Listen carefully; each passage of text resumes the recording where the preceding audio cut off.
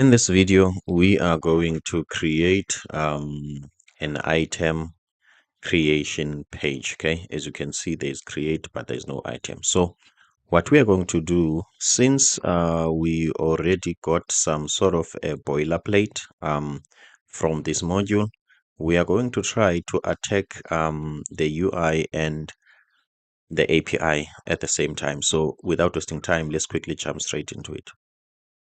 So the first thing that we want to do, we need to check our schema. Let's look at our schema. Let's quickly do this. What we are going to do, we are going to do something that we've never done before. We are going to create all of this and then test it once. Okay, it's a very it's a risk, but let's see. Okay, and then let me look at the front end.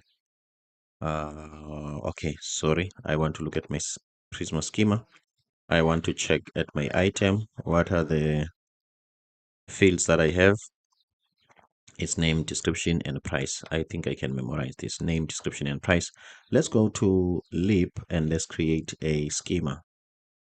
Okay, name, description, and price, which is copy and paste, name, description, and price. Okay, and then let's name this item schema. Okay, the name, I'm happy with this. The description, it must not be an email.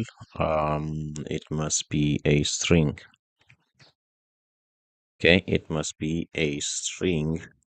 And then in a string dot min.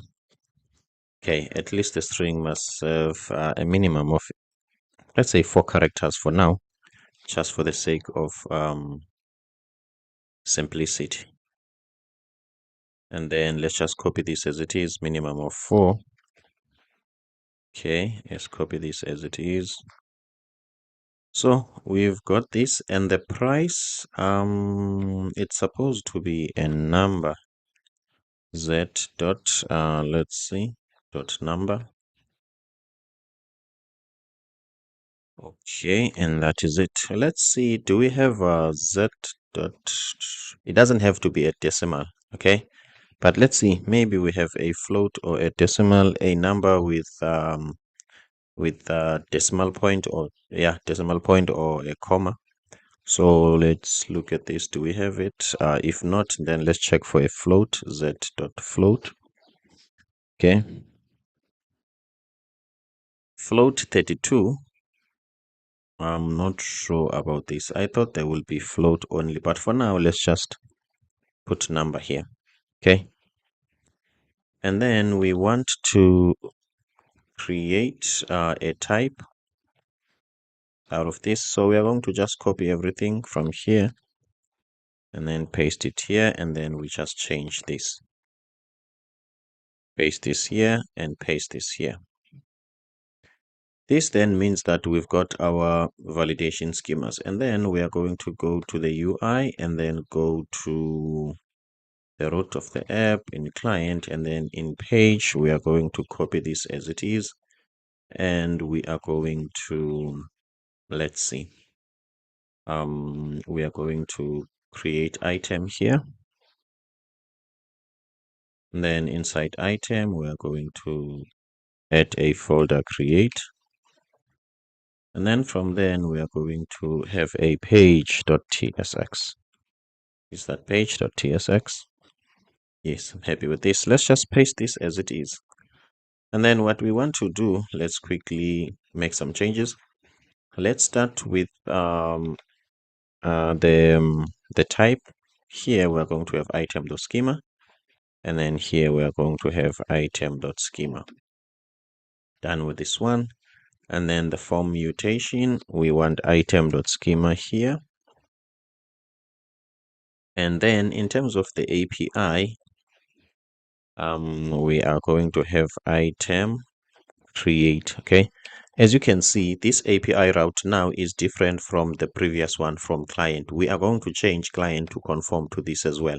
We want to have we want to have item. We're going to have create, update, and then delete. This is the best way to go about it. Let's continue. Okay, we are done with this one. And then on success, we can just say item. Okay, item created successfully. Or failed to create item.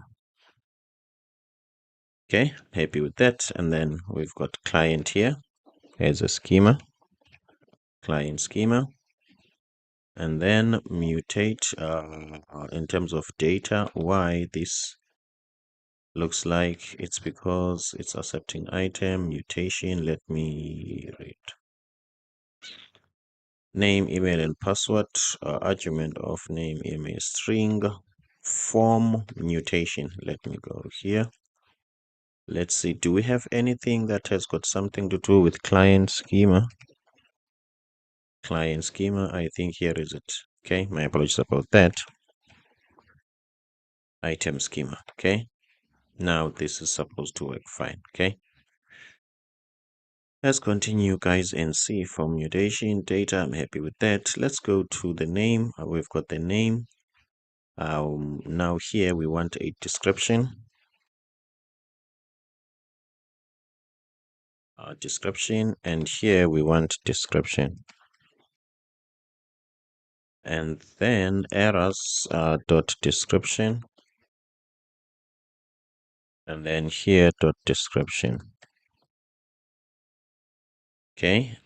And then here we want price. And we want price. The type, it could be a number, but let's leave it like this for now. And then let's type price here and price here. As you can see, we are done with the item. Okay, just like this, and then we are done. What can we learn from this? Whenever you write a code, always try to make it standard. Okay, for instance, form submit instead of client form submit, because when you want to copy and paste or reuse this, then you will have to change it to item form submit. So let's continue, and then let's go to I want to change the route. Okay, first let's just do this in case I'm lost. Okay, let's just do this and see if does it go to create. As you can see, this doesn't go to create. In order for us to get to create, I think it's inside app sidebar.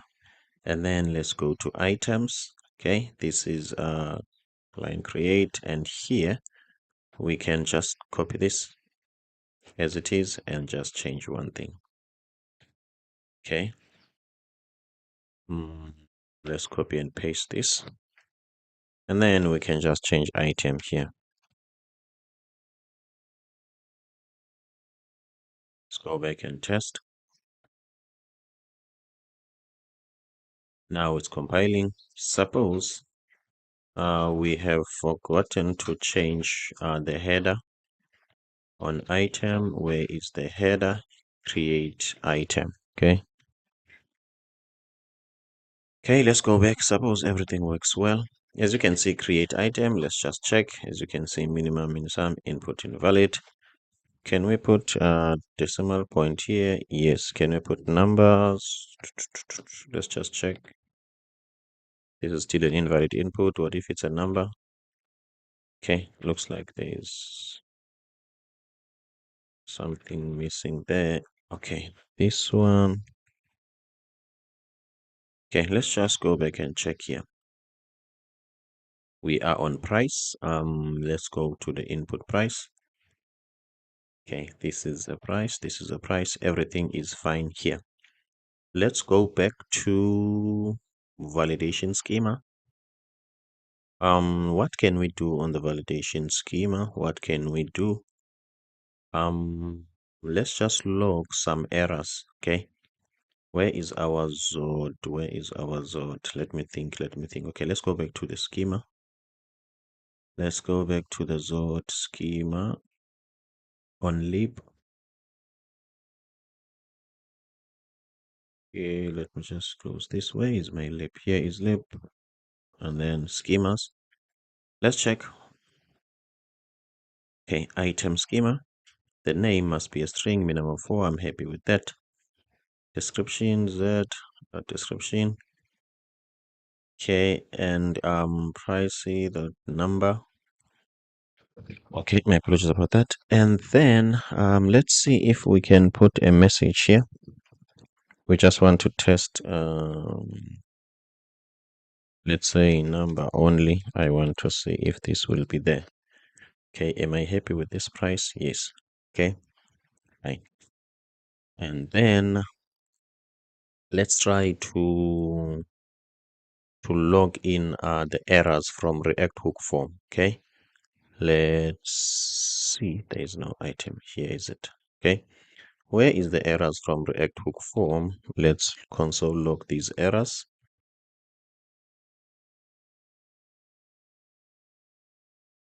Okay, let's say errors. At least we've got more data to make some decisions. Okay, let's refresh this. Let's check for console. Okay, errors, we've got some objects. We've got nothing here. Okay, let's see. As you can see on errors, we've got description, there is an error there. On name, there is an error. On price, there is an error. Type, invalid type. Okay, now I see. Okay, let's go back here. Our text input has got a type of text, of which that's a problem. Let's, where I am. I've got a tendency of getting lost in my own code. My apologies about that. Let's look at price. Price doesn't have a type. Let's add a type of number. Okay. Let's add a type of number because this sends a text to the price. Okay. Let's go back and check. Okay. Let's see. Here are all the errors. Type too small. The placeholder input file.text. Invalid type. Input file text foreground placeholder. All right, let's quickly check, guys, again. Okay. Let's see. Okay, why the error on price doesn't? Okay, price message number only. Type invalid type. Okay, now this want us to think. That's not much of a problem. Let's see. Register price. I'm happy with this. Okay. What might be the problem here? Okay, let's go back to Zod. Let's go back to Zod and in terms of price. Let's see Zod. Let's put Zod.any. Let's see what will happen. We want this to be forgiving. Okay.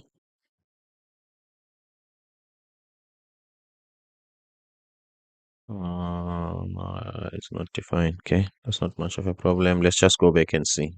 We want to see what will happen. Okay, let's click submit.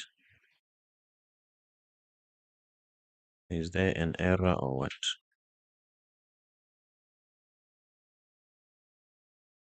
Okay, that means this doesn't give us error. Let's just type here. Just type here. And then 89. Okay, failed to create an item. I don't mind much about that. Let's see. Okay, there are no errors. Let's go to the network on this create. Obviously, the route doesn't exist. For now, let's keep this as is for now, just for the sake of continuing, so that we can fix some errors later in the video. Okay. Maybe as I'm coding, I will think of what is the problem. Okay. Let's see. Do we have price here? Let's see. Dot. We do have a price.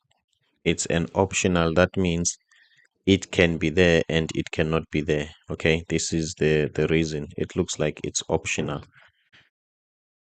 Okay, let's see. Let me leave this like this for now. For now, I will deal with it later.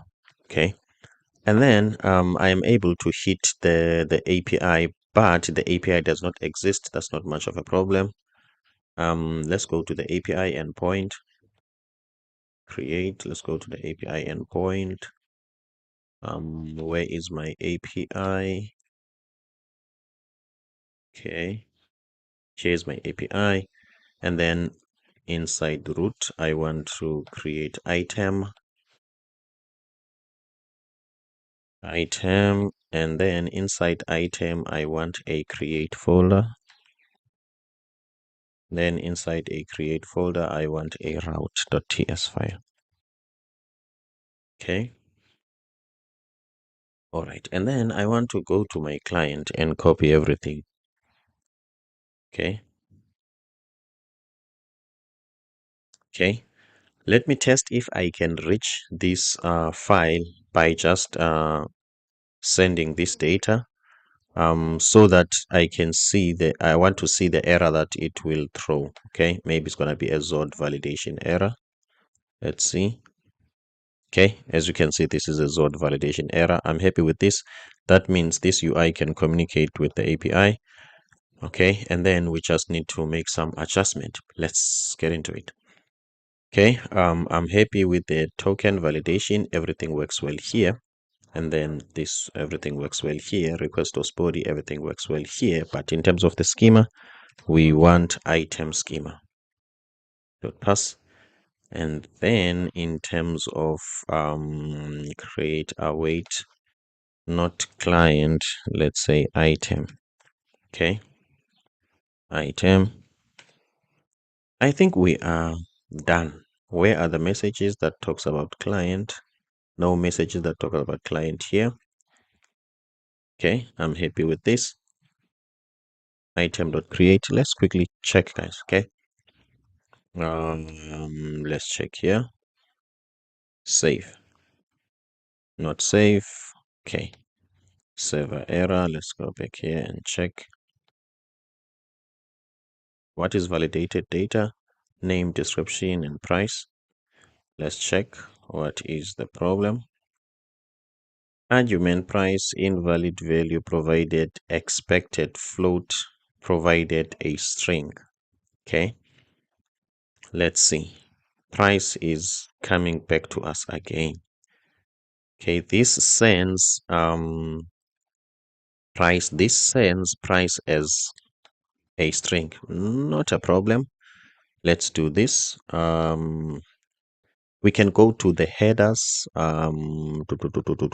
Where in headers? Yeah, the headers. Oh, the payload. Sorry. So as you can see, guys, we are sending this as a string. Let's go back now and fix that problem. Okay. Now we can go back to this issue.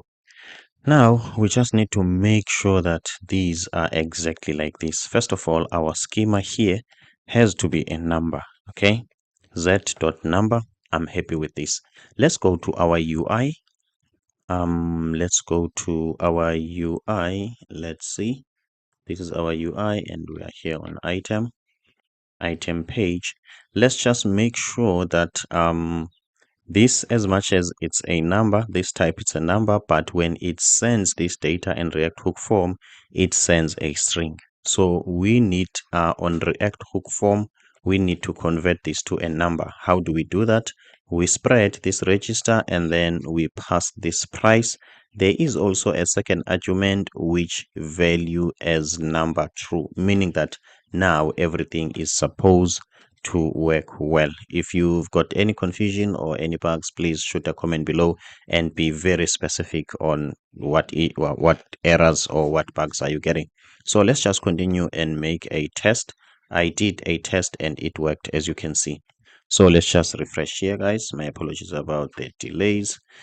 Let's add a logo, and then let's add this as logo design, and let's add 78 here, and then let's submit. As you can see, guys, okay, all is well and everything is added. We can even confirm by looking at the database, and then we check the item. Okay, let's check on the item. Here is logo. Don't mind much about this one. Here is logo, and everything has been added. I'm Matthew Msengati, the designer and developer from South Africa. If you feel like this video has added value to you, please don't forget to subscribe. In case you might want to learn more from me, I've got these courses on the API and a practical application, advanced component composition, and this one is free. It's for Figma. I forgot this one, the Next.js Typescript application, okay, or course. Okay, so thank you so much for supporting. In case you might want to support me also here, this is my platform, Finance, a platform for invoicing and coding. So check the link in the description below. Check here, we've got how many users. We've got 339 users and we've got 103 companies. Thank you so much. See you on the next one. In this video, we are going to create an API route for getting all client. But before that, we are going to make some changes in the in the client API route folder. Okay, here are the changes. As you can see here on item, I'm in a wrong place. API sign in, not this one. On items here, we've got a folder called create, so that when we want update, we can create a folder update. When we want delete, we can do that. But here on client, we don't have that. So we first have to change this route to create so that we can move this to create. Okay, so that we can have also list here. Okay, the reason why I'm calling this list, I don't want to save any changes from here. Okay, I don't know how I got here.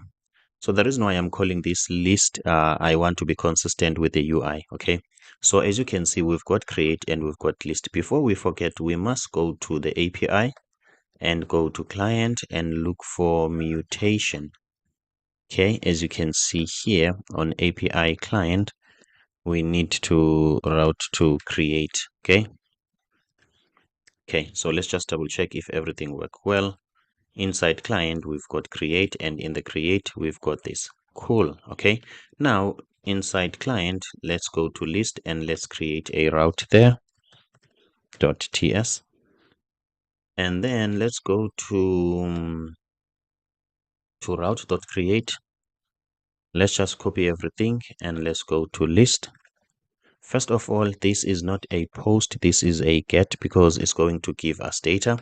Everything remains the same. The idea of token verification and making sure that there is a token holds true for any route. Double checking the token if it works and it's valid. And here we don't really want to get the request body. Okay, we are not getting anything from the client. Instead, we are serving the client with something. So what we need to do here, we don't need any safe pass data. We don't need to validate any data here. What we need to do, we need to this is created client, and then this is, let's say, database.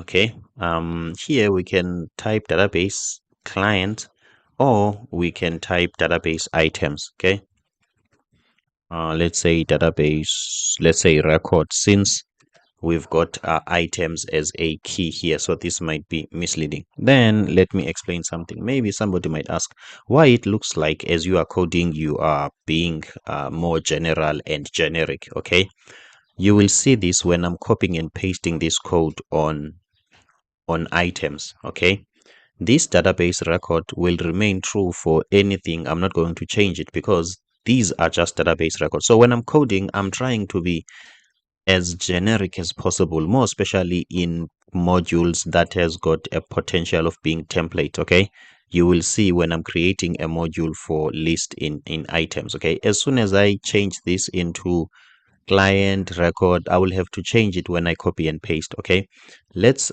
put this in perspective and in real life why a template like module is better and is readable. Okay, if there's a new developer joining me, they will have to get a sense of how does the first route look like, and then when they get into list, it must feel familiar. Okay, that's why I'm here I'm typing database records. Okay, this is the database record, and then here we are going to have prisma dot item or dot client. My apologies about this. Prisma dot client. But let me remove everything here. I don't think I'm going to need it. We want dot find, and we want to find many. Okay. Okay.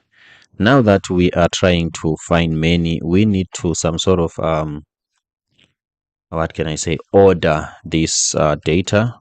Okay, let's say order by, and then which field are we going to order by is created at. Okay, and in created at we are going to order it like we need in ascending order. Okay, that means from 0 1 2 3. Okay, because it's ascending, not descending. Okay, and then from there we are supposed to return back the data. Okay, and that will be it. Let's see next response. Let's just copy this. Okay, let's just copy this. And what else do I want to do? Okay, I just want to copy this and I want to put it here. Okay, now is this going to give me an issue or what? Okay, let me say data here so that this can be consistent. Okay, in all of my, what can I say, on my queries, I will know that I have data here. Okay, these are very important. Your API responses need to be, what can I say, uniform. Okay, or in similar. Okay, so I'm happy with this, guys. Okay, this is that's about it. We don't need schemas here. Okay, we don't need schemas. We are just getting all the, what can I say, the data from the API, and that is it. At this point in time, I know I have not handled the errors gracefully. I think if I did on, let's say, on creating a route, I'm assuming that you can also do it here. It's not like I'm not going to do it at all, but I choose to do most of these things towards the end, okay, when you have got the most value out of this tutorial, so that if those features or those minor lines of code don't add value to you, you can just stop exactly like where you are. I'm Matthew Msingati, the designer and developer from South Africa. Thank you so much for making it up to this far. If you like videos like these, please don't forget to subscribe. Please check the link in the description below. I've got some other courses on Udemy as well. In case you are a freelancer, please come and support my own tech startup, which is finance.com for freelancers and business owners. Thank you so much. See you on the next one. In this video, we are going to create a list table, okay?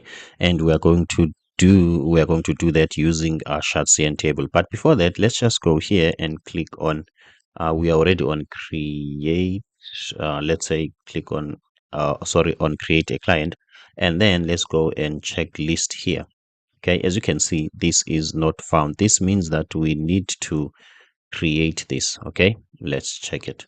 So let's just go to root app client, and then we need to create list here. Okay, list here.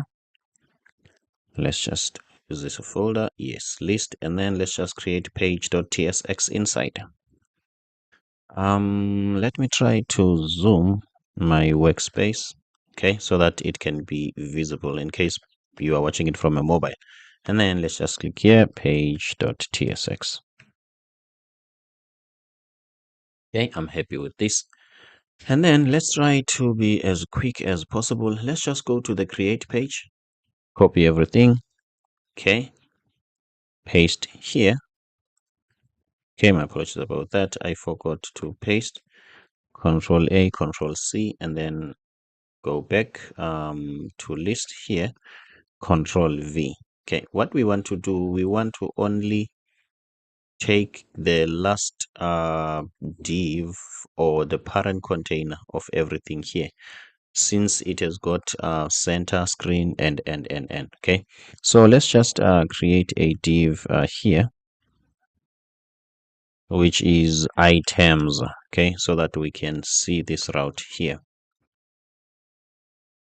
Okay, application list. As you can see, items is in the center. I'm happy with this. This is what I was looking for. And then let's go to new tab and let's check shadcn here. Shadcn. And then we are looking for shadcn table. Let's go to components and let's look for data table. I think it's called a data table.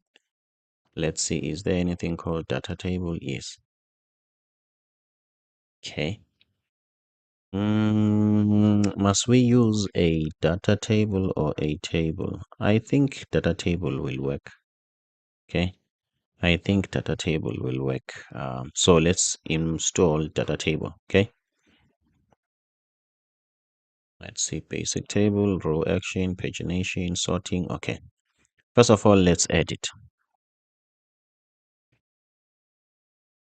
Okay. I am going to, let me just cancel this terminal so that I can clear things. Let's use the same terminal to add this table. Go back to shadcn. Let's see what else do we need to do after adding the table. Add a 10 stack React table dependency. Okay, this is dependent on 10 stack table. Let's add it. Okay, do you want to continue the following? Yes. Okay, let's just wait for this, and then after this we will install 10 stack. I hope it's not going to take too much time because I'm just gonna look at it. Okay, if there's nothing I will do. Okay, yes, thank you so much. It didn't take much of your time. Let's add this. And then what else? Let's check the prerequisites. We're going to build a table to show recent payment. Here is what your data looks like. Okay, what we are going to do here, we are going to look for some sort of a complete what can I say, table example. Okay, first well define columns. Let's see. Okay, you define your columns, then the data table component. I'm looking for a data table component with actions.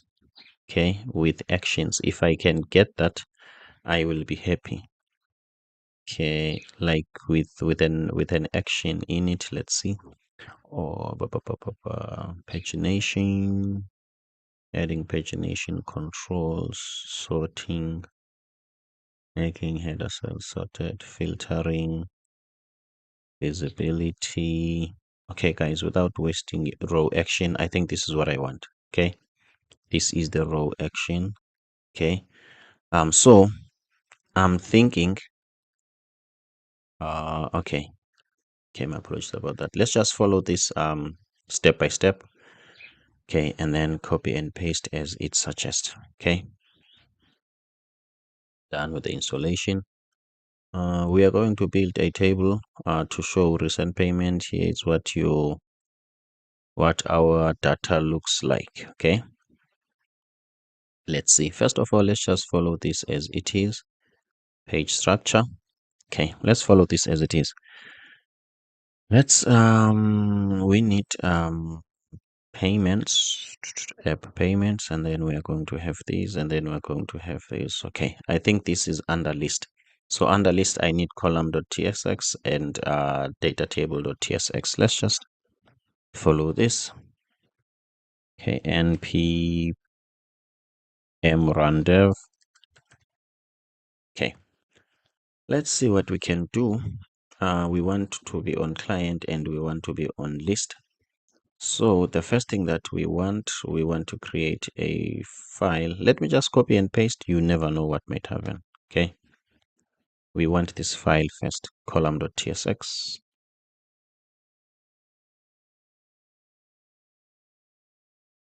Okay, we want this file.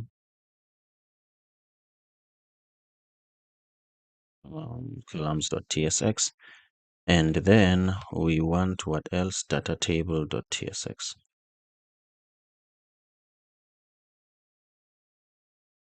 Right, let's see. This is list and then straight this file. Okay. And then let's continue. This is our page.tsx. I'm using Next.js example here, but this works on other React framework as well. Okay, data table, type component, page.csx. Okay, basic table. Let's see. We put this on columns.tsx. Let's copy and paste this as it is. Okay, this is a type. Okay, and this is a columns definition. And then where this one is, why this looks like this is not enough. Okay, let's continue. Columns definition on payment column tsx. Okay, export columns. Okay, let's copy this and paste it there. Where is columns? Let's paste it. Okay, let's try to make sense of this. Okay, now I see. Now I see. Now I see. Now I see. Okay, this is type and these are column definition. Okay.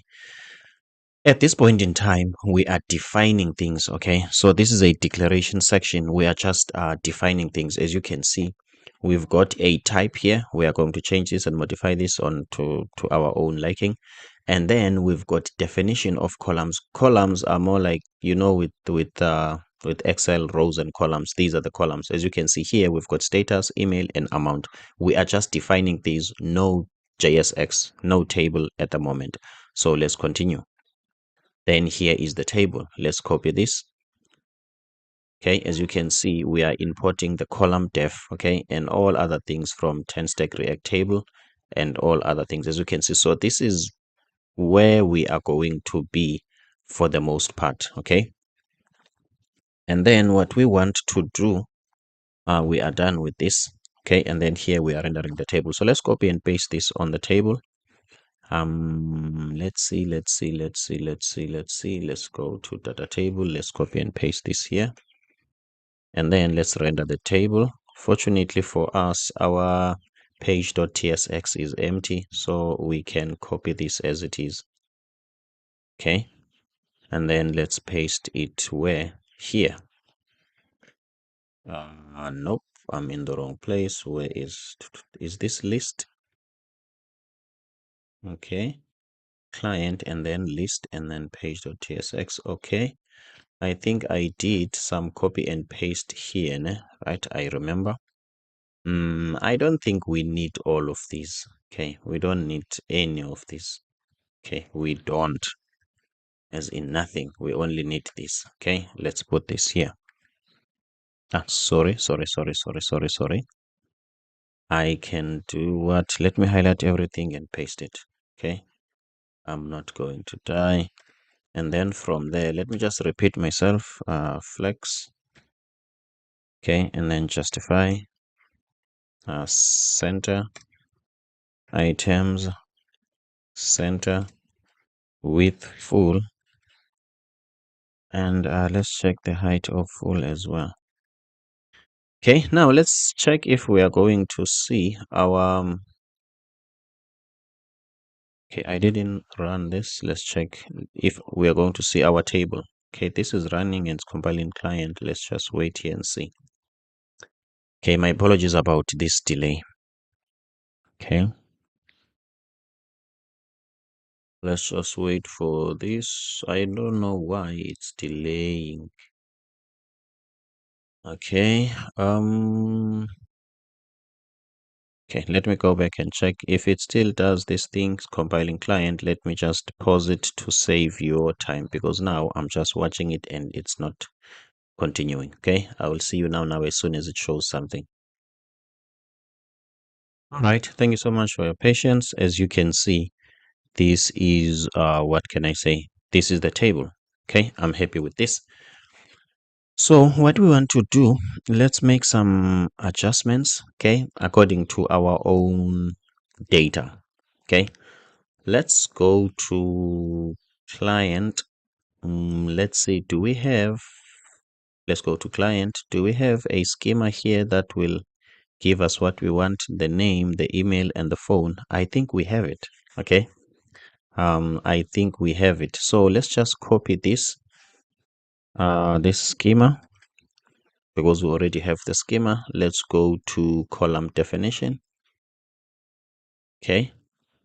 Column type, column type, column type, column type. What if we can equate column type to this schema? Okay, because this is a type in a way. Okay, as you can see, this is the type. Okay, that is it. And then the schema definition. Let's see first. Let me just quickly do this, guys. My apologies. I want to see if in my type, do I show some action columns? As you can see, we don't. We just show our data as is. I'm happy with this. Okay. Let's see. We just show our data as is. Export type. Okay. We show our data as is.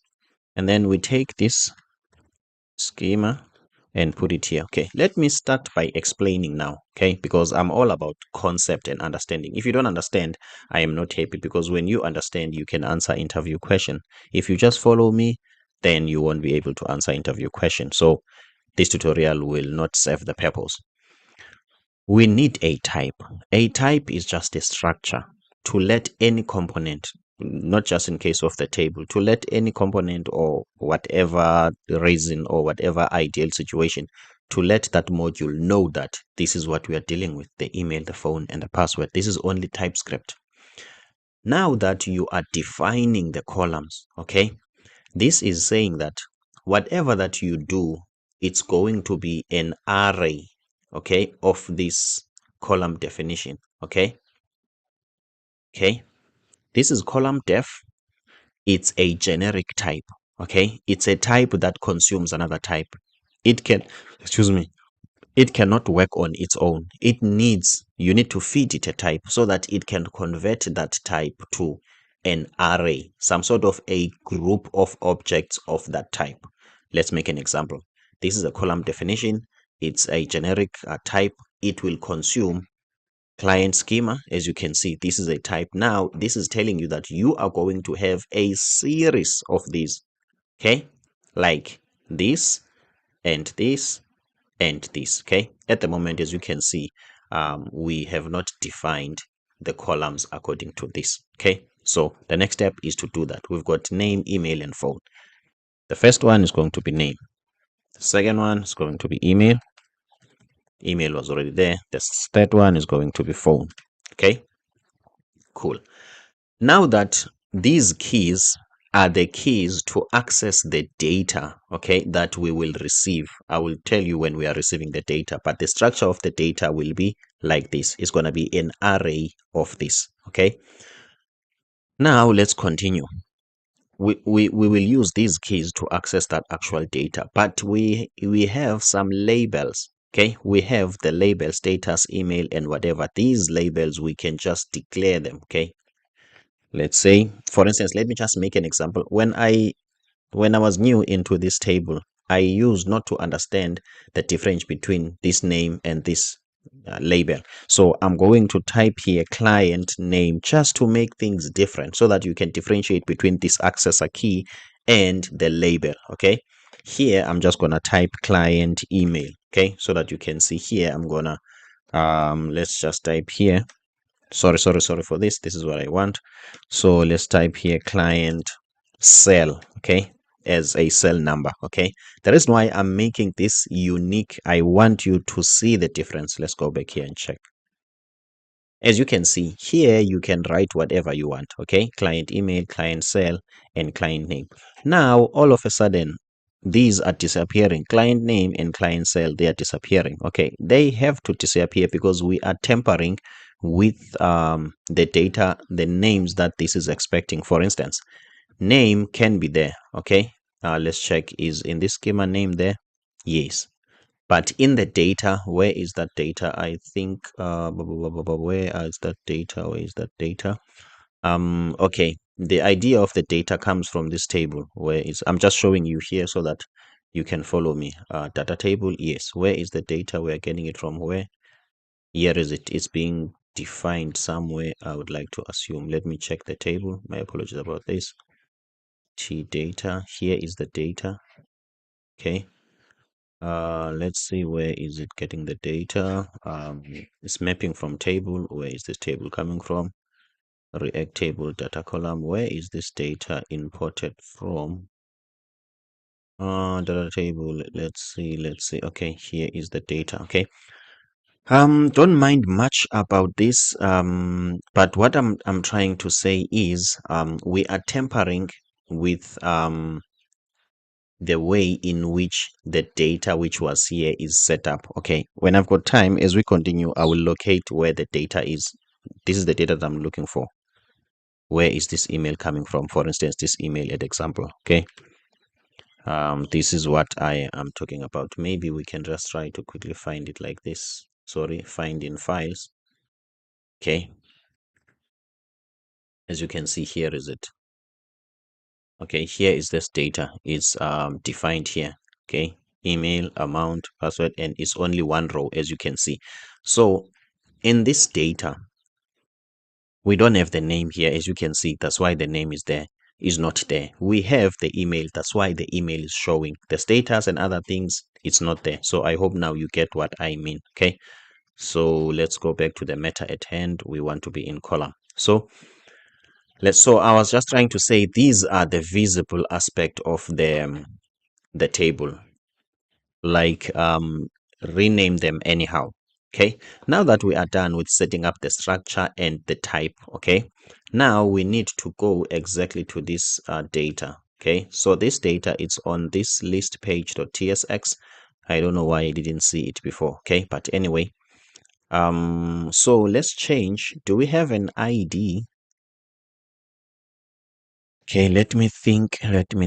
We must have an ID, guys, if I can be honest. Okay, in React, if you are going to deal with a list, it doesn't matter if it's a list of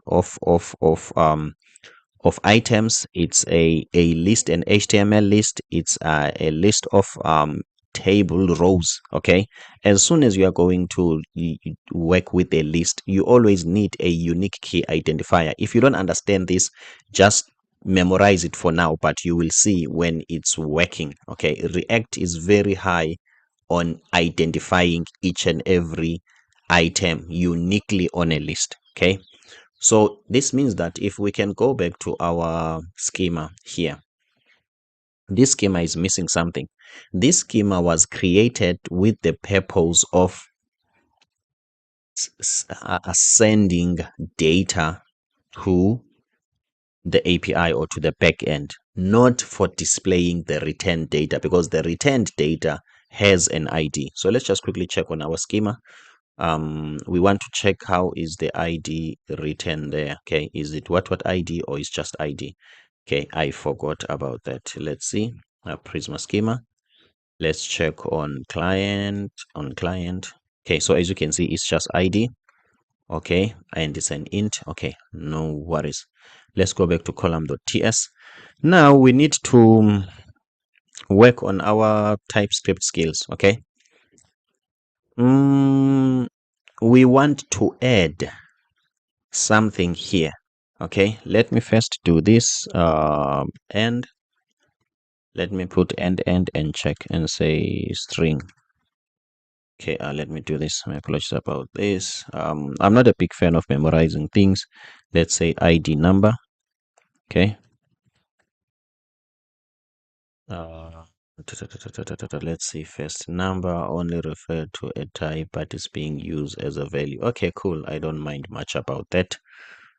Let's see what I want to do. What I want to do is, okay, I want to have um I want a TypeScript way of combining types. Okay, here is it. Okay, double end, I think is for JavaScript. So we are good to go. So this is what I'm trying to do. I'm taking a TypeScript type, this one that doesn't have an ID. It doesn't have it. I'm telling it add an ID to this type. It's like we are composing types. Okay, let's look at the final result. Okay, so this is this and this. Okay, so this has been added. I hope now you get the idea. So with that being said, if we have added a column ID, okay, we might as well add it here. Okay, we might as well add it here. Remember, this is column definition. Let's just type here ID. Okay, this is the accessor key, and then let's just type here client ID. Okay, I hope you are learning. This has confused me when I was starting using it. Even now, it still does, because I think I've got a year without working on this. Maybe somebody might ask why you've got a year without working on ShardCN like table. Since it was too complex, what I decided to do, I created my own Met component to create an interface out of ShardCN table to make something that is easy for me to use, and I have been using it ever since. So it's been a while since I have worked on ShardCN. Let's look for a component called Met table. Okay, this is Met table. It comes like this. Okay, with all these things bundled together, making it easier for you to create, to add actions. You will see we are going to add these manually, and so as you can see, I created an interface on top of ShardCN table, and I never had to touch it again. Okay, this is our data here, and then this is our column definition. And where is my actual data table? Events. Where is the actual data, HTML data? Okay, also it's been a while since I have worked on this, but this is nothing to write a story about. We are not about this. Please don't forget, guys, if you might want to a system that to create your invoice and quotation, and it's absolutely for free, please don't forget, come here and sign up. This is finance. This is my own tech startup. Okay, so I created my own table and I've been using it. Copy and paste. It made my life easier. So let's go back here. Okay, I have explained to you what's going on here. Okay, we are just defining columns, nothing more, nothing less. Okay, I think now that we are done defining columns, we need to make sense of this. Okay, since the ID is there, as you can see now, we have defined it. There is something there. Okay, and then we've got the client name. Now the client email. Now we need to make sure that this is there and this is there. Let's go back and check that. So what I want to do, I want to go to the actual data. Why this ID has got a problem. Type string is not assignable to a type number. My own ID is a number, right? Because I'm using SQLite. Okay, we don't have amount in our type. What do we have? We've got name, and in doing so, let's just say company name, it's Matthew. Okay, and then we don't really have a status. What else do we have? Let me check. This type is not supposed to be payment. It's not supposed to be this. We need to change it, name, email, and phone. So we've got the phone. Okay, so let me explain also this. Okay, now that we have defined our column with its own type, what can I do here? This is not supposed to be payment. Okay, let's see, what is it gonna be to us? It's client schema. Let's say it's client table. Okay, this is for the table. okay, and we're exporting it here, so it's available on other modules. So let's go back here and let's put it here, okay, and then we need to import it there. Okay, right click and import it. Okay, we are done defining a table and its structure. There is no data here. So now let's go to the table, or to the actual page. Okay, what we have done here, we are saying we are creating a function get data.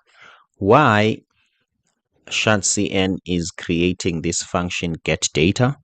They are simulating an API call, because in most cases you get the data from an API call. That's what we are going to do as well. Okay, but we need to first understand what is going on here. So this is a simulation of a data, a mocked data coming from the API. We are mocking it. So when you call this function, as you can see inside this demo page, you are going to await this. This feels like or acts like an API. So it will supply you with this data. Where do you take this data? You push this data into a data table. Okay, as you can see, here is it. And in a data table, you need to pass the column definition. Okay, suppose we import this from here. Suppose this is columns, as you can see. Okay, I hope everything is still clear so far. If there is something that is confusing, please don't forget to shoot a comment below and don't forget to subscribe. Okay, so let's continue, guys. Now that we've got a mocked data here, let's just quickly check if is this data visible. I'm happy with this. Okay, this is what I want. This is what I want to do. Now, the last thing that we want to do, we want to get the data from the API so that we can display it here. Okay, let's go back here and then let's see. Okay, what I'm gonna do, the first thing that I'm gonna do, this doesn't have to be a demo page. Okay, it can be a page. Okay, I'm trying to make things easier. Now what we want to do, let's use 10 stack query. Okay, let's use 10 stack query and Axios. So in the previous modules we were creating, so we were using a mutation on 10 stack. Okay, now we are going to use a query because we are fetching. Okay, but it's very simple, it's not that difficult. Okay, let's get into it. Const, they are using data here. I'm tempted to use this data as well. Okay, const, let's see. Okay, const, I think I've got some problem with spelling things. Const API data is equal to, let's use this query from 10 stack query. Is it not use mutation, use query. Okay, query one query, and then you pass some sort of an object. Okay, it's been a while since I've used this. I have to rely on autocomplete. Okay, and then what do you do here? Let's check fn. Is there anything called query function? The query function, yes, here is it. Okay, and I think also this is a function. Okay, and then if it's a function, let me just put an arrow function. Yes, it's a function. Let's put an arrow function, and then let's put comma here and put a query key. I will explain the query key later. It's going to be an array of an empty string.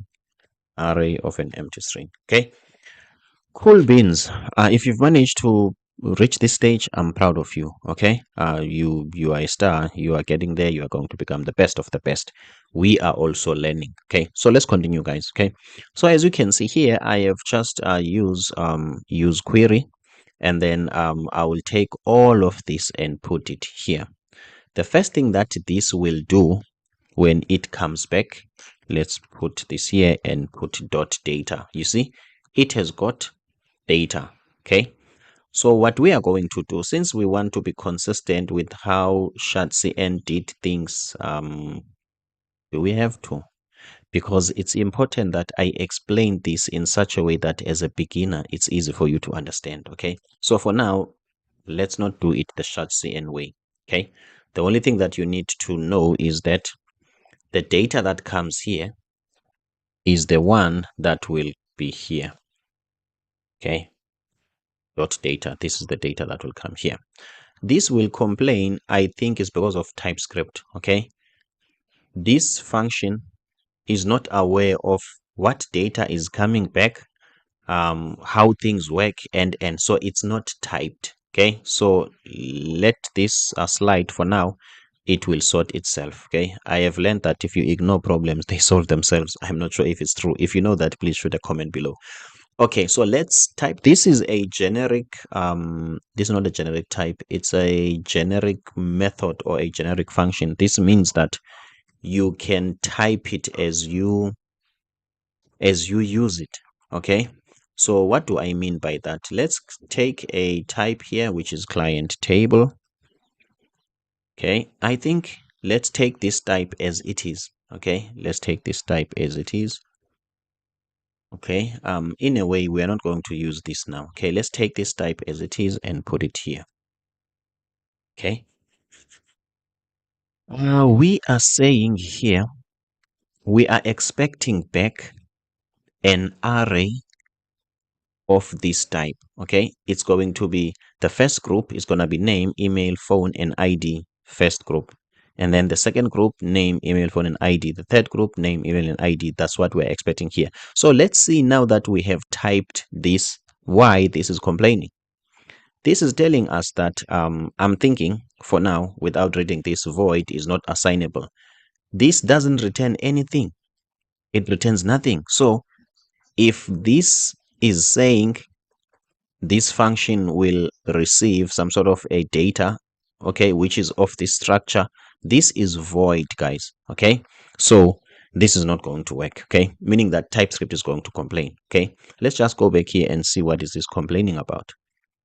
Okay, query type fetch data. Okay, let's continue. These problems will solve themselves, believe me.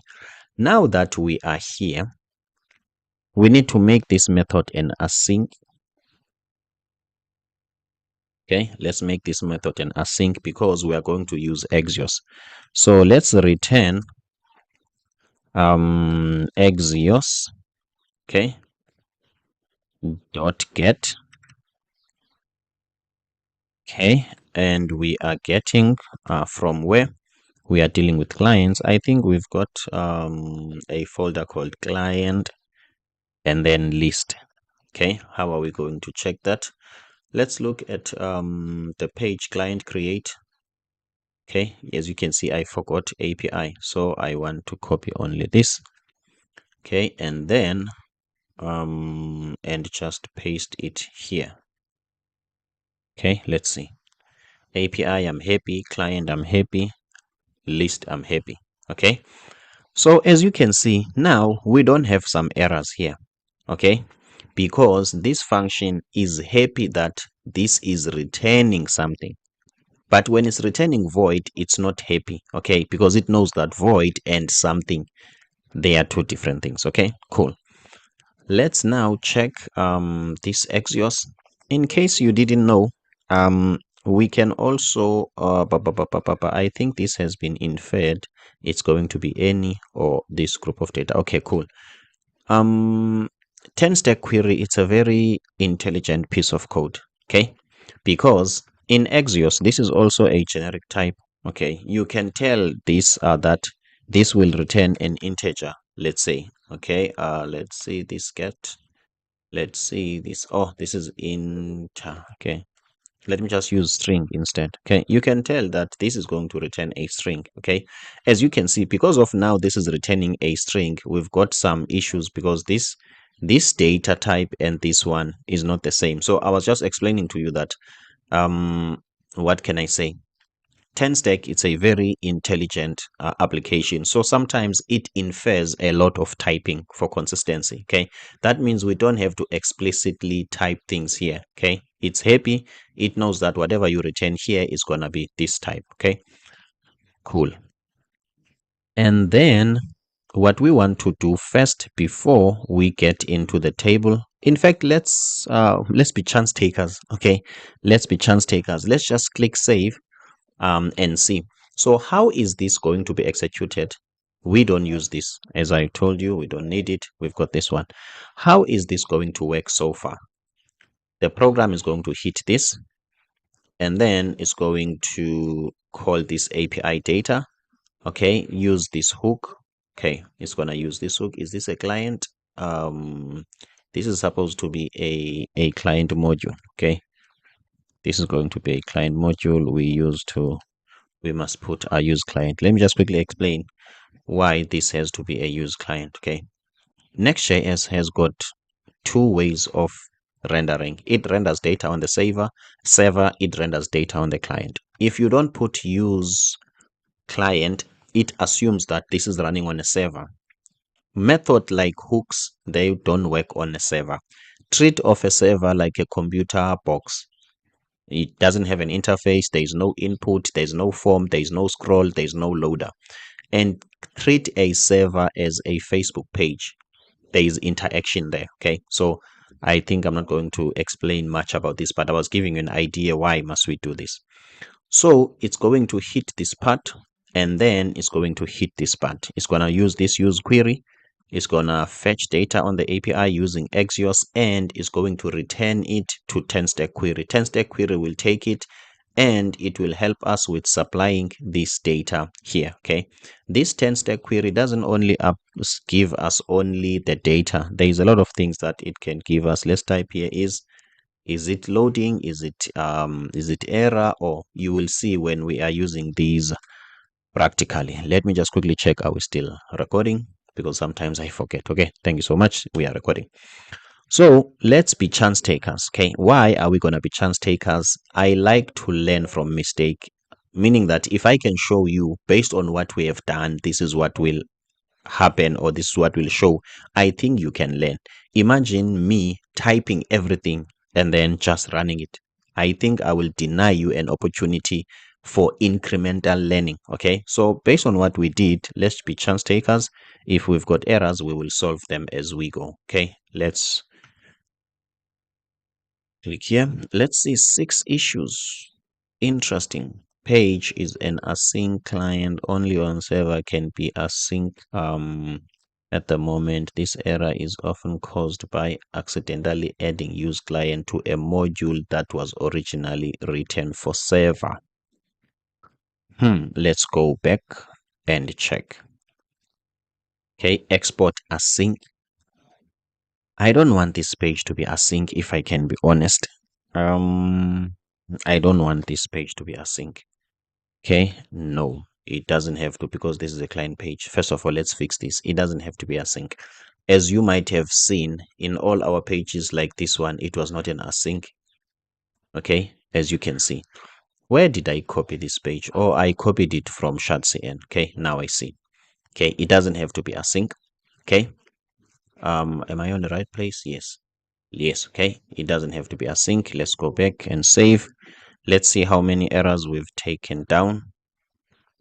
Okay, now we've got one issue. Cannot read property of undefined length. Okay, maybe we are hitting the API and we are, let's just right click and refresh. I've got a feeling, okay, fine. Let's inspect. Let's look at the performance. Are we hitting the API? Let's just right click here. Are we hitting the client code API get whatever? Okay, not at the moment. Fine. Cannot read property of undefined. Cool. Let's go back here and check. All right. What do we want? Let's see. Here, let's just put an empty string. Okay. Let's put an empty string. Let's also observe here. Okay. Okay, let's see, type error, cannot read property of undefined length at data table dot get row model dot rows dot length. Okay, dot rows dot length. Let's see. This happened because, is it happening because this is empty? I think so. I was hoping a data table, you can pass an empty string in it, so that if the data is undefined, then it's going to like show empty string. Okay, it's suppose it does that. So if it doesn't, now I'm not sure, but that is not a train smash. What we can do here, we are smart programmers, we can just add id here. One, we can add a name here, met. Okay, and then we can add phone here, phone here, which is also a string. Okay, let's see. Object literal may only specify properties, and id does not exist in type name.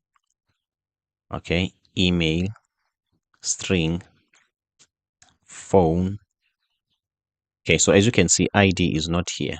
This is somewhat correct. Didn't I merge? Okay, didn't I merge this with end id?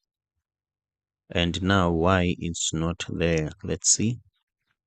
Okay, I thought I was composing my TypeScript very well, but it looks like I didn't win. Okay. Let's see.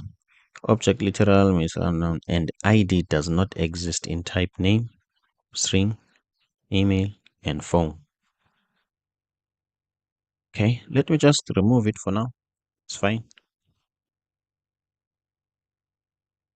Okay. Email is missing. Okay, cool. I can add email. Okay. For now, we want just to check the errors. We want to keep things going so that we can be able to check what might be the problem. m@gmail.com. Okay. So we are mocking this data. Okay. So as you can see, let's now that this is working.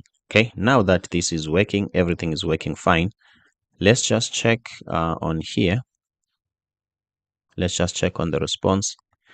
It looks like we are able to hit the API and we can get the data. Here is it. This is the response. This list is as a result of this. It's as a result of this. We are hitting this and we are getting the data that we want. We just have to understand why are we not seeing it. Okay. So the first thing that we want to do, we want to console.log. What might be the problem is that API data. What might be the problem is Axios, when it returns this data, it put it inside the data, and React query also put it inside the data. Okay, so let's just look at what is inside here, .data. Okay, what is inside there? So how are we going to look at that? We are going to look at that in the console. In the console. So as you can see, this is my problem.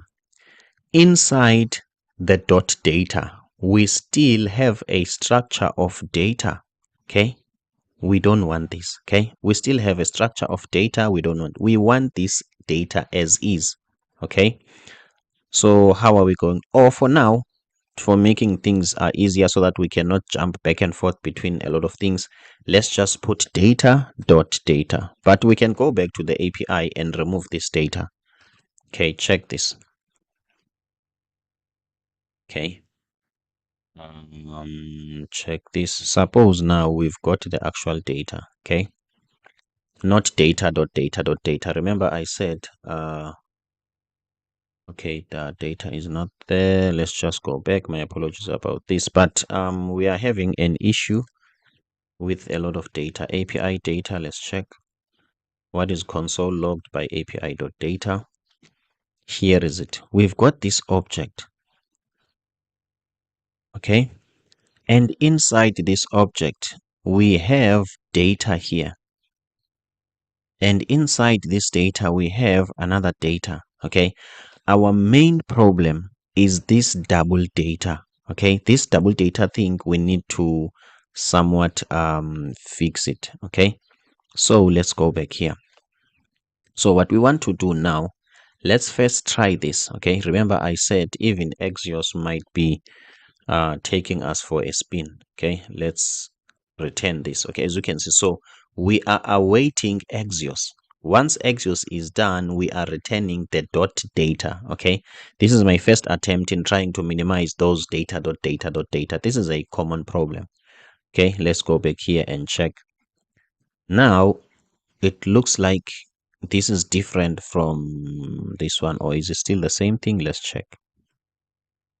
Okay, it looks like it's still the same thing. There is this data inside data and data inside data. Let's go back and check the last one, API data array. Okay. Okay, now as you can see, this is a bit different. Okay, why am I saying this is a bit different? If you look at this one, okay, this has got some config and then it has data. This doesn't have config, it has got only data. So we are getting there. Okay, we want this data as is. Okay. Then what else are we going to do? Do data. Let's go back to our API as well. Okay, let's go back to our API. Let's see if we can eliminate one data there so that we can get the actual data instead of data, data, data. Okay, let's go back there and check API root client list.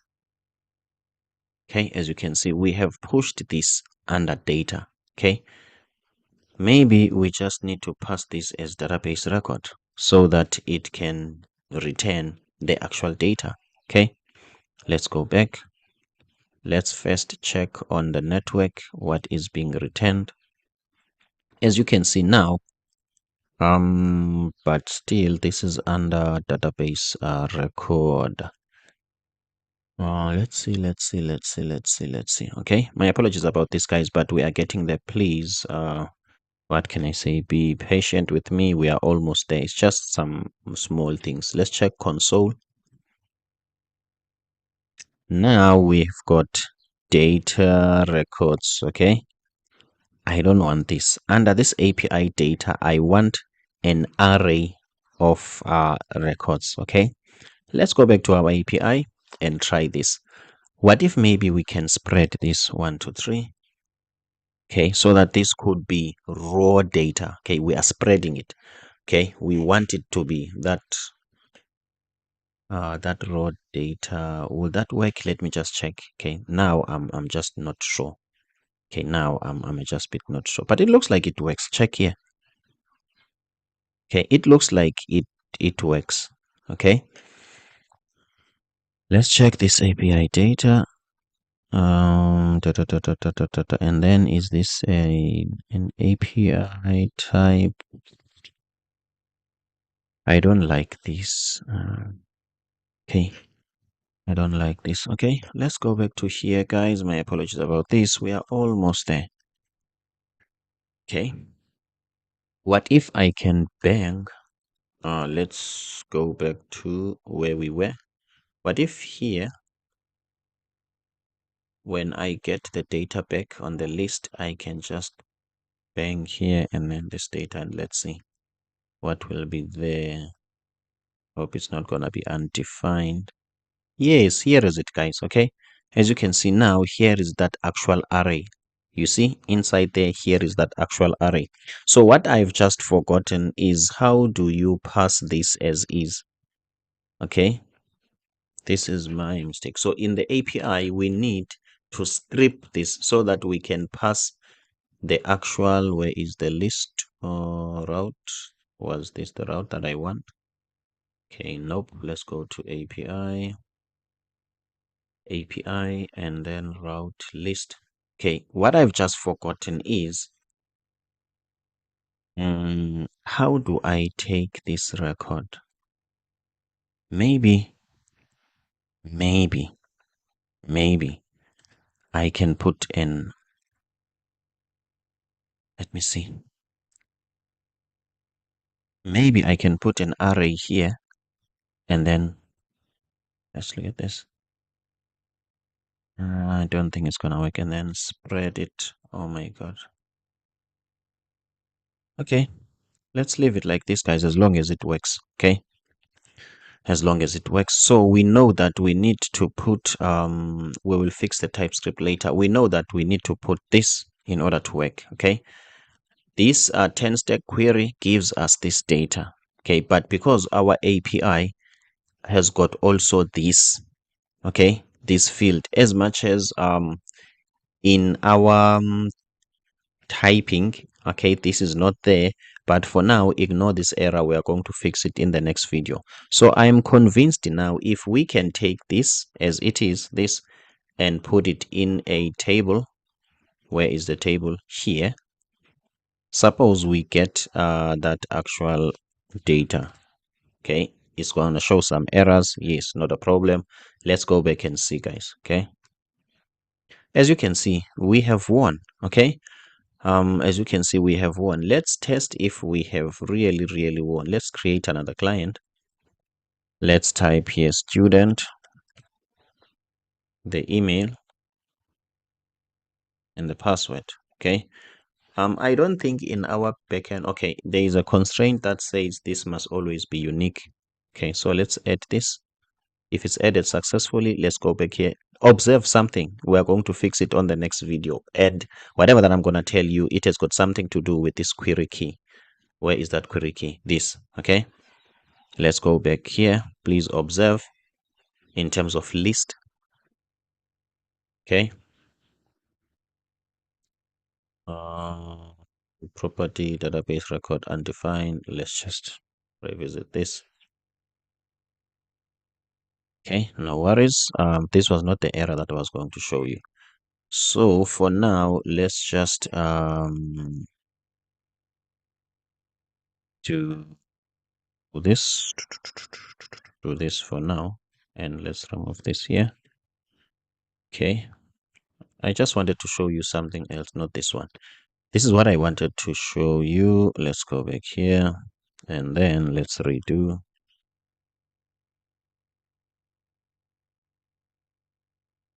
Okay, let's redo, and then let's take this. Okay, what I was going to say is, when you are dealing with 10-stack query, okay, when you have updated your record, you need to use this key to tell the table that it needs to refetch because a new data has been added. That's what I wanted to teach you, okay? But obviously, you've noticed that there were some errors that we couldn't know where they're coming from. I think, guys, we have managed to create a table. Even though this video was long, we've got some ups and downs. I hope you were also learning from what I was trying to do and the things that I forgot. Okay, let's end this video here for now. Okay, for now, and then we will continue in the next video.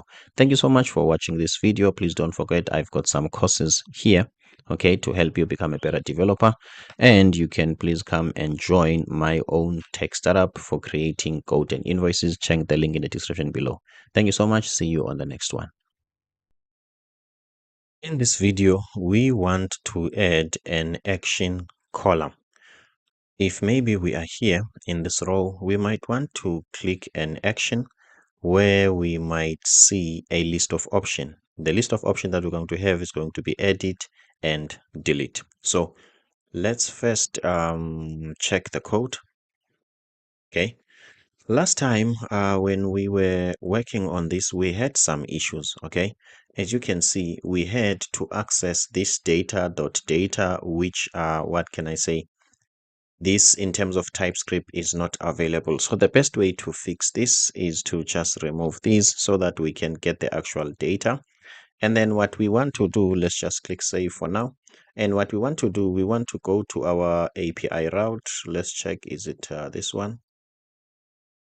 Okay, yes. And then in this API route, if you want to get the array as is, don't put the empty curly braces, just put this as is, okay? So let's just quickly go back in the UI to double check if everything is working well. Let's check here. Okay, client array is undefined or signed type of name string.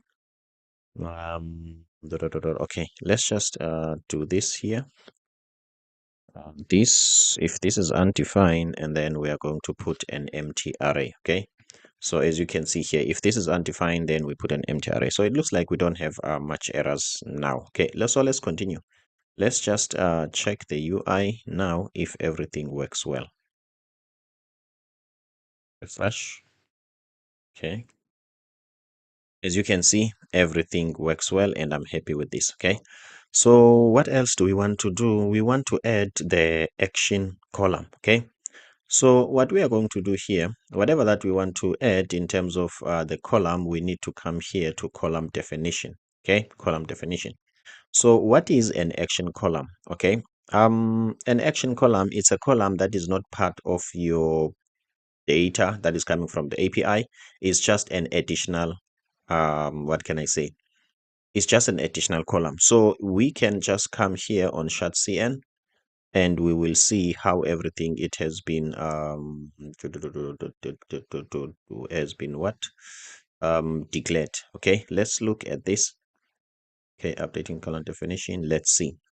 So they've got a header here, amount, they've got a cell, and then they are returning this. I don't think this speaks to the action column. Okay, let's look at column definition for this. Okay, I think this speaks to that. Okay, so as you can see here, I'm just gonna copy and paste this and then explain what is going on in here. Okay, but basically you can add some sort of a column in the end of the that array like this. The ID of it is going to be section. Feel free to name it whatever you want. We are going to use a cell. This is the first time you see a cell in whatever that we do. A cell, it's when you want to define a custom component in your UI. This is a text as it is, but what if I want to put a button here? Then we use a cell.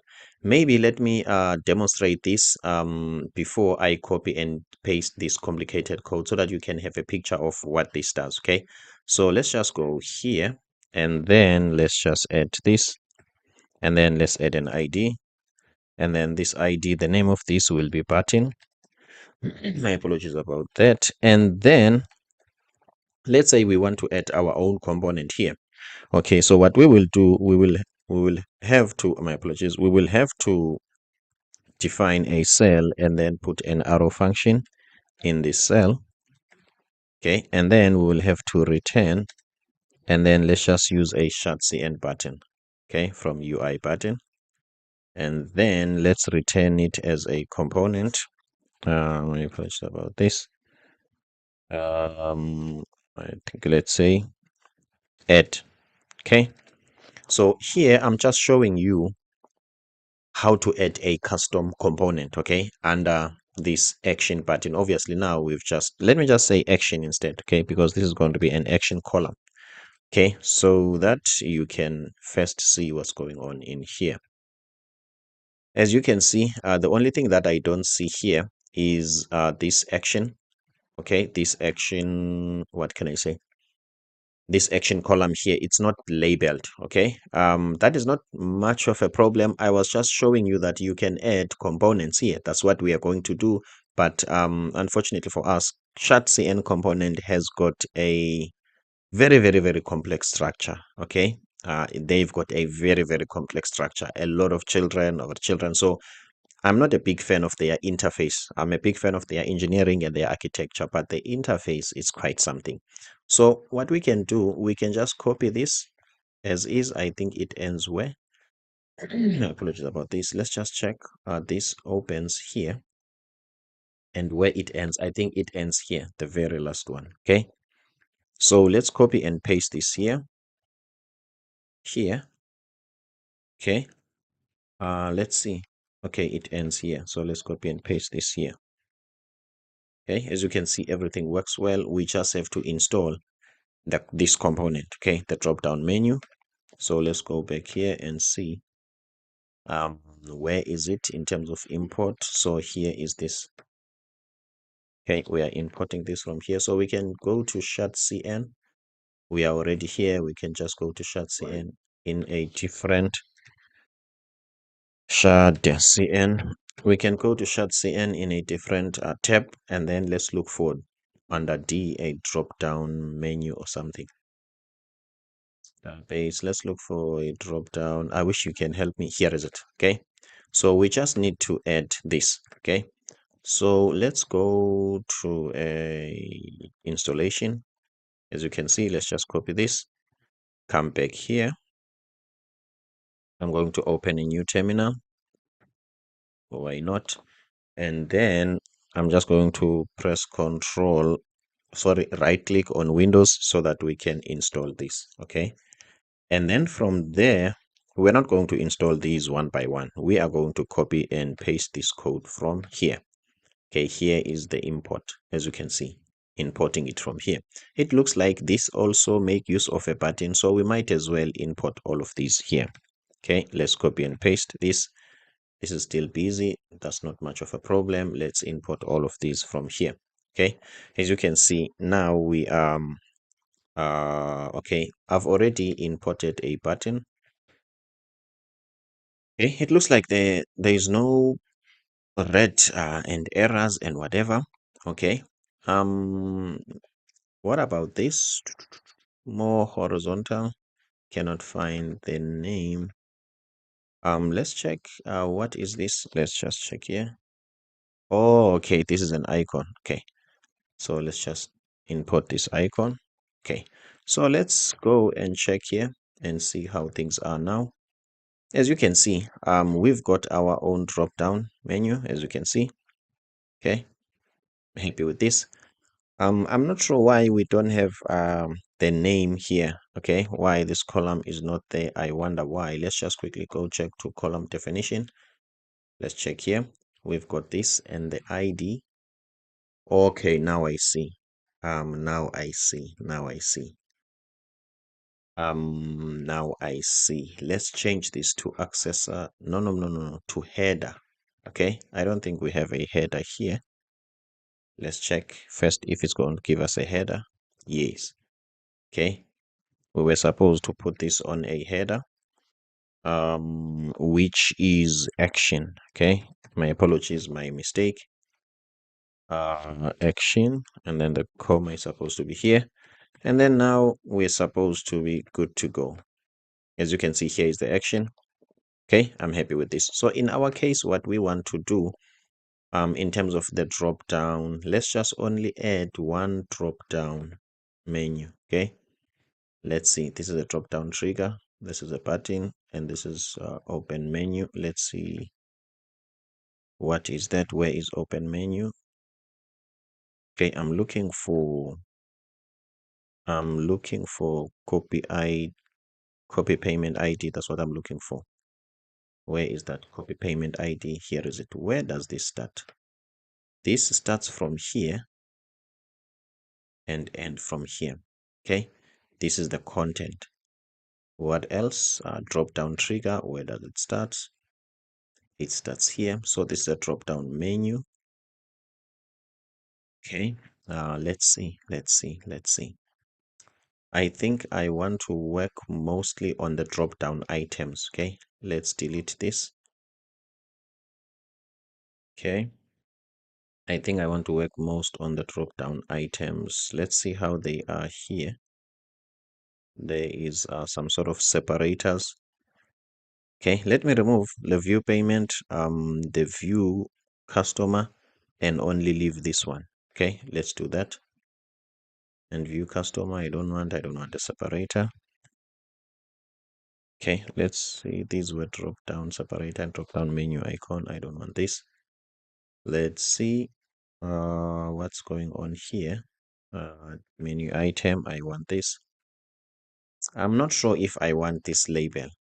I don't think I want it because okay, so this is the content. So inside the content, I've got drop down menu item. This is more cleaner and easy to understand. I'm happy with it. Let's check. As you can see, I only want these because there is action here. So I'm happy with this. So in our case, what we want to do, we want to edit and we want to delete. Okay. My apologies about that.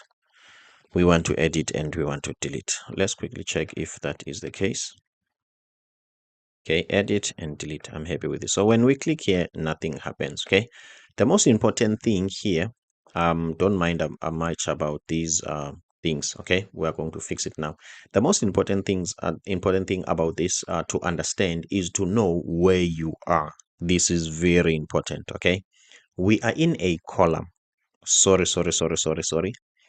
Yes, we are in a columns definition. As you can see, we are defining columns. Okay, and this column is called action. Okay, obviously, once we have a column, it has got a cell. A cell is a section of a row. A cell, it's a section but of a row. Okay, so when you are here in a cell, it's very important that you get the data of this row because you need it. Okay, if I'm going to edit here, I need to tell the database I want to edit record number 1. If I don't have all these details, how am I going to tell the database? So let's see how you get those. Check here. This row original, let's first change this. Okay, now this is not payments, this is clients. Okay, let's put clients here. It will mean that we have to change everything that is payment. Okay, everything that is payment. Okay, so what we want to do in clients, okay, when we are putting this function, okay, this method, it automatically receives a row. Okay, and a row, it's a data, it's some sort of a single line. So as you can see here, we can get the data of the current selected row. Okay, so let's go and do that. So here, when you click navigator.clipboard.write text, this copies this ID. As you can see in our Typescript, we have missed the ID. Don't mind much about that. We will deal with it later. But what I want to teach you here is that here you can alert, okay, the name of the client that has been selected, getting it from where. Remember, we changed that to clients, and then we can put a dot here, dot name. Okay, we can alert this. Why it doesn't want to alert? Let's see. Okay, as you can see, this works well. And then we can change this and also alert something else. Okay, on delete, let's alert an email. Okay, so that you can have a picture of what is going on in here. Let's go back here. And then let's click here and then edit. We are alerting the name. And then here on delete, we are alerting the email. I hope you do get the idea and the concept of how to add an action button here. In the next video, we are going to perform a task. Okay, this means that we are going to some sort of execute a database task. Maybe we'll have to create an API route for deleting a client.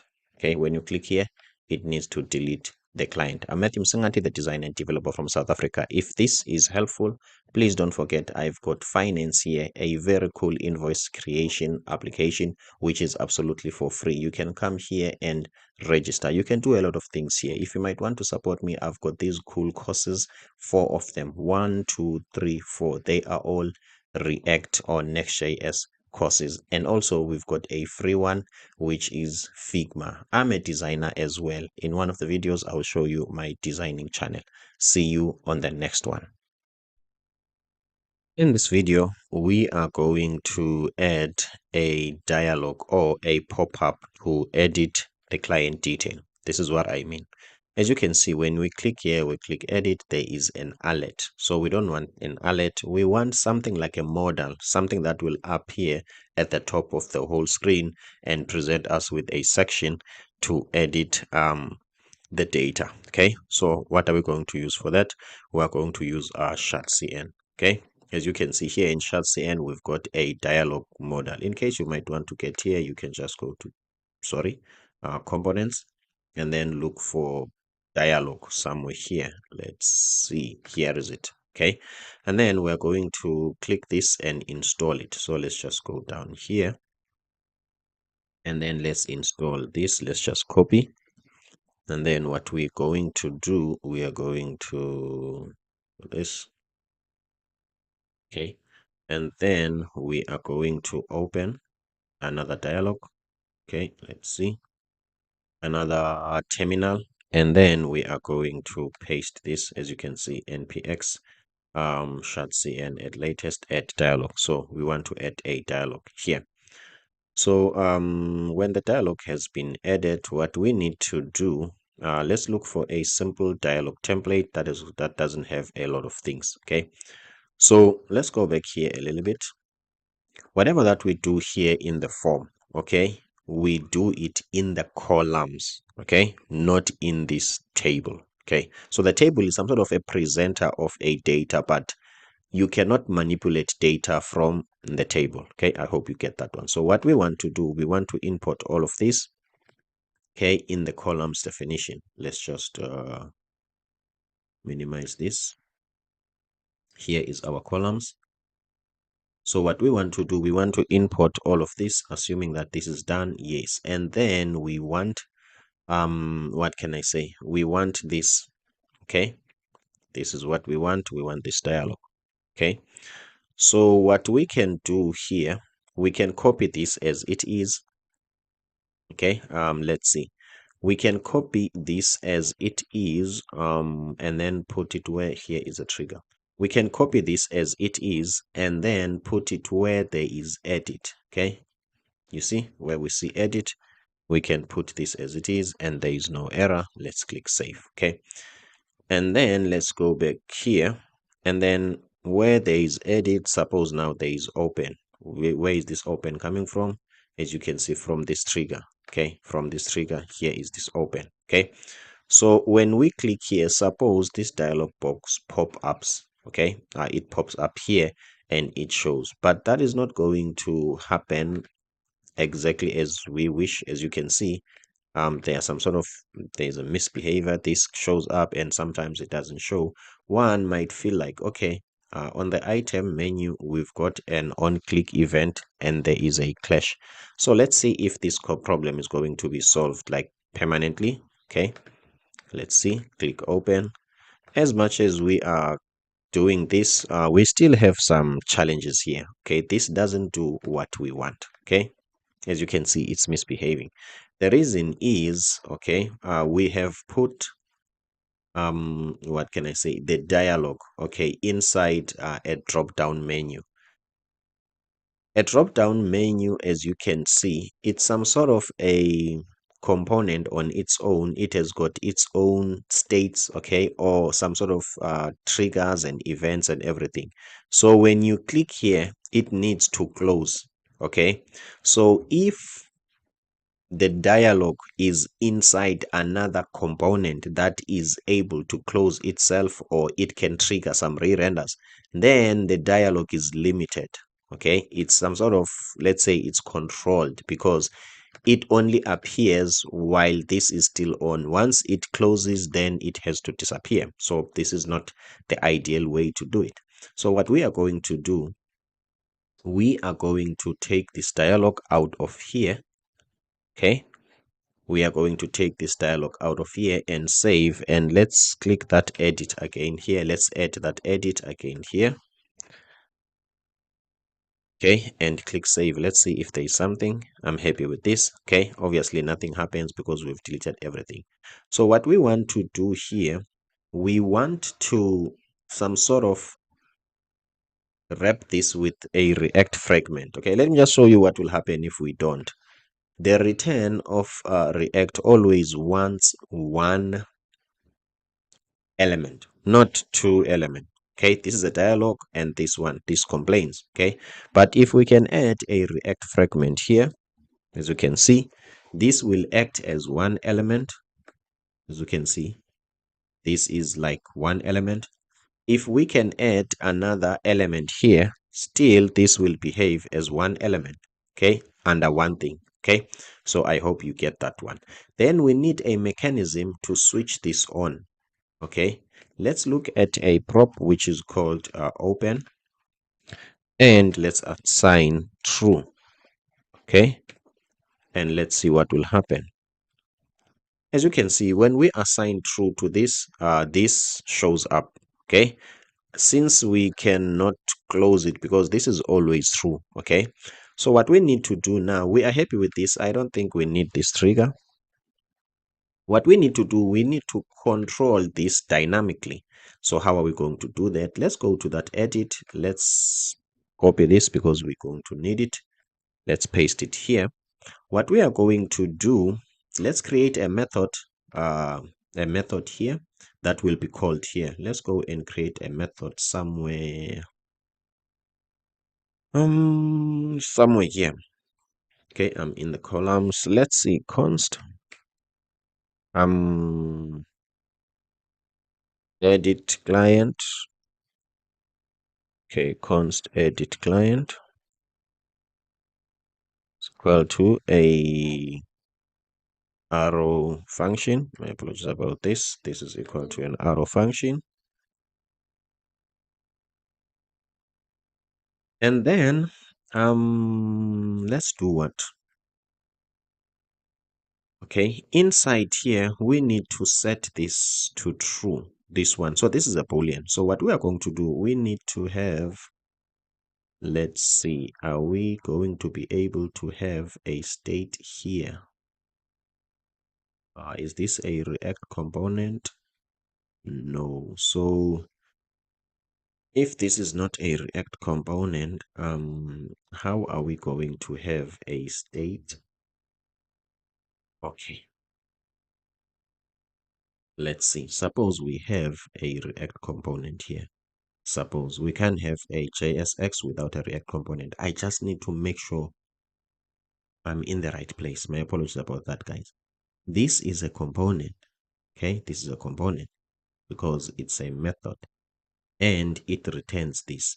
I think this is on the right place and we can use state here. Okay, I was afraid to use state outside what can I say, a React component, so I had to be sure if I'm in the right place. I'm sure this is a React component, is as much as it's a um an arrow function, but it's a pure component. It's a proper component according to React. Okay, it doesn't have a name, but it's a proper component. So inclined to say let's use state here.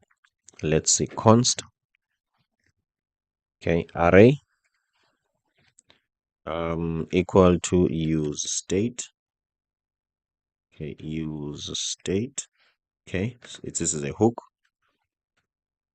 Okay, and in this hook it's going to be false. By default it's going to take a boolean which is going to be false. And then let's say this is open dialog. Okay, is this dialog? Yeah, I think so. And then comma set open dialog. Okay, and then what we want to do, we want to set open dialog to true. Okay, so we are setting this, where is it? We are setting this to true. And then we can just copy this open dialog to, where is that open? Somewhere here, we put this, okay? If we refresh, things will re-render. This state will be set to false and this won't show. Let's see if, okay, the only thing that we didn't do, guys, if we click here, nothing will happen. As you can see, it shows the alert simply because we didn't put this function. Okay, where is edit? Inside here, inside this alert, we just want to call this function, okay, which is the one that sets this to true, so that this can open. Let's try that. As you can see, now it's open and we can, okay, now that is set to true. Now we can't close it, okay, because what can I say, the component is able to manage this internally. Okay, what we have just did, we have hijacked it and we have decided at our own will to some sort of set it on our own like this. So now this is no longer relevant because it doesn't work the way it has been intended. Okay, so what we want to do, let's check here. Okay, in this dialog box, dialog content, dialog header, dialog title, dialog description. Suppose here there are some props that we can use. Let's see, show close button. I think it's this one. Okay, let's try to set this to false and see, because we don't really need a close button. Okay, show close button. Let's set this to false first. Okay, let's see what will happen, because we don't want the close button. I'm happy with this because we are going to have our own close button. Okay, so I'm happy with this. Let me just refresh. And then what we want to do, we want to somewhere here, this is a dialog header. Okay, I'm assuming there must be a dialog footer. Okay, let me just test something. Do you have any button here, or there's nothing? Let's see. No button. Okay, cool. That means there's no footer. Okay, we must have a dialog footer here. Let me just test this. Here is a dialog footer. Sorry about that. Let me close this. And then in this dialog footer, let's just put a short cn button. Okay, where is the short cn button here? I don't think this is a short cn button.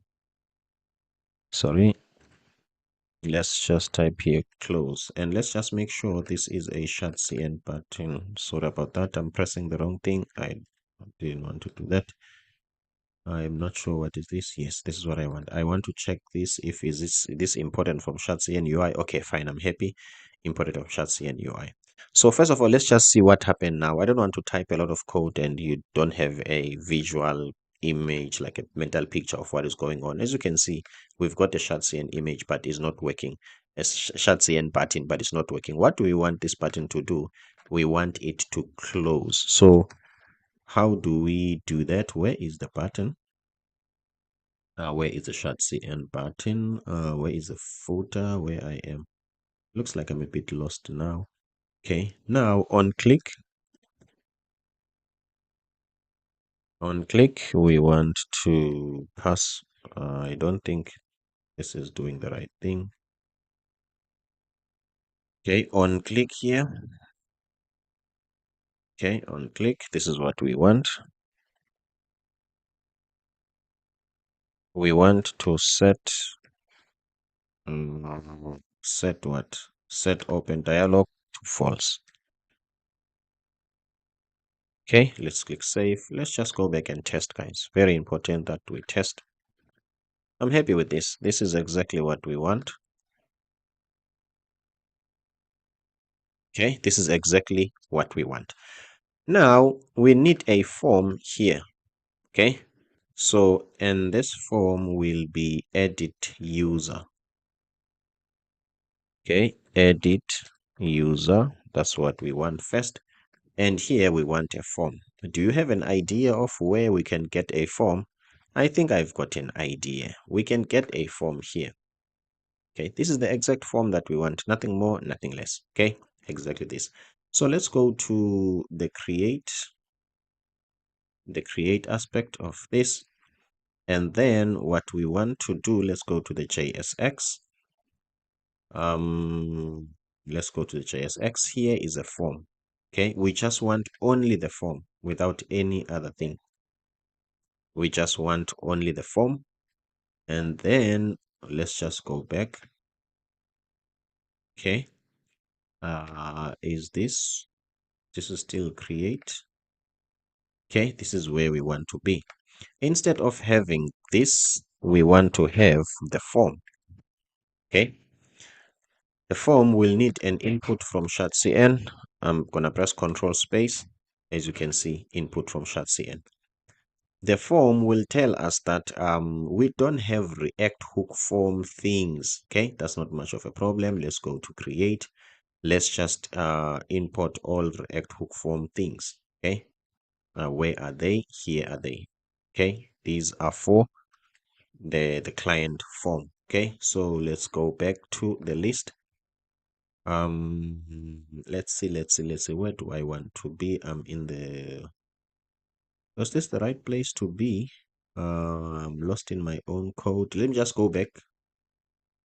Go back. Okay, this is where I want to be. Let's go back in this component. Okay, in this component, and we want to declare. Okay, maybe where, let's see here. My apologies about this unformatted code. I will format it now. Okay, so as you can see here, we somewhat importing things. So what we want to do, we want to import resolver, Zod resolver. Let's see if we control in Windows, control and press space. As you can see, we can import this. Okay, let's see what are other errors that we have. We don't have form submit. Okay, we don't have form submit. Let's just go and copy form submit from create. Okay, a lot of things are going to be similar or the same. Okay, I will show you when are the things going to change. Where is form submit? Here is it. Okay, and then after that, it's going to ask us for form mutation. We are going to comment this for now because I don't want to keep on copying things endlessly. At some point, we have to stop and do what we want to do. Okay, so I will make some plans. Okay, so as you can see, we've got form submit here. It's asking for form mutation. Let's just stop it right there. Okay, we are tired of being copycats. Okay, now let's check what is the other error. I'm hoping that this is going to be a simple one that we can handle. Where is this error? Maybe is it somewhere here? Use form, find name, cannot find name. I think this is cannot find name. Let's check name, email, and phone. Okay, is this the client schema? Yes. Where is this use form being declared? Okay, let's see where is. Let me just type here, go to definition. All right, I think we are defining it here. Okay, name, email, and phone. I'm happy with this. Okay, this is exactly as that one. Cannot find. Okay, this has not been imported. Imported. My apologies about that. Let's just press Control Space and import it from React Hook form. We are done finally. Okay, so what we want to check is if we go back to client list.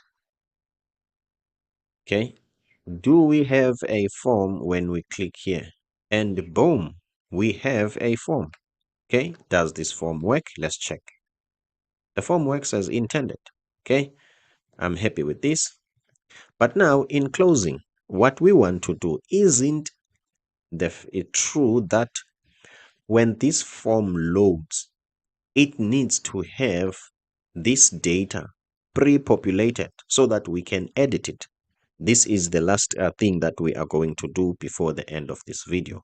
This means that we want to take this information and fill this form. Okay, now we're going to get into a little bit of an advanced feature of React Hook form. These are the advantages of using React Hook form or knowing these packages, what they are for and how to make them work together. We need to capture this, okay, and use it here. Let's go back to here to delete. For instance, let's look at delete. Look at what delete gives us. Okay, delete gives us the email, and it's going to give us the email of this selected row, as you can see.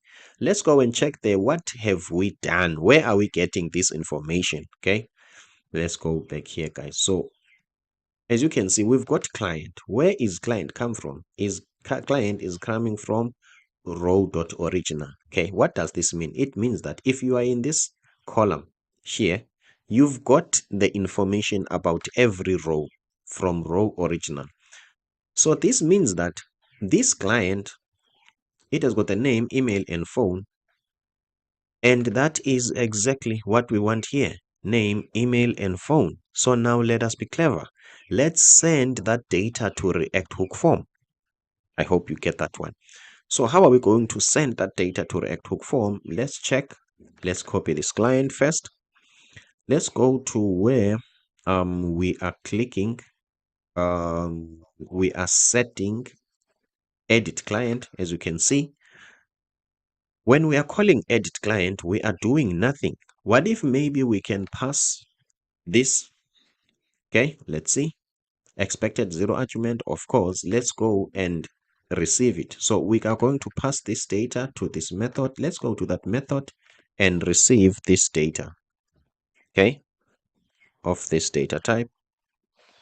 Okay, where is that data type? Client schema. Okay, let me just type it here.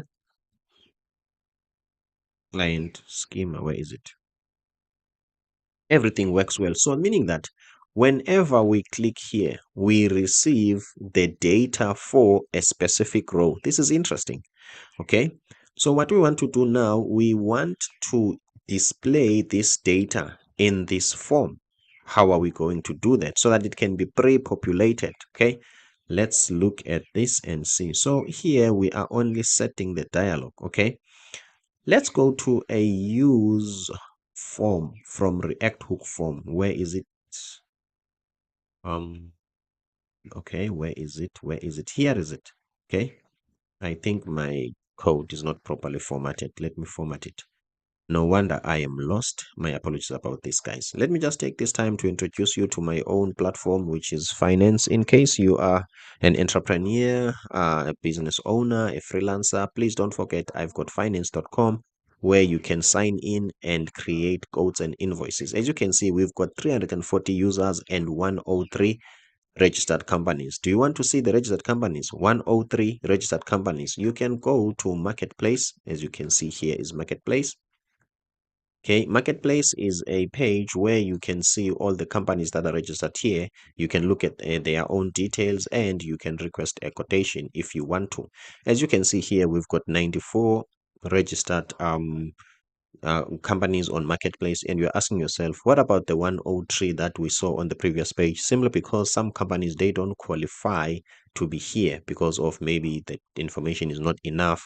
Some of them, they just deactivate this feature. They don't want to be discovered and they don't want to make business. Enough about this advertising, but this is my like what in a tech startup, so I'm relying on you. It's not like I'm advertising, but I need your help, if I can be honest. If I don't ask you for help here in this platform, where am I going to ask for help? Okay, so as you can see, guys, please feel free to come and support this. Okay, so let's come back to the code and think. It's all about thinking. So I even forgot what we were trying to do. Okay, maybe I did a lot of took a lot of break or a lot of advertising. Okay, guys, let's come back. So let me just remind myself, I am here, clicking here. So I want to populate this data with this. Okay, cool. I was formatting this code. I was looking for a use form hook here. Okay, here is the use form hook, as you can see. This use form hook will give us a reset method. Based on our experience so far, how have we used this reset method? When you are done submitting a form and you want this to reset, meaning that to start from scratch, that's how we have used it. Okay, we have used this and we have passed it. In this reset, we have passed empty strings here so that this could reset. Now we are going to use the same reset but pass the data. Can you guess where is that data coming from?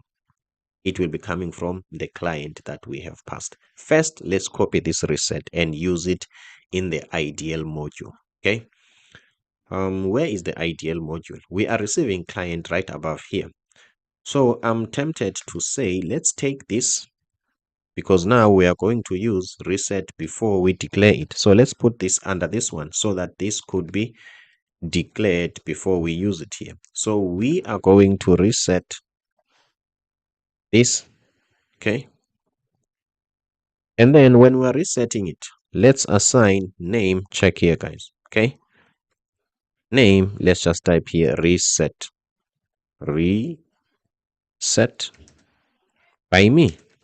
Okay, I just want to show you this. So let's go back here and see what we will see. Edit.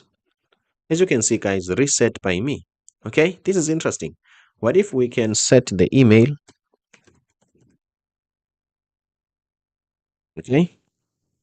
Matthew's email. At least let me write my name and try to be famous, guys. I have never written my name in this series ever, ever, ever. So this is my name. In fact, let me show you my actual, what can I say? My indigenous name or my name in my language. Msingati. At least I've taught you something. Okay. This is isiXhosa, my own language. In case you don't know much about my own language, I think there is a famous guy who speaks my language, and that guy is Trevor Noah. Trevor Noah's mother tongue, it's my language. I hope one day I will be famous like Trevor Noah. Enough about this free Xhosa knowledge or my language knowledge. Let's go back to the matter at hand. Let's see when we reset our email to Matthew Msingati. Let's go back here. As you can see, here is the name. Now let's be clever. We have client. This is not supposed to be client. It's supposed to be client. We have client here that we are receiving. We can just pass it here as it is because it's an object that has got the data that we want. Let's click save and go back here. Let's check. We've got Msingati, Hlazo here, we've got the email, and we've got the phone number. What if we can click a different row? Check here, guys. When you click a different row, you get the exact data for that row. I'm Matthew Msingati. I'm the designer and developer from South Africa. Stick with me. I'll make you famous. I will take you places to see different faces. That's my signature. We are done for this video. It has been too long, but I'm thinking it was worth it. Don't forget about my finance. Check the link in the description below. If you like a video like this, please don't forget to help me to support the channel. Share it and subscribe. See you on the next one. Thank you so much for making it up to this far. In this video, we are going to create an API route for editing this. Okay, as you can see, if we click here, we can edit this name and only type John, let's say. As you can see, but at this point in time, we can only cancel. We don't update. So let's create an API route for this. Okay, so what we're going to do, we need to go here, and then we need to go to API root, and then under client, we've got create and list. So now let's create update. Okay.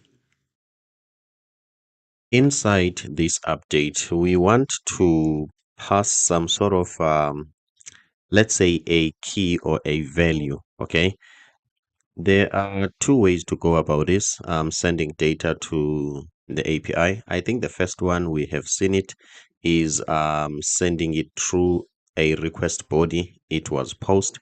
And the other one is to send it through query parameters, something like this. ID is equal to 1. Okay. But we're going to use some sort of a different approach, and I would like to believe it's the best approach. So we can just go here to clients, to client. Let's say this is the API route, and then we are going to go to update. And then we're going to put a / and we can put the data here. This is the most simplest, the most easy to understand, and the best way to go about it, sending a simple ID to the API. Okay, to the API endpoint. So what are we going to do here? We are going to create a folder, but this folder will have a square bracket. And in this square bracket, we are going to have ID. This means that this last value will be received by this, and we can use it inside this file. So let's quickly create that file, the file route.ts. So since we have been creating a lot of route, it will be some sort of very convenient for us to just copy and paste all of this, because most of the code that is here, we are going to paste it here as well. Why copy and paste? Simply because this is more of a technical video than a production grade or production readiness. Okay, so I'm just teaching you how to work around things. Okay. I apologize about this. So in terms of the HTTP request, okay, this is not going to be a post request, because this is not, we are not posting. Let's try patch Okay, so we are going to have a patch method here, and then we're going to receive a request body. That is not much of a problem. And then we need a next request as we do here.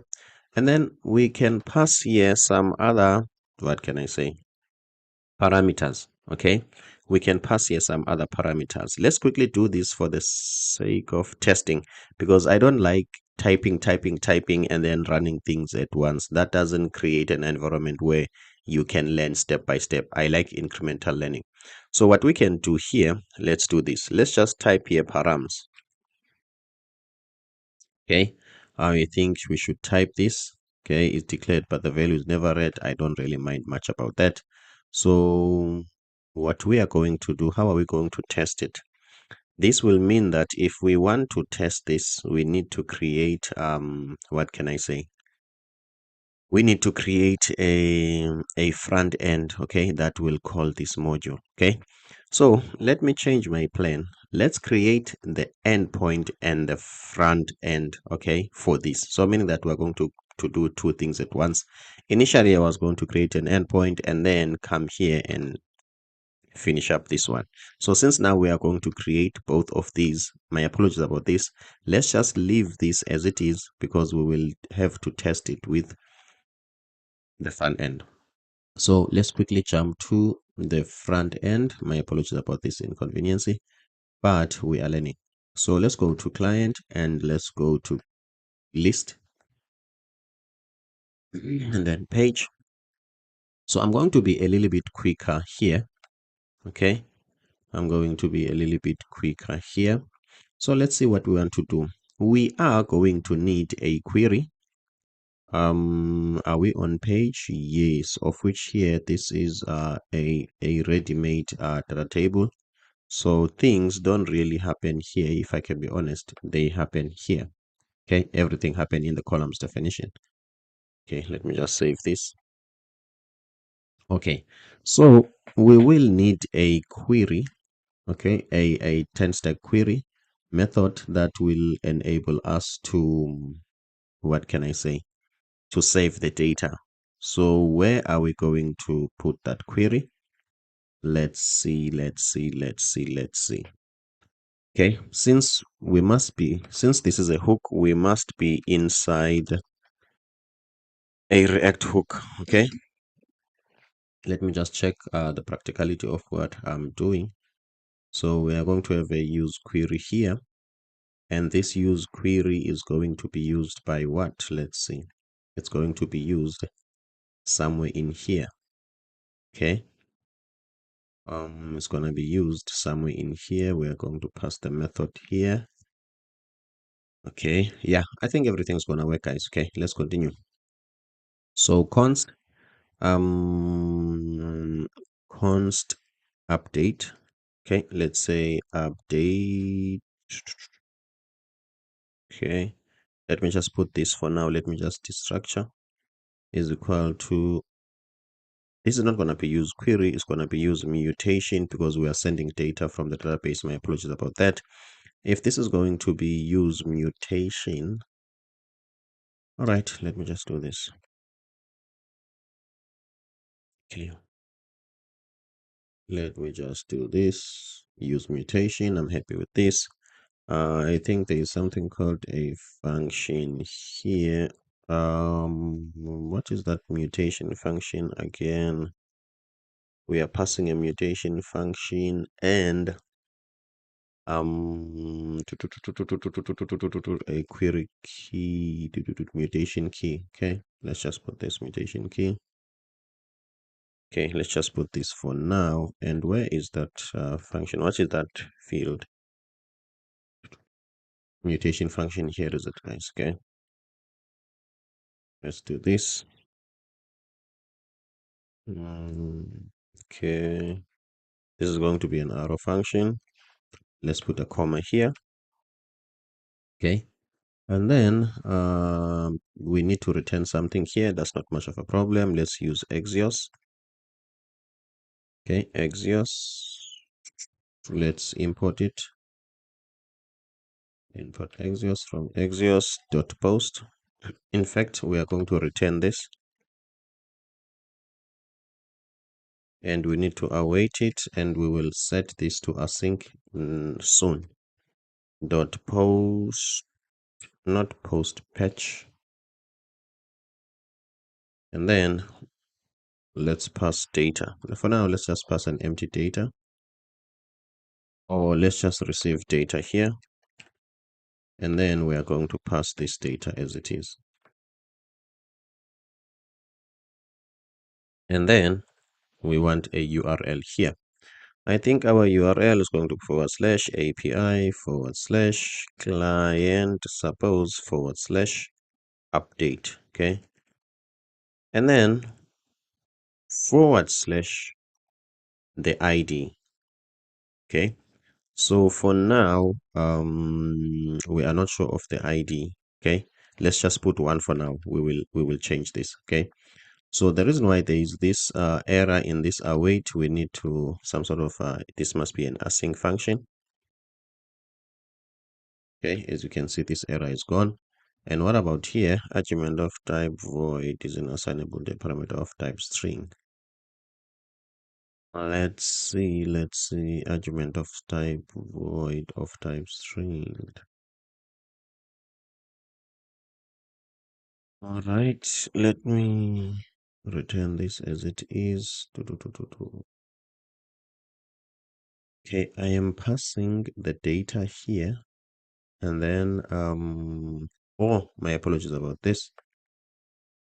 Maybe I'm supposed to start with the URL here and the data here. Okay, my mistake, guys. Okay, as you can see, you start with the URL and the data. Okay, so it looks like our use mutation is ready. I think because of it's gonna be a use mutation, let's give it a name. What is the name of this? Let's call it update update client. Okay, and then we're going to copy it. Let's see, where are we going to use it? And when we are using it, it's expecting this data. Okay, and the type of this data is client schema. Yes, name, email, and phone. It's one of these. Okay, in fact, it's going to be all of these depending on did you change any of them or you didn't. Let's go back here. Where are we going to use it? We are going to use it somewhere here. Where is our input? Sorry, our dialog. Here is it. Okay. And then in this dialog, suppose we have a button here. In fact, no. Suppose we have, where is that method? This method, handle submit. Okay, this one, form submit. Let's just go to form submit. And then this is where we actually, let's delete this one. Okay, what we can do for simplicity, let's make this form mutation so that we can just undo here and then everything will work well. Let's just make use of this consistency. Okay, so this means that when we click here, we are going to receive this data and we are going to pass it through this mutation. And this mutation will call this endpoint. Okay, and that is it. And then let's not forget to await this, because this is some sort of an what can I say, what do we call this? I forgot now. What do we call this method? It's not an async method. I will quickly remember it now. It's a promise. Okay, it's a JavaScript promise. Okay, so let's continue, guys. Okay, I'm happy with this, and I think we are able to hit this endpoint, but the problem is we are hitting this endpoint with what? With an ID of 1. This is generic. Okay, we need something specific. So let's go to where we are calling this, where we are calling this where we are calling this. Okay, let's see. This is where we are calling this. Here we cannot get the ID, okay, because we are only taking the input from the user. Okay, as you can see, there's no ID here. So we need a way to keep track of the ID, okay, of the selected ID. Okay, let's see. Let's do this. When we click here in this row, when we click here, can't we, or maybe when we click edit, let's see. Okay, can't we set a state to an ID? Okay, let's just quickly check if we've got that so that the state can keep track of an ID. Let's check where we are. Okay, this is where we are. Do we have any state here? No, we only have this state. Okay, so let's just copy and paste this. This state is going to be selected ID. Okay, and then we are going to type here set selected ID. Okay, let me remove the second S. Okay, for now, let's have it to null. Okay, so we have to type this. This is going to be a number or null. Or null, where is O? Apologies about that. It can be a number or null. So if there is nothing there, it's going to be null. If there is something, it's going to be a number. So we need to find a way to select this, sorry, to set it. Okay, so where are we going to set it? Let's go back and check here. Where is that edit? Here is edit. So on click, we call edit client. Let's go to this function. So as you can see in this function, we reset client. And then what we want to do, we want to set this to client.id. This is not supposed to be clients. It's supposed to be client. I didn't fix it on the last time. Okay, it's supposed to be client because this is just one client. Okay, and then client dot. Now here is the thing. We don't have an ID here. Suppose the ID is there. Okay, suppose it's there. If we don't have it, it's just because of this TypeScript. Okay, but the ID is there. So let's remove this TypeScript and see. Okay, okay, this has a type of any. Okay, so let's go back here. Okay, since we are getting this client, this is not supposed to be clients, client one client. Okay, my apologies about that. Let's go, and this is supposed to be client. And where else do I want to? Okay, let me go where we are creating this client. As you can see here, let's make it client. My apologies about this. Okay, so let's look. Do we have a type here? We do have it, and it still doesn't have an ID. This is very strange. This is row dot original. Okay, the row dot original, suppose it has an ID. Why? Check here, guys. Here's the reason. Okay, row dot original will give you the details of this row. Okay, the details of this row. Okay, so let's go and look at what? Let's go and look at this. Okay, under this and see what we have. What is the accessor key here? Okay, we just need, because suppose when we click any of these, this row data is being captured and pushed inside this client. So the data, I'm convinced that the data is there, but what I'm not sure, it's TypeScript. Okay, maybe we've been careless with typing. Check here, guys. Okay, we have a key data here, but I don't think we have in the type, since we are using a client schema. Remember, this type of data, is for an input. Okay, it's not, it was never meant for something like coming from the API. Okay, so now this data comes from the API. Check here, this data comes from the API, and when it comes from API, it must have an identifier, like what can I say, an ID, so that when you are updating, you can update a specific ID. Okay, sorry, a specific client with an ID. So that's the difference. So let's modify this. Okay, last time I tried this, it didn't work the way I want, but let's try again. If you want to add something on a TypeScript, extend some sort of a type, this is how you do it. Suppose now this type has the ID. Okay, let's see on the column definition. Let's see. Suppose now where there was no ID, suppose there's an ID, as you can see. Okay, but still I'm not sure because I have to. Let's do this. A lot can go wrong here. For the form, we are going to leave this type because it's only taking these details. For the form, this is fine. But let's create another type here because it looks like we are going to reuse some types. Let's see. Let's create another type.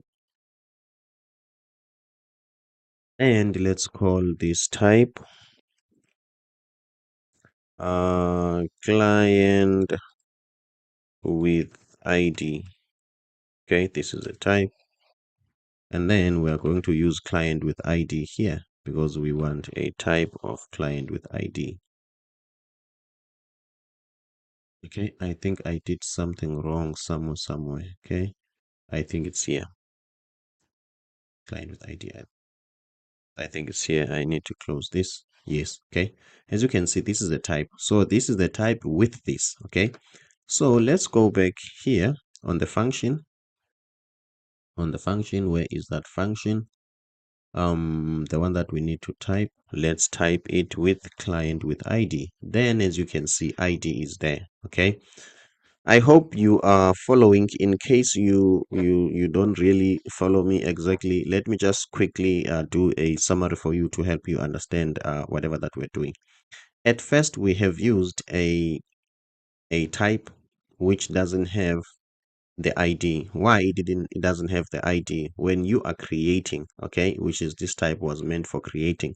When you are creating a client, the ID will be created automatically. So this type was meant for input. It's more like an input type for receiving data.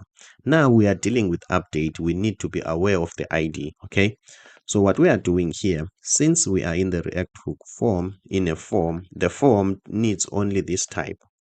But now we are dealing with update. We need to modify this type so that it speaks to what is going on here.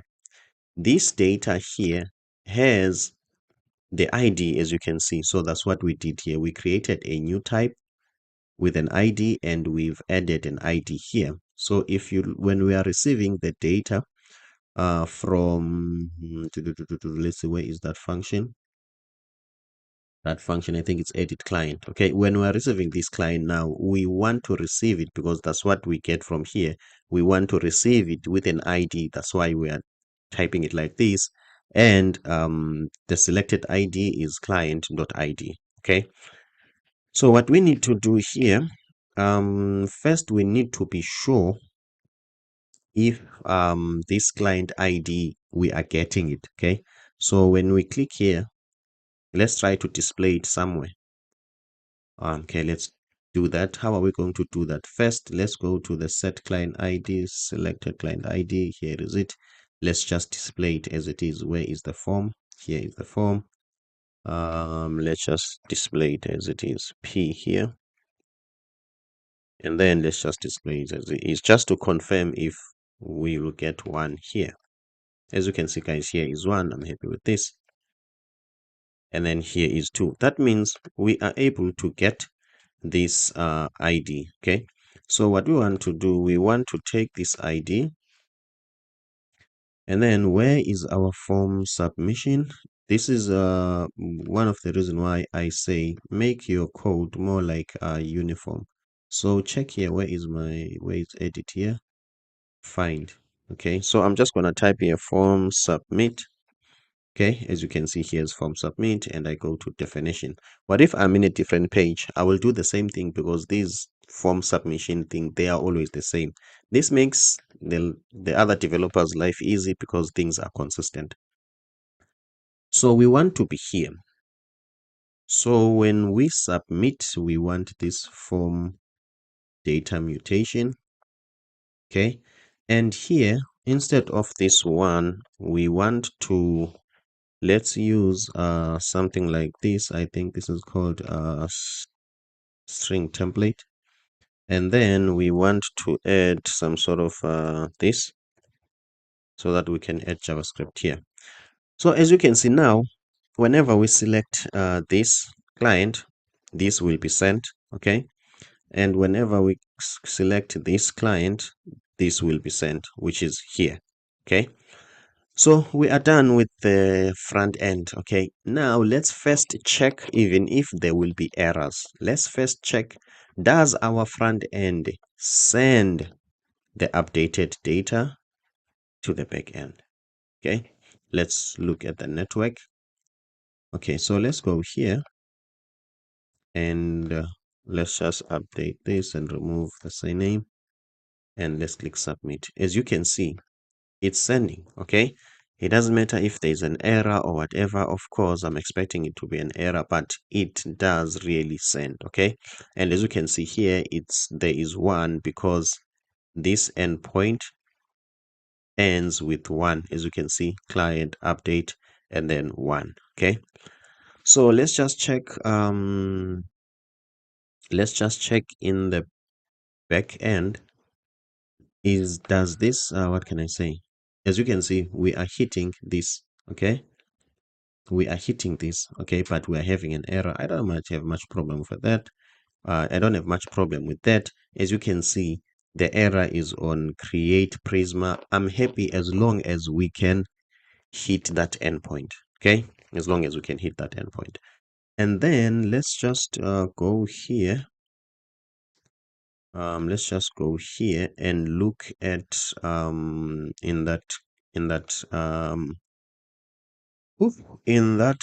request. Let's look for a payload. What are we sending there? We are sending only a name, as you can see, the one with no same name, because we've edited it. So I'm happy with this. I'm happy with the payload as well. So it looks like we are winning, guys. Okay, so now we can go back to, let's move this here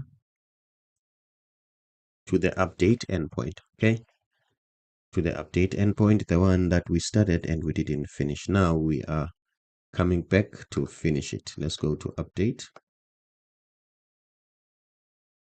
Okay, what we wanted to do with I don't think, is this update? Yes, what we wanted to do with update, let's do this first. Take all of this, let's send it back. Let's do something like this, return JSON load. Okay, check here, guys. Okay, I don't need all of this. We're just gonna return as soon as possible, and then we want to pass this data here, and the status must be 200. Okay, so we are going to receive this param object here, and we are going to send it back. Why am I doing this? It's for learning. Remember, I said when we were here, we want some sort of to learn incrementally. Okay, with incremental steps. Okay, so that's what we want to do here. Okay, that's what we want to do here. So let's check what will be a response here. I want you to see what is in that param. Okay,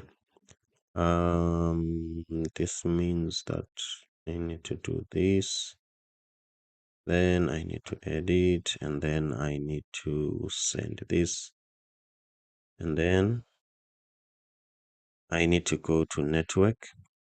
As you can see now, this doesn't show an error. Let's check on the response. The response is param. Okay, the response is param with nothing. Okay, first, param, it's a promise. Okay, param, it's a promise. This means that if it's a promise, if you are going to use it, you have to await it. Okay, so let's do this. Okay, const, const, let's say pr is equal to, let's await param. Okay, let's await it, and then let's send back pr here. Okay, let's see. Maybe that is the reason why there is some sort of an empty object. Okay, so let's go back here and click send again. Okay, and now let's see. It looks like it's still giving us the empty, still giving us, what can I say, the empty param. That's not much of a problem. Let's do things the other way. Okay, let's do things the other way. Let's do things the other way. So let's type this properly as we would in Next.js. Okay, so what we want to do, we want to type this this way. Okay, we are destructuring params here. Okay, we are destructuring params, and then we need to some sort of type this. This is going to be a promise. Okay, as you can see, and then what type of what is this promise type, or what type of data is returned by promise or structure is going to be something like this. Okay, this is going to be params. Let's see here. Params does not exist on type promise. What I might have missed. Let's see. Oh, okay, now I see. Now I see. Okay. So this means that as we are typing this, we need to put this something like this, because we are giving it a type, so it's going to be params like this. My apologies about this. Is this correct? No, I want this to be an object as well with params here. Okay, this is what I want, guys. Apologies about that. Okay, just a small thing. Just a small thing. And this is supposed to be a type. Let's check. All right, let me remove this. We don't need it, and this is supposed to be a type without that angle bracket. Okay, as you can see, so we've got param here. Okay, and we are typing it as param. Okay, as you can see, param as this. Okay, this is a promise, and then we're going to receive an ID. This ID is coming from here. Okay, so this is like in terms of Next.js how it's supposed to be. Okay, so and then obviously we have to await param. Okay, and what else can we do? Can we first maybe do this? Can we first do this? Rely on the server console.log. Okay, PRR, and then let's log it here. Okay, let me just refresh everything here. Let's see if this is running. Okay, let's see if this is running. Okay, let's see. Update, and then let's say here params. Click submit. First, let's check here on the network. Let's see. Here is list. As you can see now, we are able to get ID 1. Okay, so that means there is no need for that console log.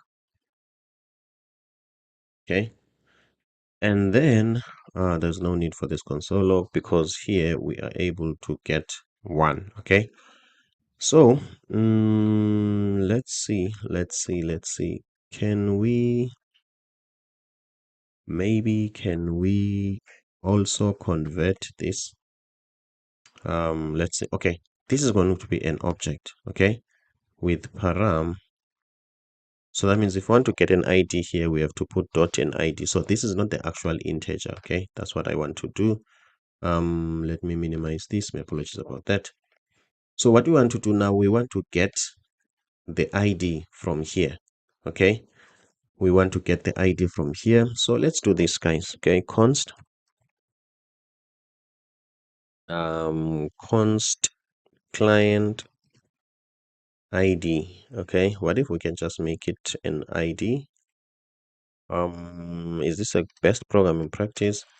How is somebody going to know or infer or have an idea of this is a client ID? Okay, for now, let's just say client ID. Okay, client ID is equal to pass int. We are converting this string to integer. Okay, let's say param here. Awaited params. Then we're going to take awaited params dot id. We are converting it to int. So that means we've got the ID now. Let's remove this because we don't want it. We do want to validate the token and check the response and send the errors. Let me just copy this in case I'm going to use it. So we do want to verify the JSON web token and throw errors if need be. Request.body, we do want it. Okay, now let's just test if are we able to get the request.body. Okay, where is the response? Let's just take this, any of these, and then paste here, and then we just want the request.body.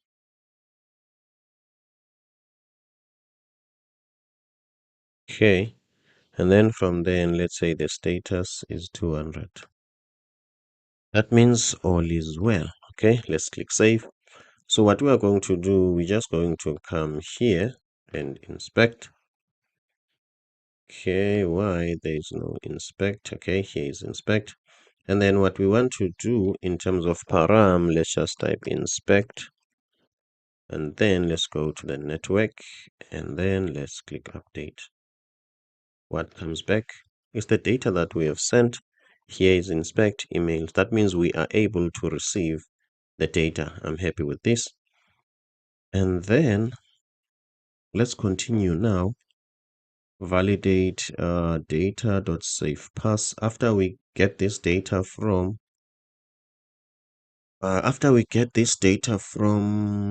the request body, we need to validate it with client schema, make sure that everything is correct in terms of type. I'm happy with this.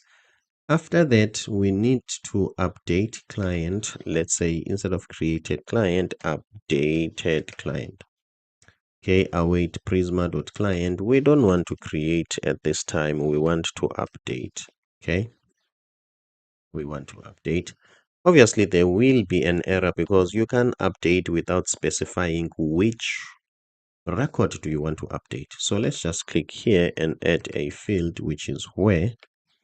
And this field, we need to specify the ID is equal to client ID.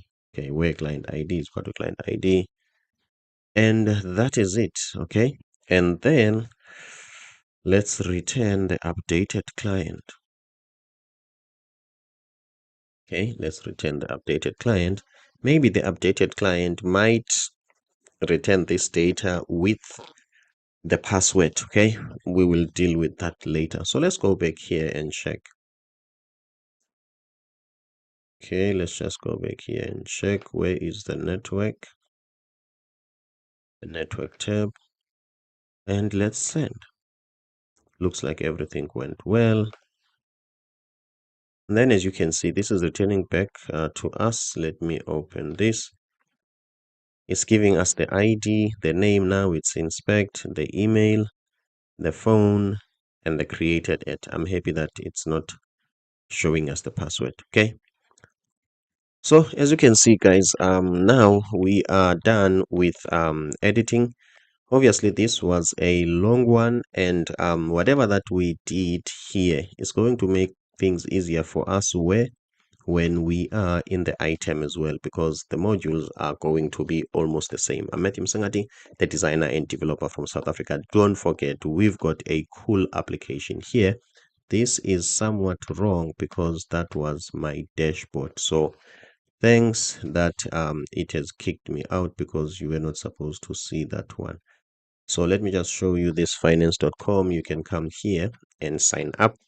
This is a quoting and invoicing application, and it's completely free. So you can come and sign up here. If you might want to support me, I've got these cool courses on Udemy. You can search my name, Msingati. This is my first course, second one, third one, fourth one, and the UI one, which is for free. Thank you so much for watching this video up to this far. See you on the next one.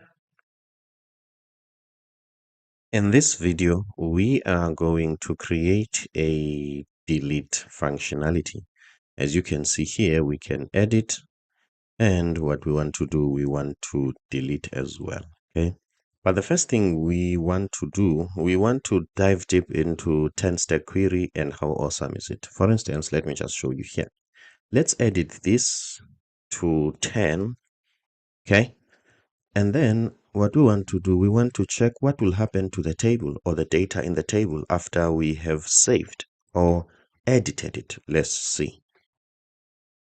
Okay, at least let's say 10 stack. Okay, let's save and see. Okay, first of all, this doesn't show anything. Load and then it closes. Okay, that's not much of a problem for now. Let's check if the data is updated. The data is still in spec. Let's check if we refresh. Okay, if this data is going to change to 10, that means that the data did change from here, okay, but the table didn't update. So the question is, did the backend data changed and the table didn't, or there's nothing that has changed? Let's check. It looks like now we have got 10 stack. This means that the database changed, but the table didn't. Let's quickly fix that.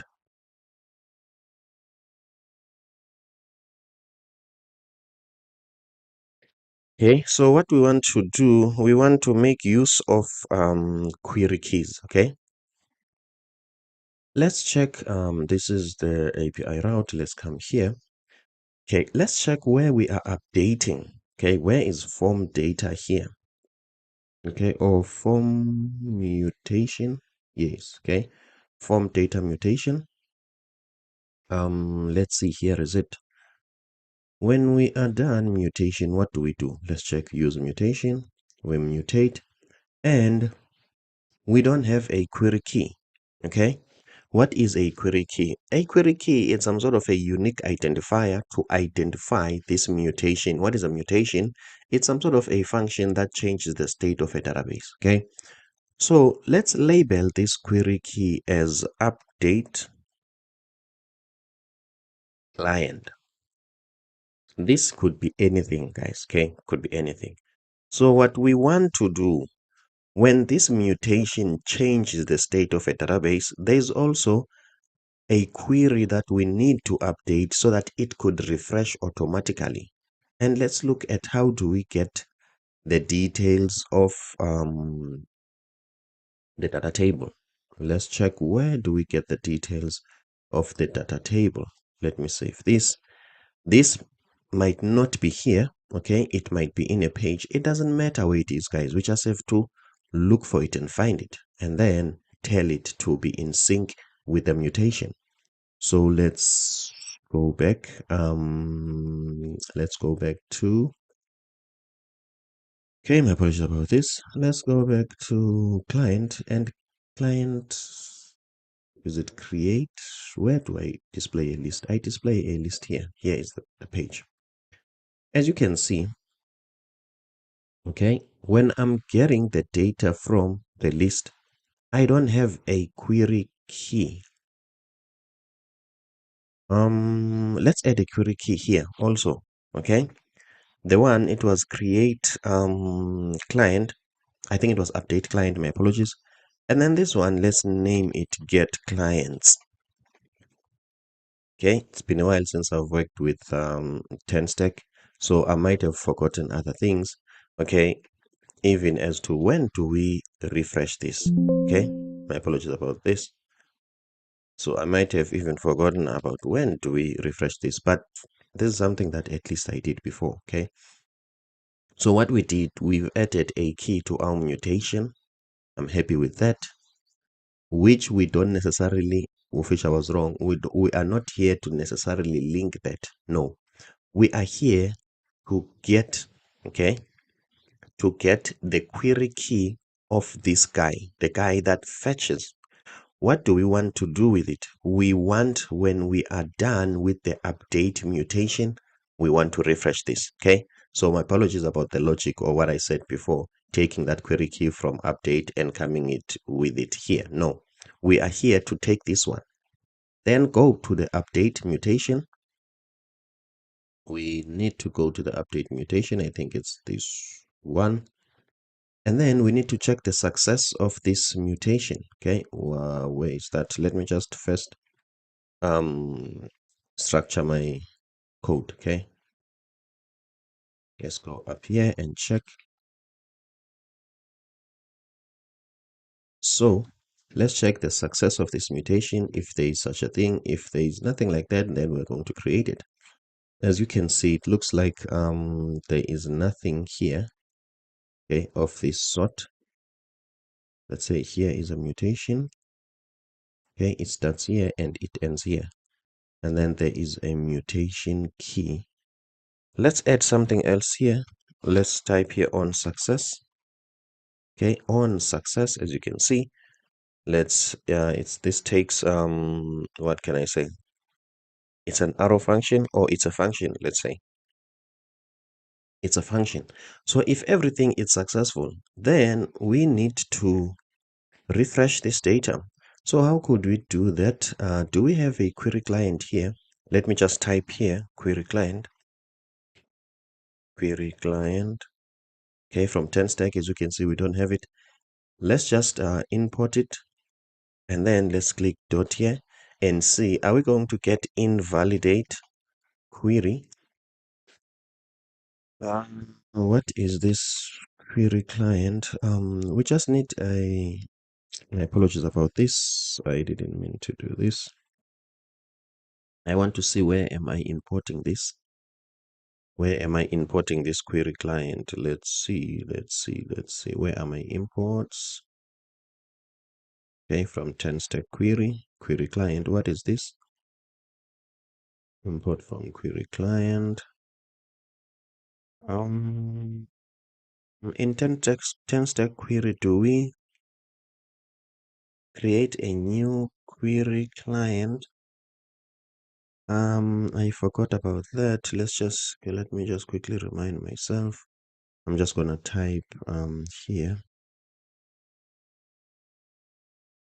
invalidate query, React query, invalidate query. Okay, let me just click here.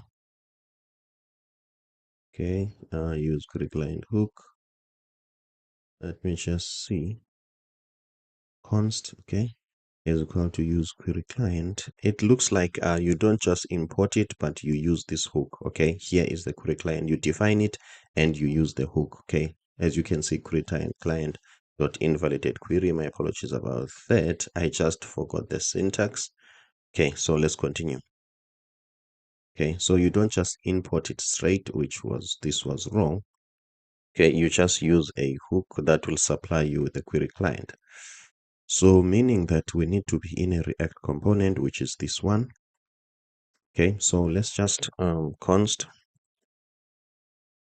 Okay, to avoid a confusion between query client and query client and query client, as you've seen, I've just made a mistake of importing query client from 10 stack query. What I usually do, I usually change this one to something different. Okay, I will show you now. Is equal to use query client. Okay, I want to differentiate the query client that you can import from 10 stack query and the one that you created.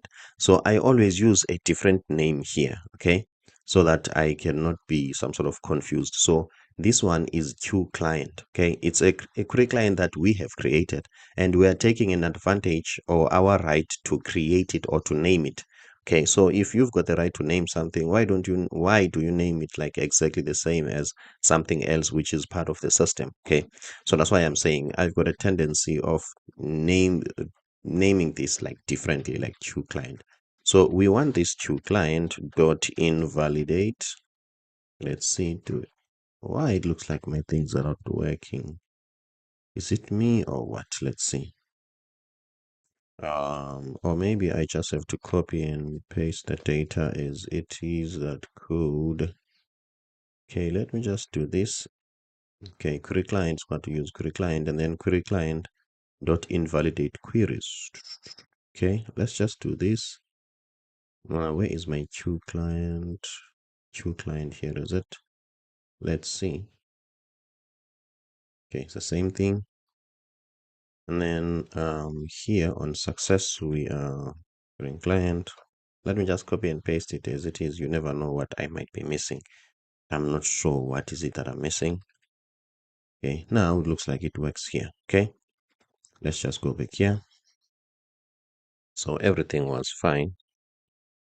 Okay, toClient.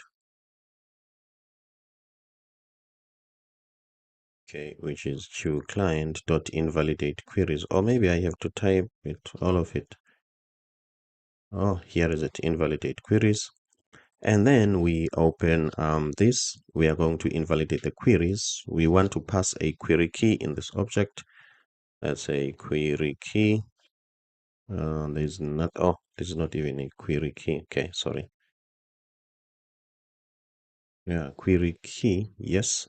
And then we might put we want to put an array here because you might want to refresh a lot of queries. Okay, so let's just go back here. You might want to invalidate a lot of queries, not one query. Okay, where is it now? Here is it. So let's quickly go back to the query key, the one that we had here. Okay, and then we go back here and we put this one here. So what does this mean? This simply means, guys, when you are done updating, what can I say? What can I say? Sorry. Refresh this table so that it can display the updated data. Okay, and we are not going to use it only here.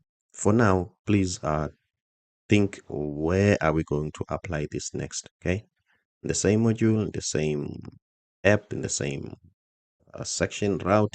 Okay, so let's just refresh here, and then let's change this to query.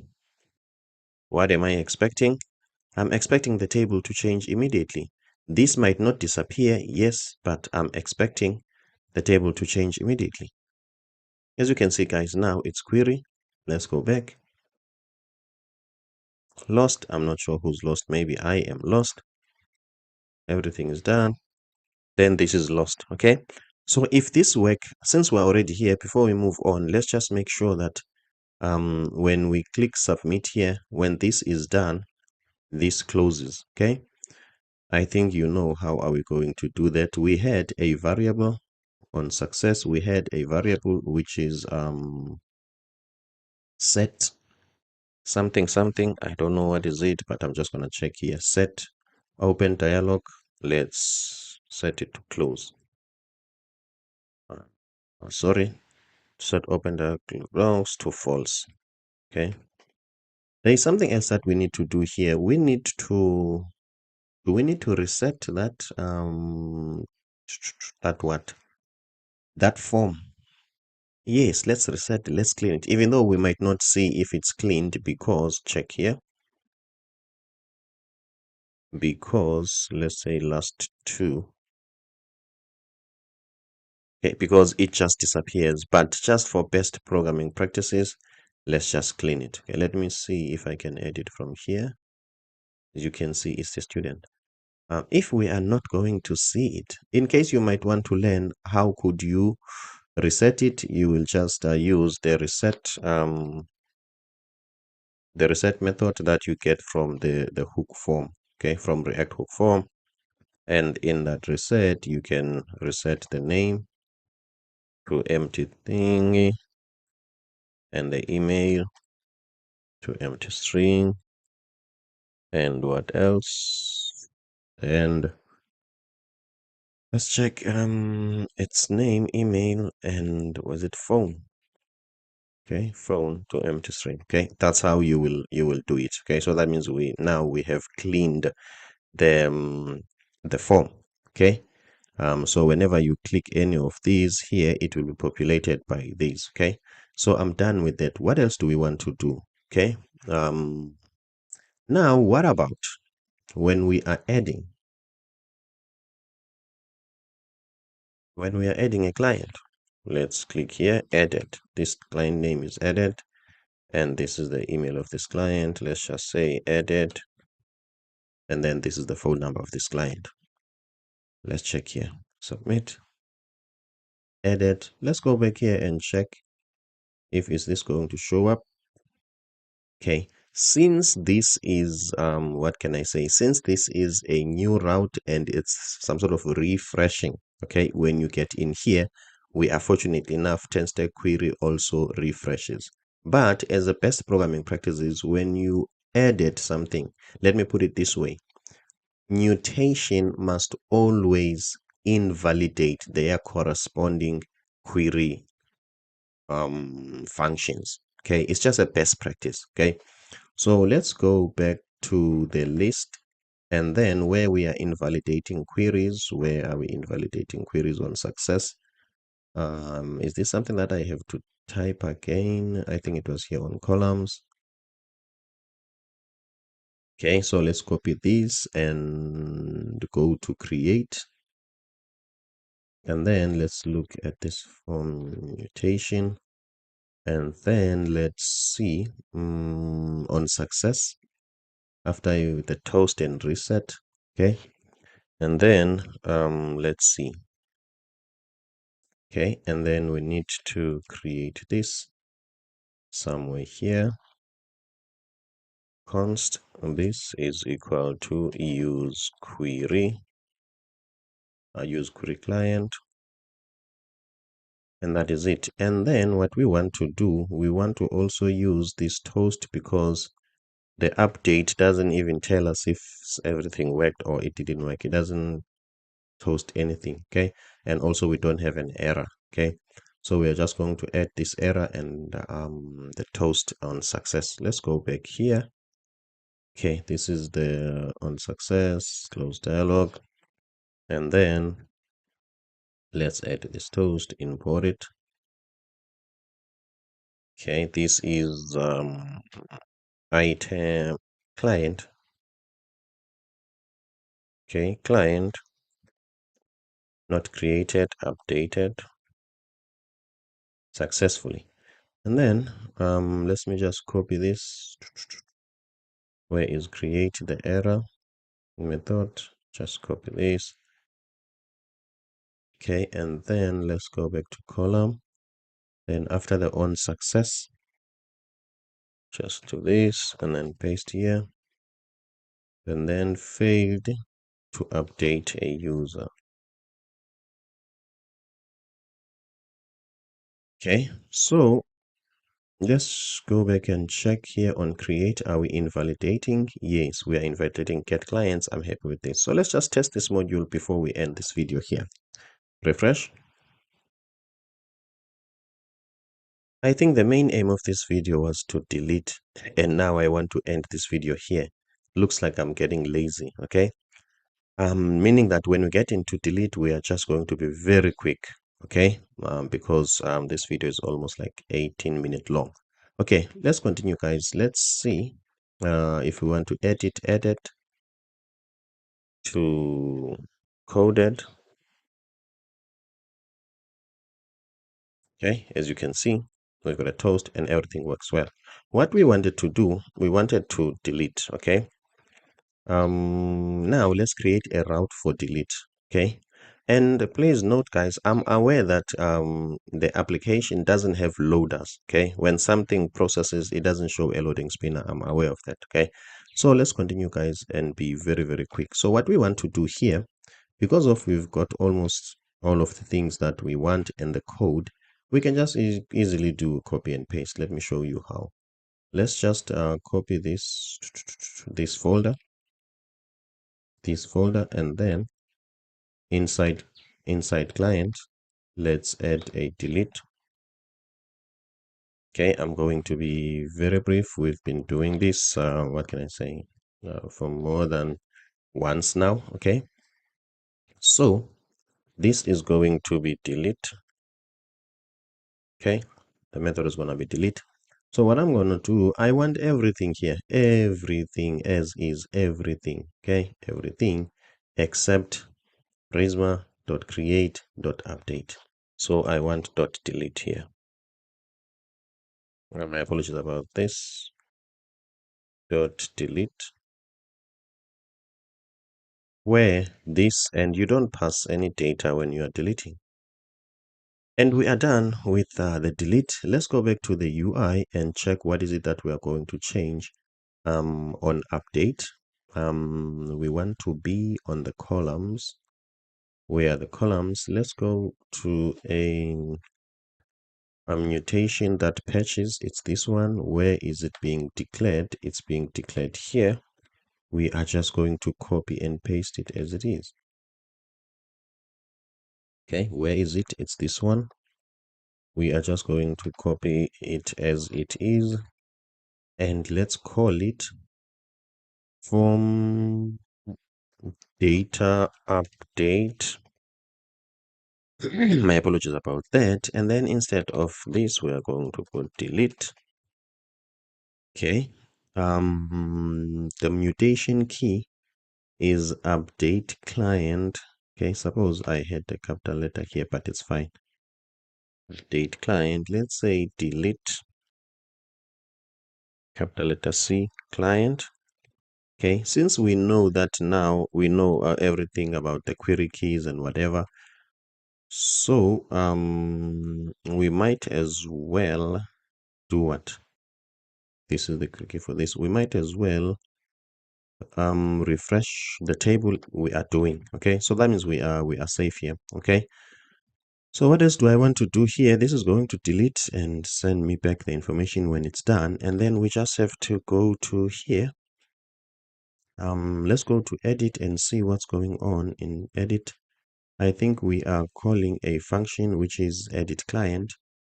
Let's copy it and make it delete client. So as you can see, guys, now that we have the data, we are just doing almost like copy and paste, but we don't have to do copy and paste without understanding, like blindly. Okay, I apologize about that.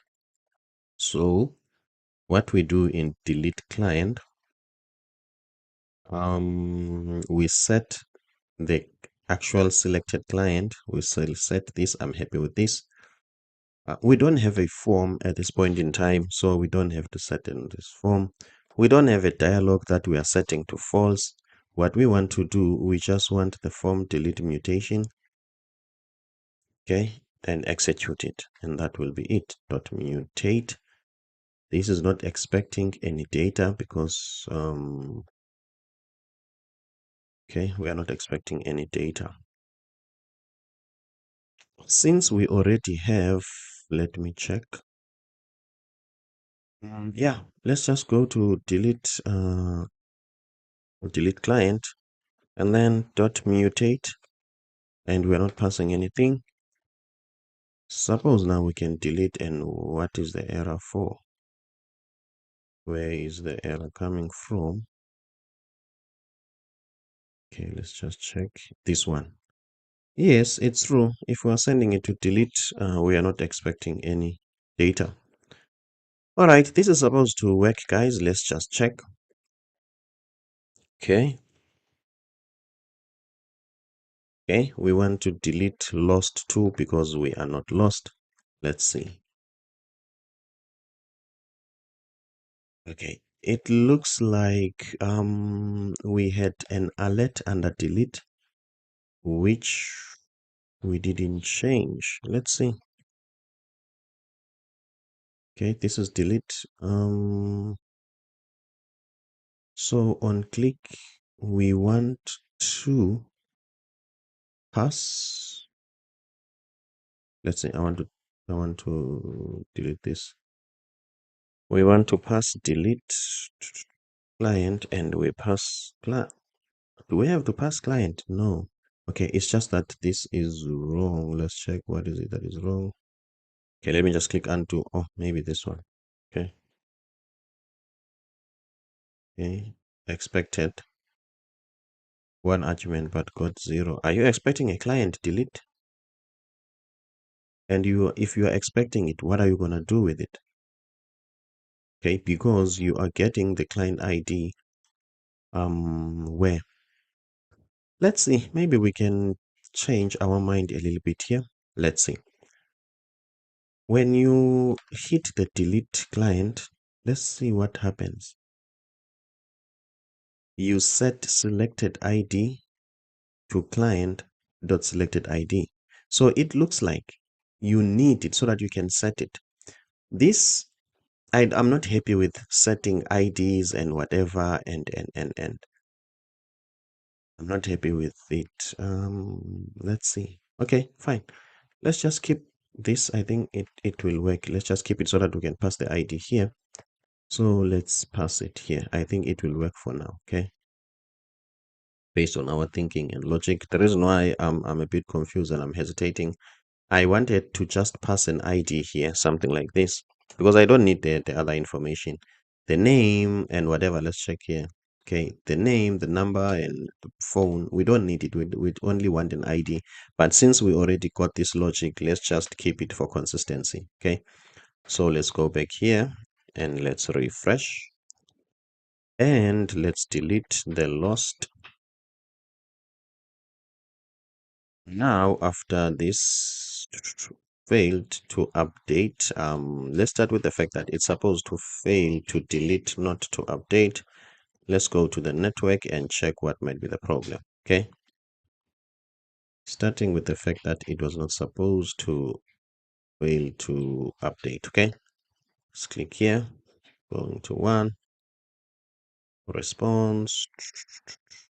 Okay, let's see. First of all, the request method is batch, whereas we are on delete. Okay, that's interesting. Let's go to the query. This one. Let's change the method to delete. Okay, not patch. This is my mistake, as my apologies about that. Let's go back. Do it again. Lost. Let's delete lost. Failed again. Let's check. Delete API client delete one. Internal server error. Let's go back to the server and see why it fails. Okay. Delete API. Okay, delete one. Let's see, 500. Okay, let me do this so that I can see it live. My apologies about this.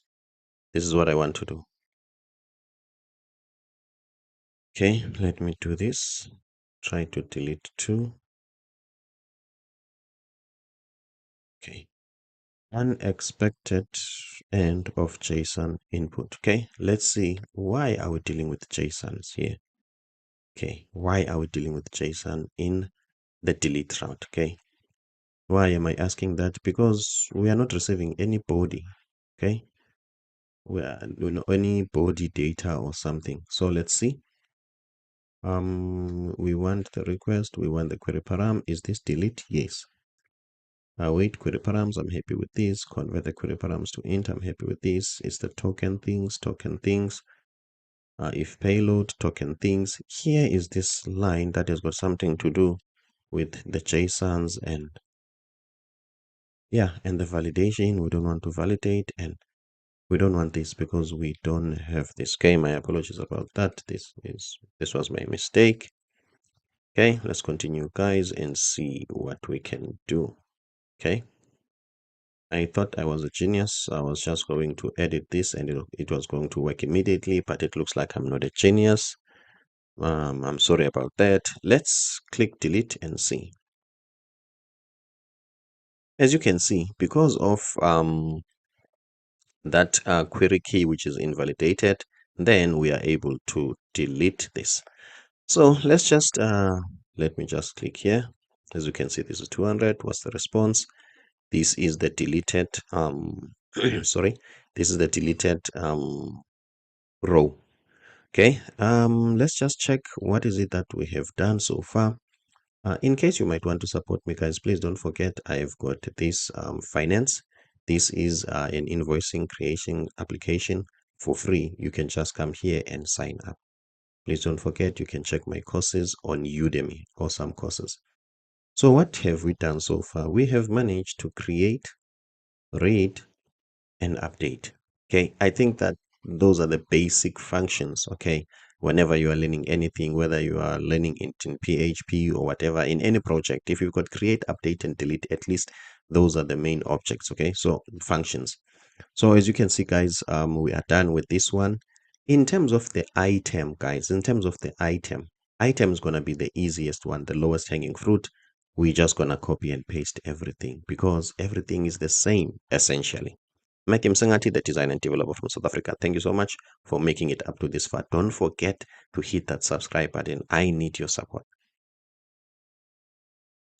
In this video, we are going to create these modules, but for client. Okay, so what module is that? We're going to display a list of items, and we're going to edit and delete items. But before that, let's just quickly add a label here.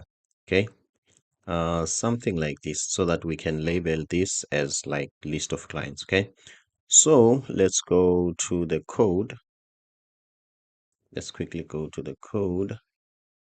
Okay, let's go to a create, any create. Let's look at something that says create clients. Okay, this is a form. Let's expand this and see. Here is create client. So I want to use like the same sizes and the same styles. So let's quickly go to list page. As you can see, here is the table.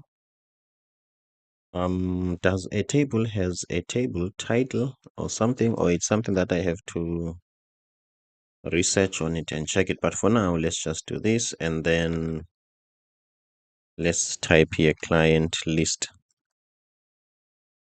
Okay, client list. Let's click save and let's quickly check on the client list. Okay. Okay, and now what we want to do, we want to fix this. How are we going to do that? This is a container, max autoplay, justify center, justify center. Let's just say here, what is it? What is it? What is that Tailwind class?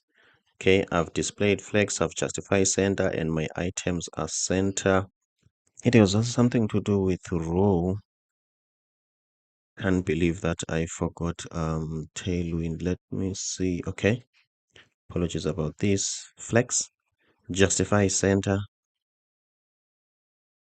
items center. So this is all about lining flex direction. Okay, flex, it's flex direction. Let me just type direction here. In CSS, it's flex direction column. Okay, but now I just forgot flex row or flex column. Yes, so this is flex row, and let's do flex column. Okay, my apologies about that, guys. I just forgot this tailwind style. As you can see, guys, okay, everything works well. My apologies about that. It's been a while. Okay, so let's continue. So I'm happy with this. At least we've got this list. So what we want to do first, are we going to start with the front end or the back end? Let's start with the back end. Okay, let's start with the back end. Okay, so we are going to do a lot of copy and paste. Let's go to API route client. We've got create, delete, and list. So on items, we've got create only. Okay, so let's copy things one by one, right, to avoid the confusion. Okay, let's just copy list first. Okay, let's not copy everything. Let's go to item and press list. Okay, once we get here, this is very simple. We want everything here, and then we want the Prisma. This is a list dot find many, so we want items. Okay, item dot find many, and that is it. We are done with the item. I am tempted to also do the delete and update. Okay. Let's see, here is the update. Let's copy the delete. Let me just do like this. Copy the delete. Go to item list. Paste the delete and then go here. Let's see, we've got the ID and everything. And then in terms of delete, what are we going to do? Prisma.item.delete. I think this is a bit simpler than we think, guys. The ID is the same. So let's go to update and do the same thing with update. We copy this and then go to items and then we paste it. Let's see. Okay, patch, yes, everything. And then where is the data? Where is the data? Let's go back. Request body, happy with that. This is going to be the item schema. Okay, pass the item schema. So this will be the item schema, and then let's just type here items, item dot update ID, where I think we are done, guys. Okay, I think we're done. As you can see, this is what can I say? The advantages that comes with writing a code that is a little bit generic, that is a little bit of a template, okay, so that when you want to change things, you know where to change. Things that remain the same don't have a context. For instance, this is a request body. I didn't call it a client request, where when I'm copying and paste I have to call it a item request. Okay, so I hope you see that. So we are done with the back end. Let's just see how quick are we going to create the front end for the sign up. Okay, sorry, the item. So we are here on pages and we've got the client here and we've got the client list. Let's just copy the client list and go to item, and then on item we don't have a list. Let's just paste a list here. And then what we are going to do, we're just going to start with columns. In terms of column, what am I going to do? We've got a client table, which is a type that has been created. What I want to do, I want to change it to an item table. Okay, item table, and then we take item schema. Okay, we're doing the same thing. And then what we want as well, we want an item with ID. Okay, item with ID, which is going to be the table schema plus an ID, and then we are going to use item with ID here. Okay, and then let's look at the item schema. We've got name, description. Let me just copy this, but I think this is easy. This is easy, guys. Okay, ID will always be ID. Here, let's just say item ID, and then name will be name. Let's say item name, and then we don't have email. We've got description.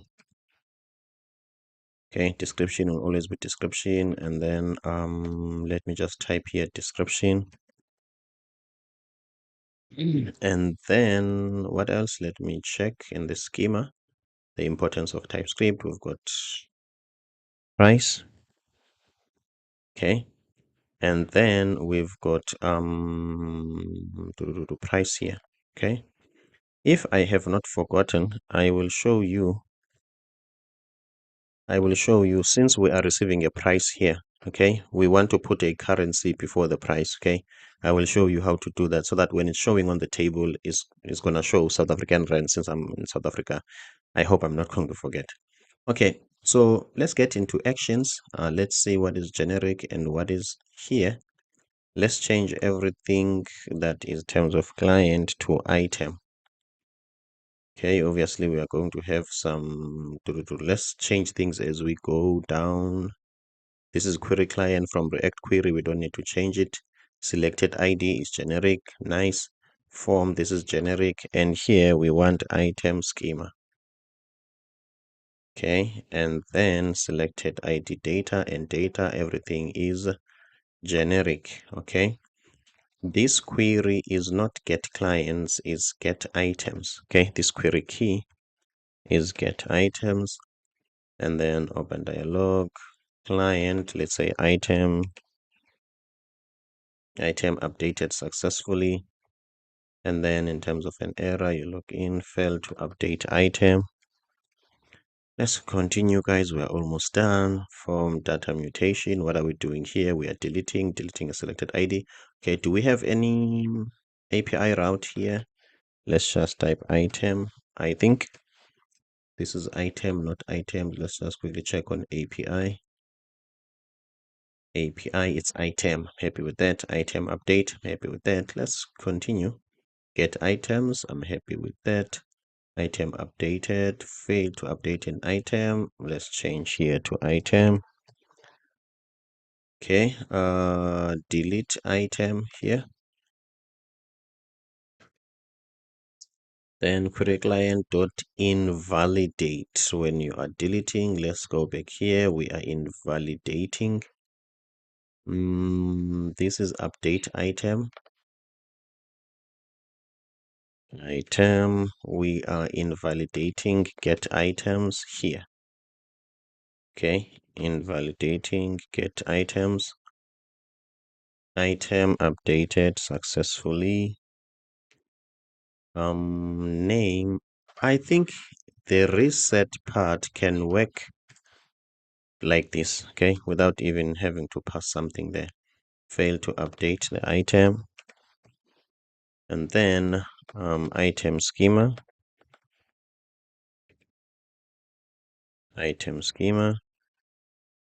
Resolver is complaining because we need to change this to item schema. Okay, client item with ID here. Okay, Typescript. Okay, let's continue. Mutate, form mutate. This one is for what? Is form update, yes. And then form submission. Okay, here is a problem. Not item with ID. Is it item with ID? Nope. It's item schema. Item schema. Happy with that. What else? Let's go and change this to item.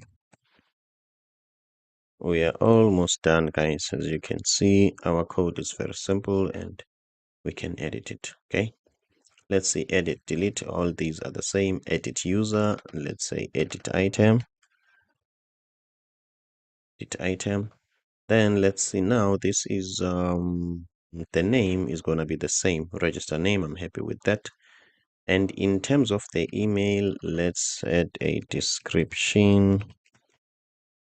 Here, let's add a description. I was hoping there will be an auto complete. Okay, description. And then here we want a price. Then we want a price here. Apologies about this, a price. And we want the price here. Sorry, copy and paste.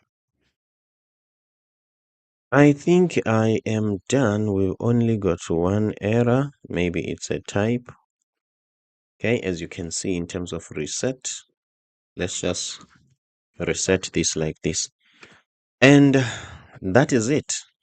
All we have to do is just to go and check, is everything going to work? Okay, so this is the advantages of some sort of creating a, I'm not sure, a template like code. Okay, don't be so specific about everything. Okay, like form, client update, this is going to be some sort of a mission and a half. Okay, So let's continue, guys. What we want to do now, we just want to go to here and test. Let's test and see. Inspect. Are we on items? Nope, we are on client at this point in time. First, let's go to list and see, are we going to get a list of items? Okay. Client name coded. Okay, is it me? Oh, okay, sorry guys. When you click here, this doesn't navigate, as you can see. So let's go back to, where is that? That is on, God help me. Okay, let me go and Control P. I will see it here, supposed. It has something to do with app sidebar. Okay, in terms of the list,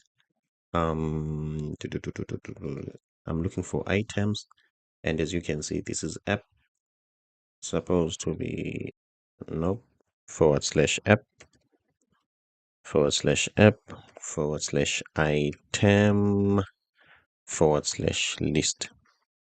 Let's check if this is item, yes, list, yes. Okay, cool. Let's change this one as well, because app /quote and app /quote /list. Okay, let's just change this as well. So let's go back and see. Okay, now let's go back here and let's click list. Looks like it's compiling. I'm happy it's going somewhere. Let's look at the network to see. Here is a list. Let's see what will come back. Where is that list?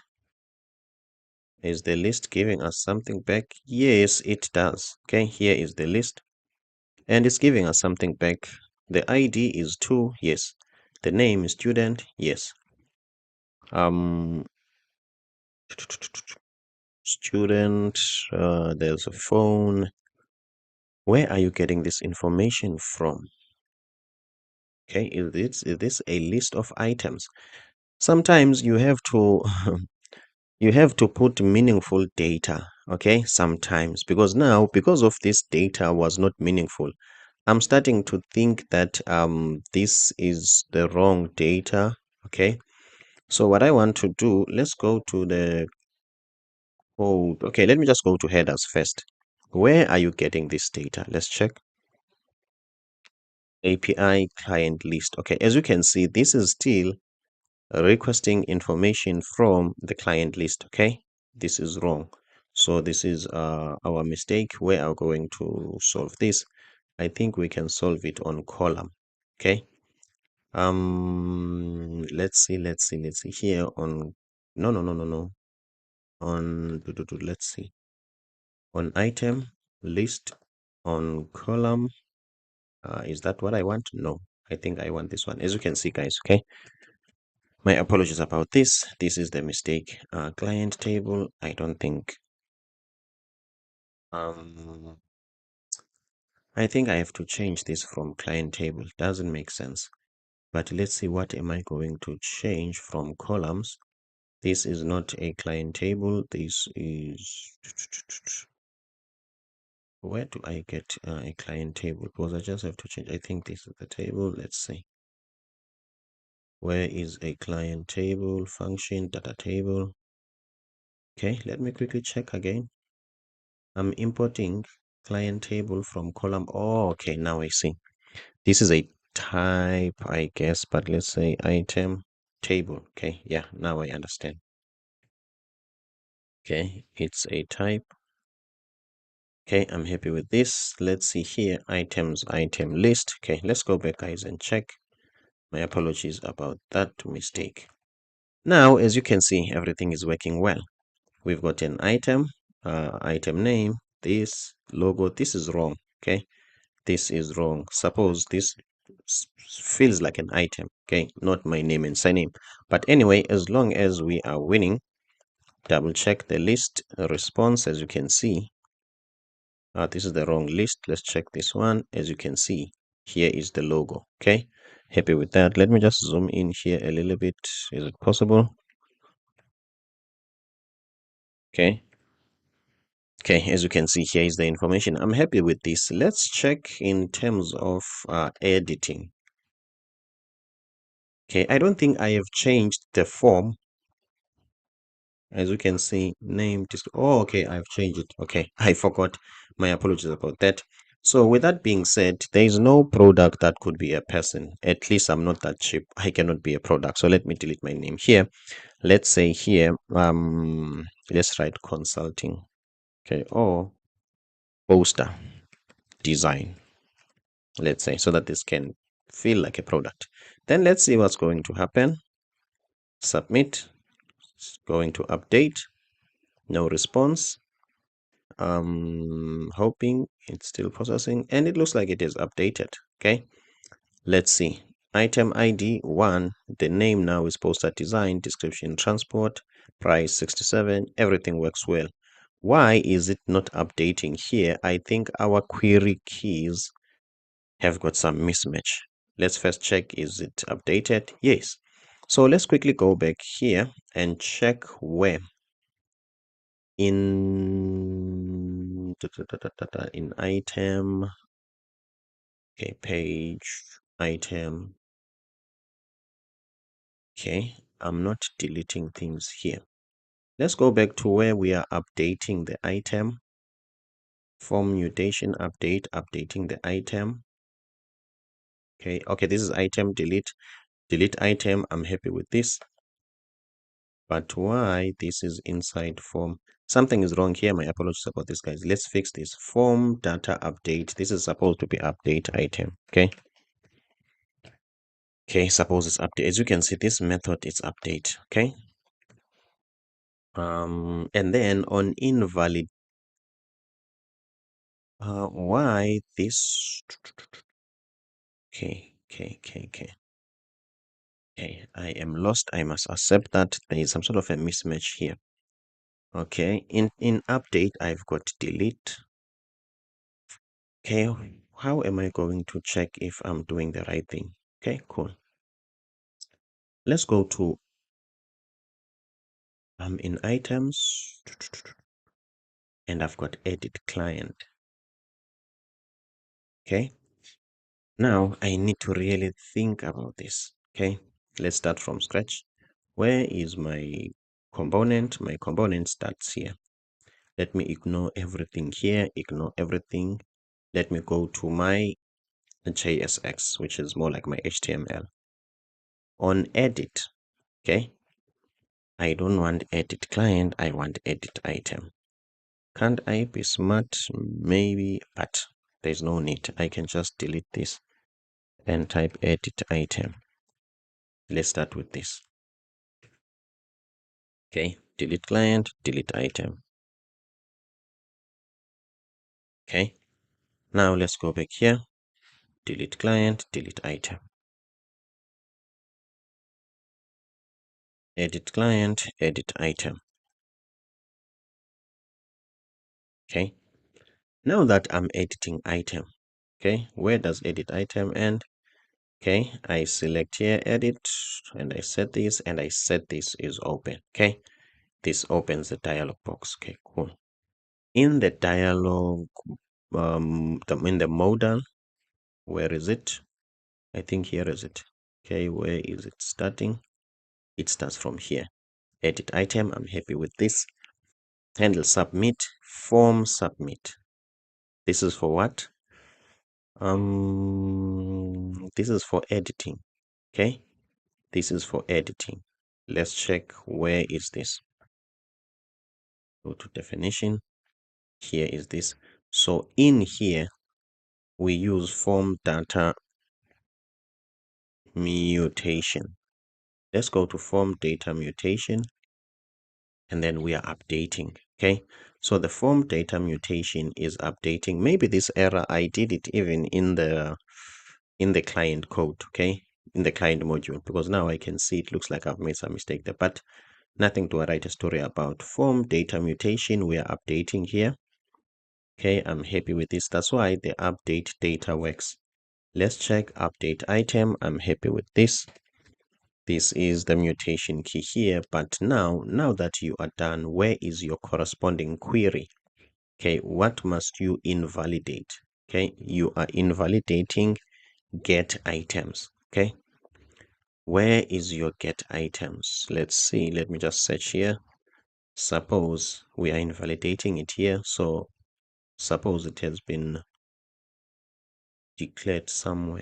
Okay, so we are invalidating it here. So where are we getting it? Let's check here. As you can see here, it's still get clients. Okay, this is the mistake. Okay, so let's go back and test. My apologies about that long thing. Okay, let's check. Okay, let's see. Everything works well. Let's change the poster to app. Okay, transport. Let's say React Native. Okay, React Native. Let's save. App design. Okay, as you can see now, this is updated automatically. Let's try in terms of adding. Let's try to add an item website description 5-page website price, let's say 8,000. Click submit. Everything works well. Go back to items. Suppose we've got that item. Okay, let's delete the logo and see if it's going to be deleted. Now this is a problem. Did I press edit or delete? Let me just click delete. Okay, it has been deleted.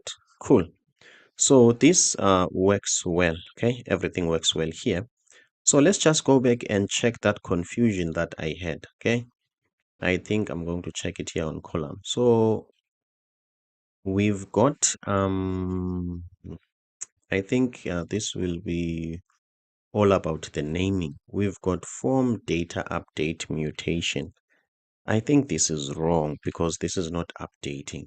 Okay, this is deleting. So let's just do this. In fact, I can replace, let's say form delete. Okay, form delete mutation. Okay, everything works well, but it was just this naming didn't make sense. And that brings us to the end of this tutorial. I'm Matthew Msengati, the designer and developer from South Africa. If you might want to support me, please don't forget I've got this finance. Okay, as you can see here, it's a dashboard. This is my own tech startup or my own tech product. If you can come here, you can create your own clients, item, quotation.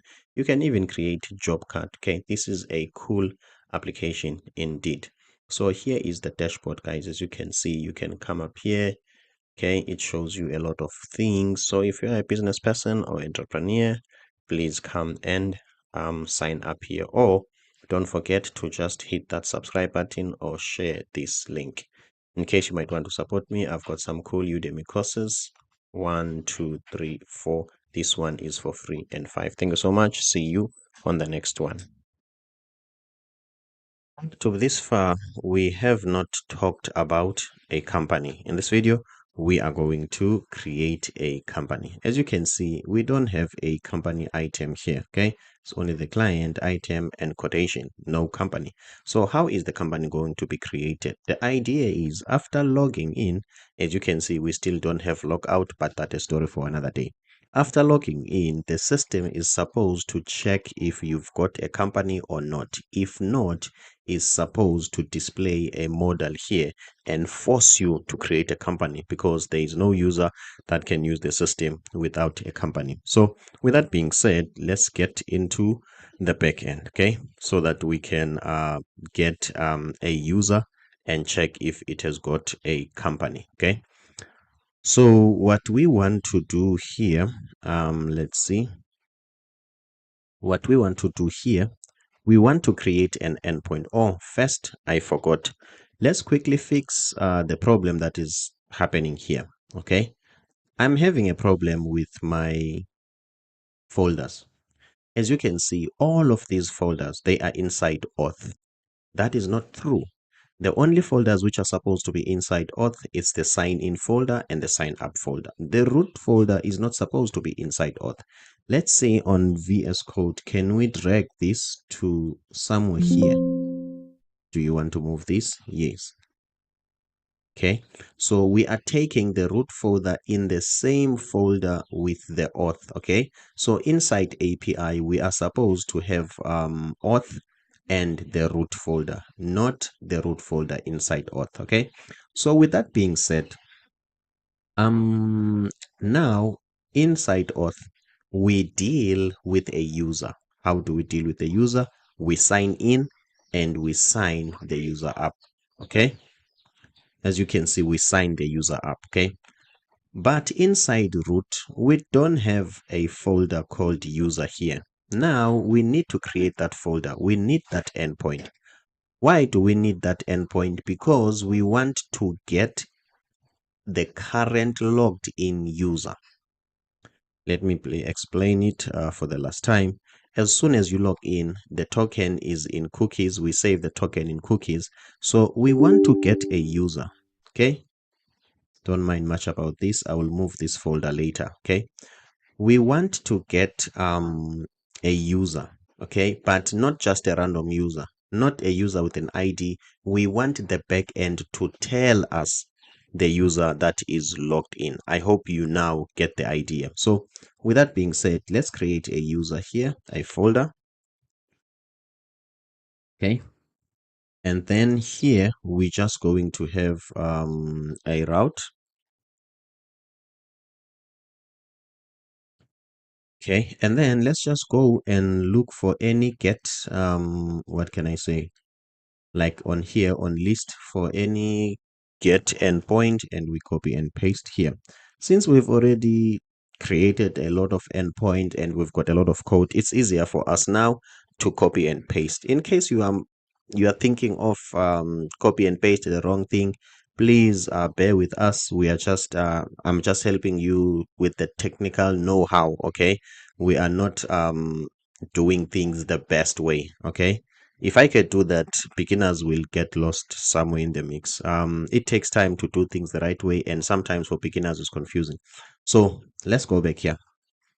So we want to get into the user and we want to paste this as is. Let's go back and modify it. Okay, we want to request .get token. We want to do that. We want to check if that the token is valid. We want to do that. We want to create a secret. We want to do that. Results.await verify. We want to verify the token. Okay, also if the result.payload is error, we want to send the error. Okay, so meaning that we do have a payload. If we can continue here, that means we do have a payload. Okay, now let's copy this payload. Okay, and then what we want to do, we want const, my apologies about that, we want an ID of an active user. Okay, why are we going to say this is an active user? Simply because this user comes from a token, as you can see. So this is the active user. So when we are hitting this endpoint, we don't have to pass an ID. Okay, the server will know. So this is const ID is equal to .payload .id. Okay, okay, that means there is an ID here. So now when we hit this endpoint, we know which client or which ID is current or currently logged in. Okay, so let's go back here. Database records, I'm happy with that, is equal to prisma.clients, not .find many now. Okay, .find unique, because we want where is find unique? We want one user. Okay, so we want .find unique, and we need some sort of what can I say, I think in In SQL, this is called a claw, which is where ID, let's just say equals 1 for now. Okay, if this works, then we want where ID equal to ID, which is this ID. If we are going to do this ID equal this ID, let's check what is the problem here. Unknown is not assignable to a type number or undefined. This is fine. Let's do this. Pass int. We are converting this to an integer. Okay. Let's see what is this saying. I think we need to unknown is not assignable to. Okay, fine. Let's go back here and see why TypeScript doesn't really know what's going on here. Let's see here as this JW token verify. Let's do this. I think this is a generic function where we can say we are going to get back a string. Let's see if that is the case. As you can see, it's telling us that this is off string, okay? Which that is not the case. This is off client schema. Okay, so this must be off client schema, as you can see, but without the ID. Let's cheat TypeScript a little bit. Why am I saying so? This is this type that we're getting here from the token that has been, what can I say, converted into its original form. We've got this data, name, email, and home, but we are not going to use it. We only want an email, okay? So there's no need for us to create a complex type here because we're interested only in the ID that is there, okay? The ID is supposed to be a number, okay? It's supposed to be. How can I check that? Okay, let's quickly do this. I want to check if the ID is a number. Where is the application? And let's check on cookies. Here is the JSON Web Token. Cool. Let's go to the JSON Web Token. And then let's paste the JSON Web Token here and look at this is the number. This usually takes time. So I just want to check, is the ID a number or a string? But let me assume it's a number since this is taking too long and I don't know why. Let me refresh in case it will work this time. Okay, we will come back here when this is done loading. Okay, for now, let's say this is a number. Okay, we are typing this. Okay, as you can see, this is a JWT verify result of type this. Okay, this is a generic function. You type it as you create it. So let's go back here. So result.error, we don't get that. And then suppose now this is somewhat typed. Okay, let's check what can we get from there. Dot payload dot. Okay, here is dot ID. Okay, now let's see why is it complaining. Argument of type number is not assigned to a parameter of type string. Yes, that is the case because this ID, I have typed it as a number. So when you pass int, you pass a string and then you convert the string to what? To a number. So now since I have typed this generic method or function, now it knows that there is a ID which is a number. I'm happy with this. So as you can see now, we were here. Database record is equal to await prisma.client.find unique where ID is equal to ID. Okay. So for now, we are going to return database record, not necessarily the created one because 201 means created. Let's go with 200, meaning that everything went well. We are going to deal with other details later. What we will do now, we want to hit this endpoint, okay? We want to hit this endpoint and see if we are going to get, what can I say, the data that we want. A get method, it's an interesting, what can I say, it's an interesting method because its endpoint can be accessed by a URL. Why am I saying so? Let's check this. This is user, right? So if I go to API forward slash user, suppose we hit this. Okay, as you can see here, okay, let me go back and continue with this. Now I don't have a copy of that. Okay, I don't know why this takes time to respond, but since we are here, let's quickly attend it just to be sure. Okay, where is my, looks like, okay, okay.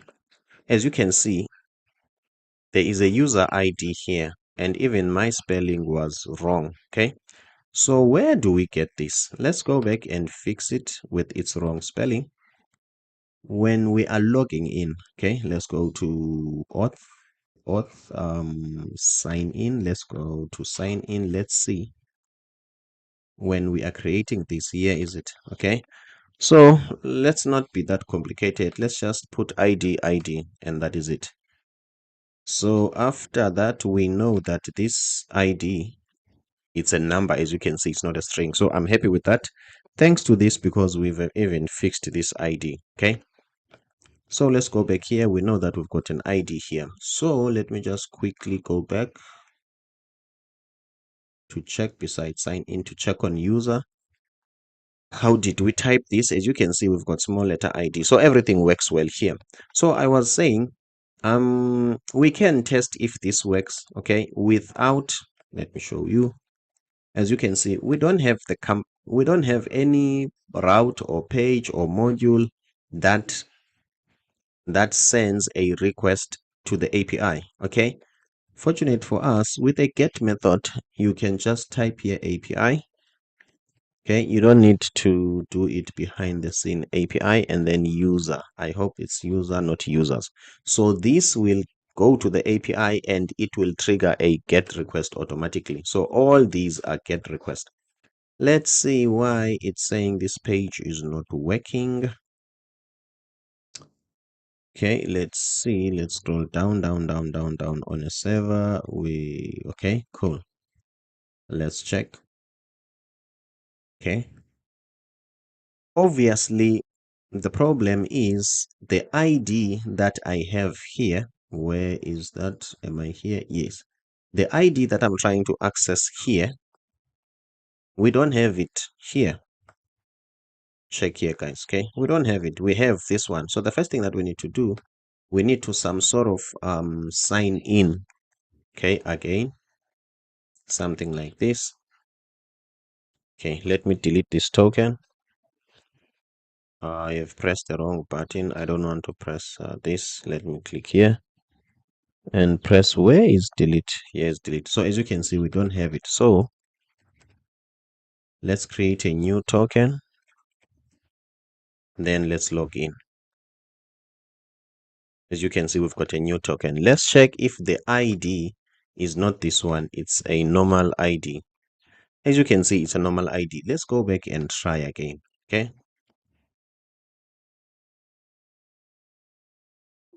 Okay, API / user. Now, this brings back the ID, the name, code, the email, what, the phone, created it, updated it. So it looks like our endpoint is working. Okay, let's go back and check here. So now we are sure that we can get the data of the current logged in user. Okay, I'm happy with that. That means this endpoint works well. What else do we want to do? If I can be honest, I forgot what we were trying to do in the first place. What we were trying to do in the first place, we wanted to execute that endpoint when we get here. That endpoint, we are expecting it. In case you might want, I've got my own tech startup. It's an quoting and invoicing application, which is finance. So if you know someone, please check the link in the description below and support me. As you can see, I've got 341 users and 104 companies. If you might want to check the companies, you can go to Marketplace. This is a list of all the business professional and creatives that are in this application. You can request a code to them if you want to, as you can see. Okay, as soon as you click here, you can get their own detail and visit their own website. Enough about this. I am just talking about it since I'm already here. You can click here and visit this guy's website. So what I wanted to do, I wanted to go to, let's see, I wanted to go to local host and then API get. Okay, API user, yes. There is no company detail here, guys. Okay, there is no company detail here. So the reason why we brought this data here, or we queried this data, we wanted to know, do you have a company as a user? So if the company is not here, how are we going to get it? Okay, let's go back here. Let's go back to our schema. I'm going to show you that this is possible with Prisma. So everything starts from Prisma, so that in case I've made a mistake, I didn't include a company, then we will adjust it there. Okay, sometimes I get lost in my own code, spend a lot of time moving up and down, and that's what I'm doing now.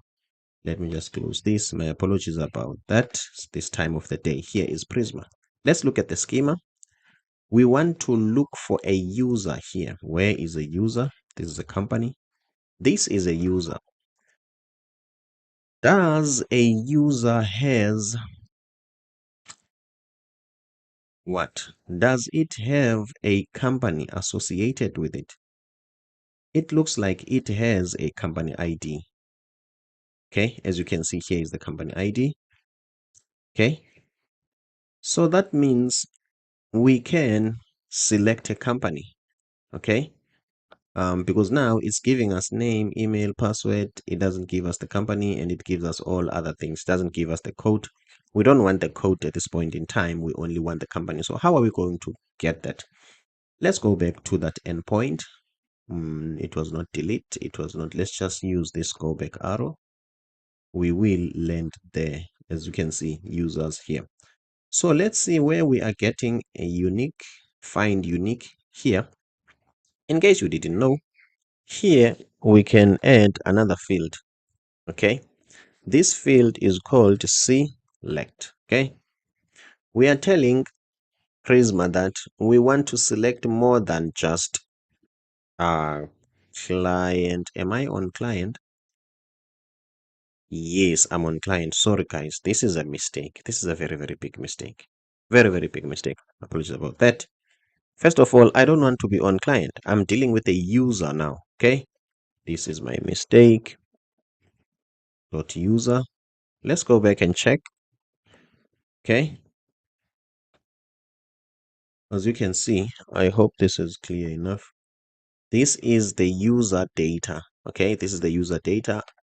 Sorry, this is the client data. I don't want the client data. I want the user data. Let's see. Now the data is different. Okay, that means I've made a mistake. I apologize for that. Now we've got an ID. Now we've got a name. The name is token. The email is token@gmail.com. The password is a hashed password. The company ID, it's null. Okay, so as you can see, we don't even have to go and select things because this is already here. So this is perfect. Okay, if this ID is null, we want to do something here. I hope now you get the idea why we wanted to get the details of the current logged in user. Okay, so we need, when we are here, we need to hit that endpoint. Let's go to this place. This place is in dashboard. Okay, let's say root, application, dashboard. Let's see. Happy with this. Now let's continue.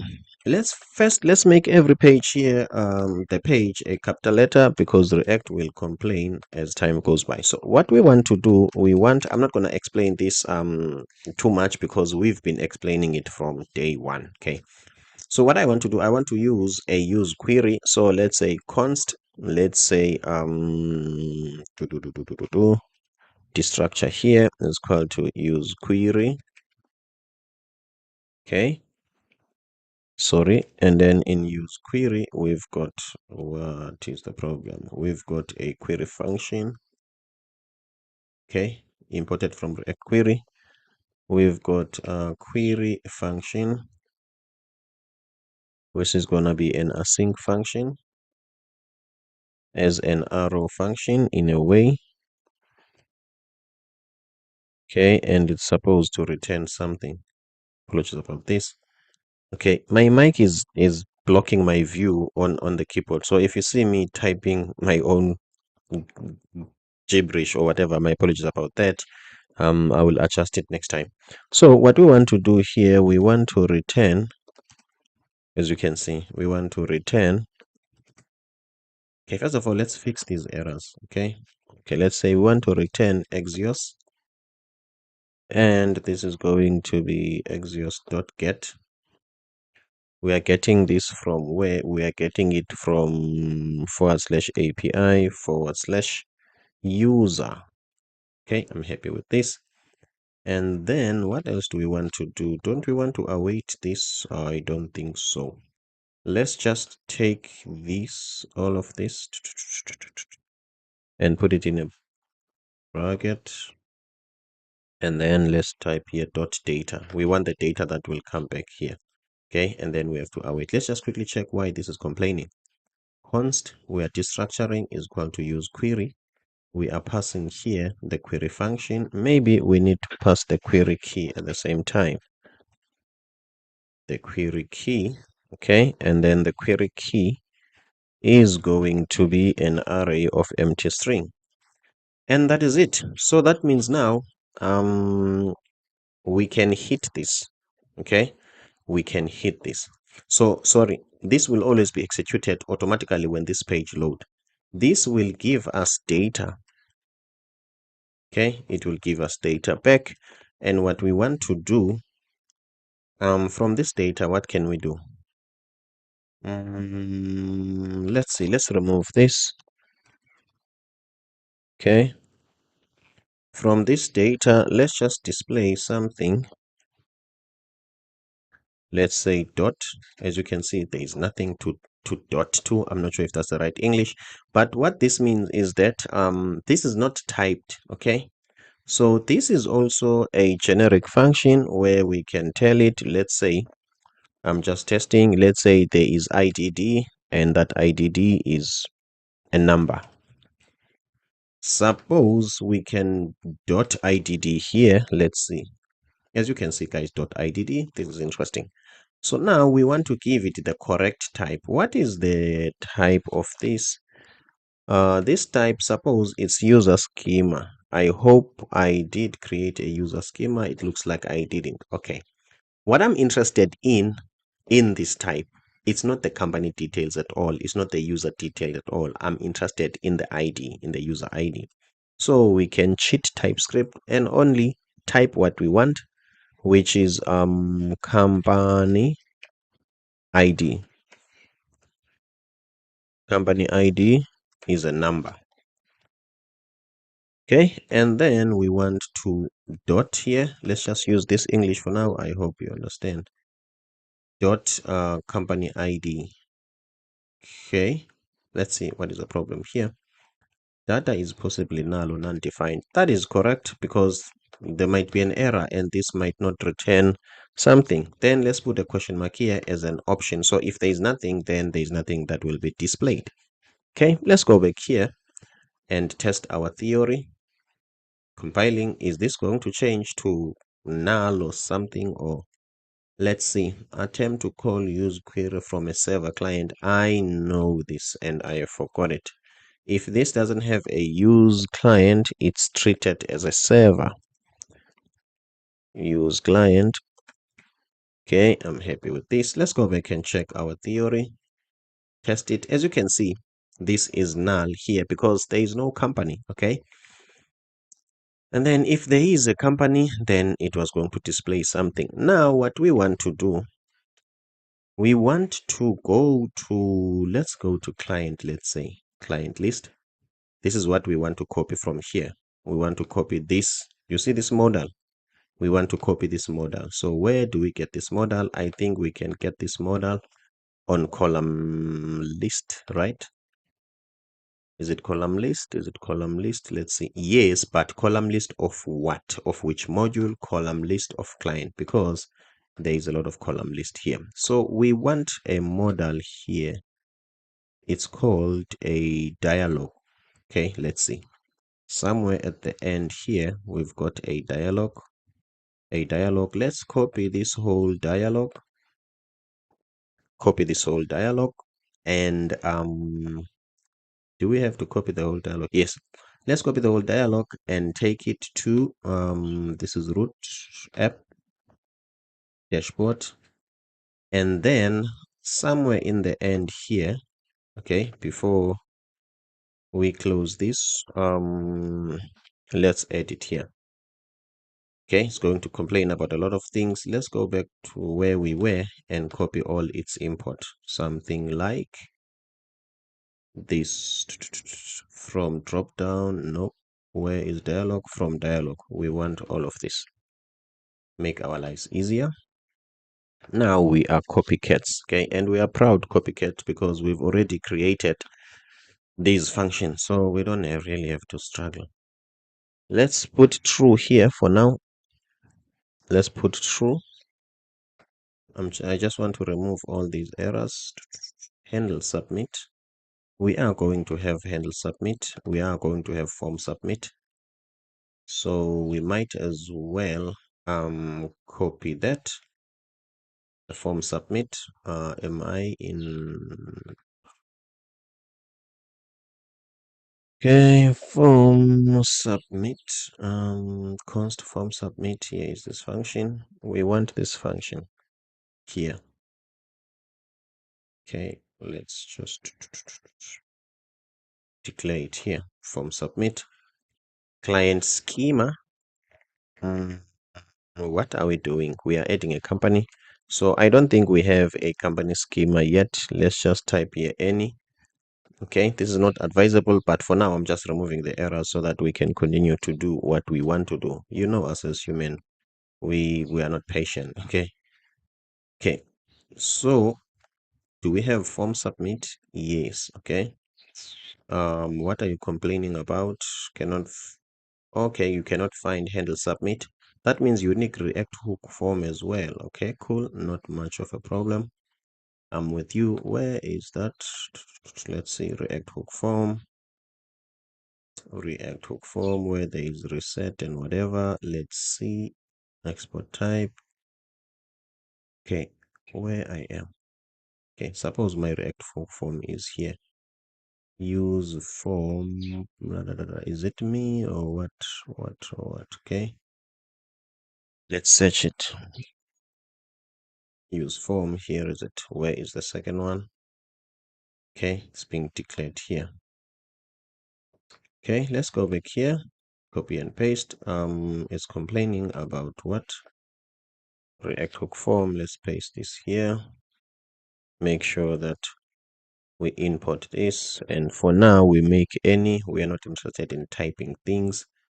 Let's import this Zod as well. For now, let's just silence it. Okay, we are just fixing the errors. Okay, so since let's import the input as well. Since there is any, so this name is not here, we don't have it.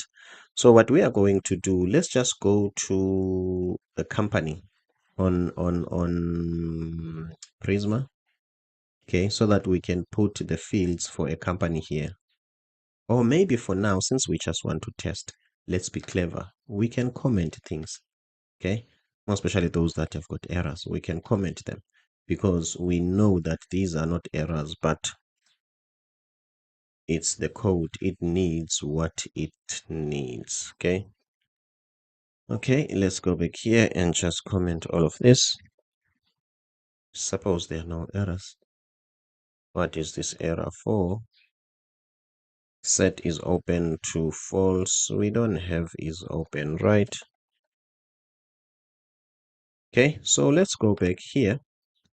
Suppose when we reach the dashboard, are we on the right place? Yes. We don't want to be on the client, by the way. Okay, we want to be on the dashboard. Okay, so how do we get to the dashboard from here? Looks like I'm lost in my own code, but I know how to find my way. Sign in. token. Okay, where is it going to take us? Oh, app dashboard. As you can see now, when we get in there, it's presenting us with this and we cannot cancel it. I'm happy with this, but it must not automatically present us with that. Not automatically, okay? As you can see. So we can go to, where is that company information? Where is the data? Here is the data. And this data, what am I going to do? Where is that? Okay, where is this? Let's see. Where are we using this? Let's check. Here is it. Okay, dot company ID. So what we want to do, we want to check if do we have the company. Okay, this dot this. Okay, so how do I check if this is true? Okay, this doesn't equate to true. It equates to this, which is the value, or undefined. So it can be undefined. Let's see what's the type number, or undefined is not associated with this. Okay, let's trick this, convert it to a boolean. Let's say this equates to true. Let's say that means there is an ID here, okay, which is a company ID. Let's say it's there. Let's say it's 1. So 1 is true because it's data, and then undefined is false. Let's convert that true, which is 1, when there is something, a positive data there. That means a string or a number. Let's convert it to false, okay? Meaning that when there is a number, this will say the wrong thing because it will convert that true of a number to false. Now, if it does the wrong thing, let's correct it and then let's reconvert that to true. Now we have just converted this to a boolean, which is a true or false. I hope you get this. Meaning that if it's a number, it's going to convert it to false and then convert it to true. And then this ends up being a boolean. So let's click here. Because this will be true, I am expecting this to show up. Why it's not showing up now? Why it looks like okay, maybe there's some sort of a problem in my logic. Let's see. um let's see. Okay, there is. Okay, if this doesn't work according to the way I want to, maybe let me see if I do the only this one. Oh, now I see. Now I see. Okay. It looks like I didn't have to reverse this boolean after. Let's read and see the logic again. Now, let's say here at this point in time, this does not exist. Okay. This will result to false because the data is not there. Okay. That is what I want. If it's false, I want to convert it to true so that it can open this dialog. This was right. Okay. Changing it again was doing the wrong thing. Okay, let's say it's now, when it's false, I'm going to convert it, force it to true. When it's true, that means there is data. I'm going to convert it to false so that this won't show. Okay, so my apologies about that, guys. Okay, so this is the right way to do it. Okay, so now let's come back here. Okay, now let's come back here. As you can see, this cannot be changed. Okay, it can only be changed by this data from the UI. This is not what we want, if I can be honest. Excuse me. What we want a const, we want a state. Okay, um has user. Okay, and then set has user. Okay, is equal to use state.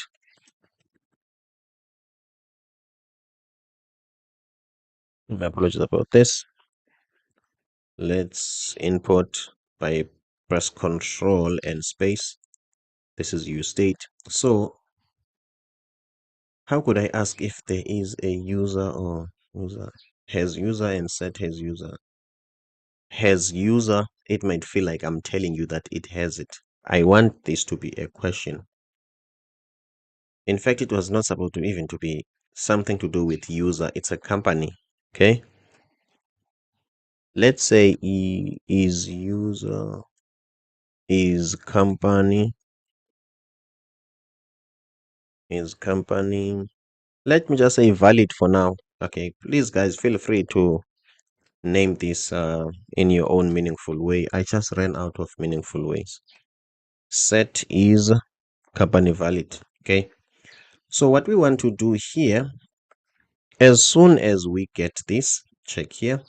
As soon as we get this data, we want to set this, okay, based on whatever that we want. Okay. So let's use here.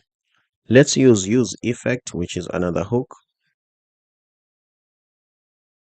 Okay, use effect. Okay, this use effect must always fire when data changes. Okay, this is comma. This is a dependency array.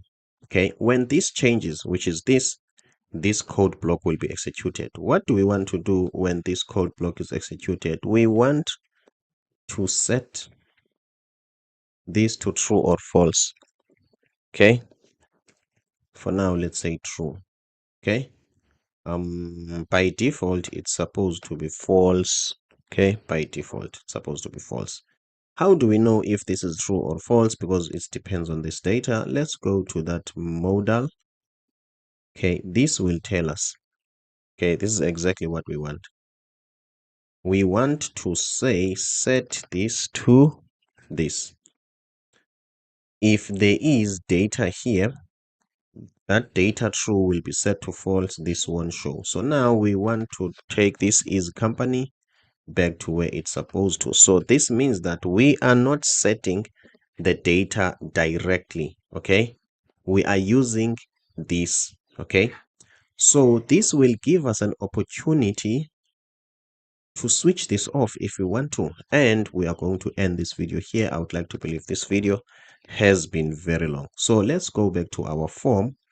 In our form, let's just put close here, just a p tag, or maybe we can put a button. Okay, let's just put a button and then close, and let's convert it to a short cn button by pressing B and then B here, and we want on click. Okay, and then we want to set this to false. Okay, why the on click doesn't? Oh, okay, fine. This is not a function. We're supposed to pass an arrow function here. Let's see. Where is my arrow function? Looks like I'm typing my own things here. My apologies about that. This works well. So now by default, we are supposed to have this. Okay, we are supposed to have it, but we can deactivate it. Okay, when we want to. I am Matthew Msengati, the designer and developer from South Africa. Thank you so much for making it up to this far. If you want to support me, please come here and search my name, Msengati. I've got some cool, awesome TypeScript courses or Next.js courses. 1, 2, 3, 4. This is a UX UI course, which is for free. Please don't forget to support my own tech startup Finance. You can go to finance.com and sign up. Thank you so much. See you on the next one. In this video, we want to make sure that this form has got the necessary input for creating a company. Okay, so the reason why this happened is simply because the logged in user based on the token that is on cookies doesn't have a company. Okay, so we need to register a company. So how are we going to do this? The best way to go about it is to go to Prisma schema and let's look at the company. What are the details of the company that we will convert into text input? As you can see, we've got the name, email, the phone, address, town, zip code, registration number, and bank account. I think these are the necessary input or keys. Okay, so I'm just going to copy these. As you know that our Zod schema is sitting somewhere in what can I say, in a shareable place, and that is on lib and then schemas. Okay, so what we're going to do, we're just gonna look for any schema, sign up schema that we can copy and paste from. Okay, let's just copy this schema and paste it here. Let's call this a company schema. Apologies about that. Let's call this company schema. We've got the name here, minimum of characters. I want that.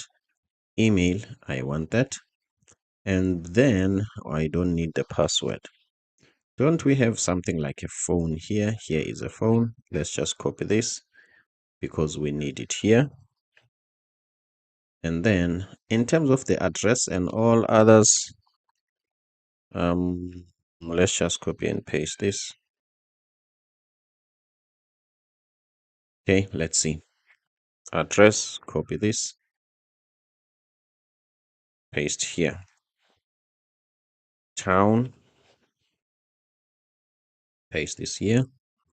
Zip code, paste this here. Registration number, paste this here. Okay, and the bank account, paste this here. Okay, so I think I'm done with this. So let's remove this. Okay, click save. Let's format this. My apologies about this. Control A, right click, format document. Okay, let's go back here. So what we want to do now, we want to check is name minimum of 4 characters. I'm happy with this. Let's just copy this like this, and then email, invalid email, I'm happy with this. Phone number, minimum of 10 characters, I'm happy with this.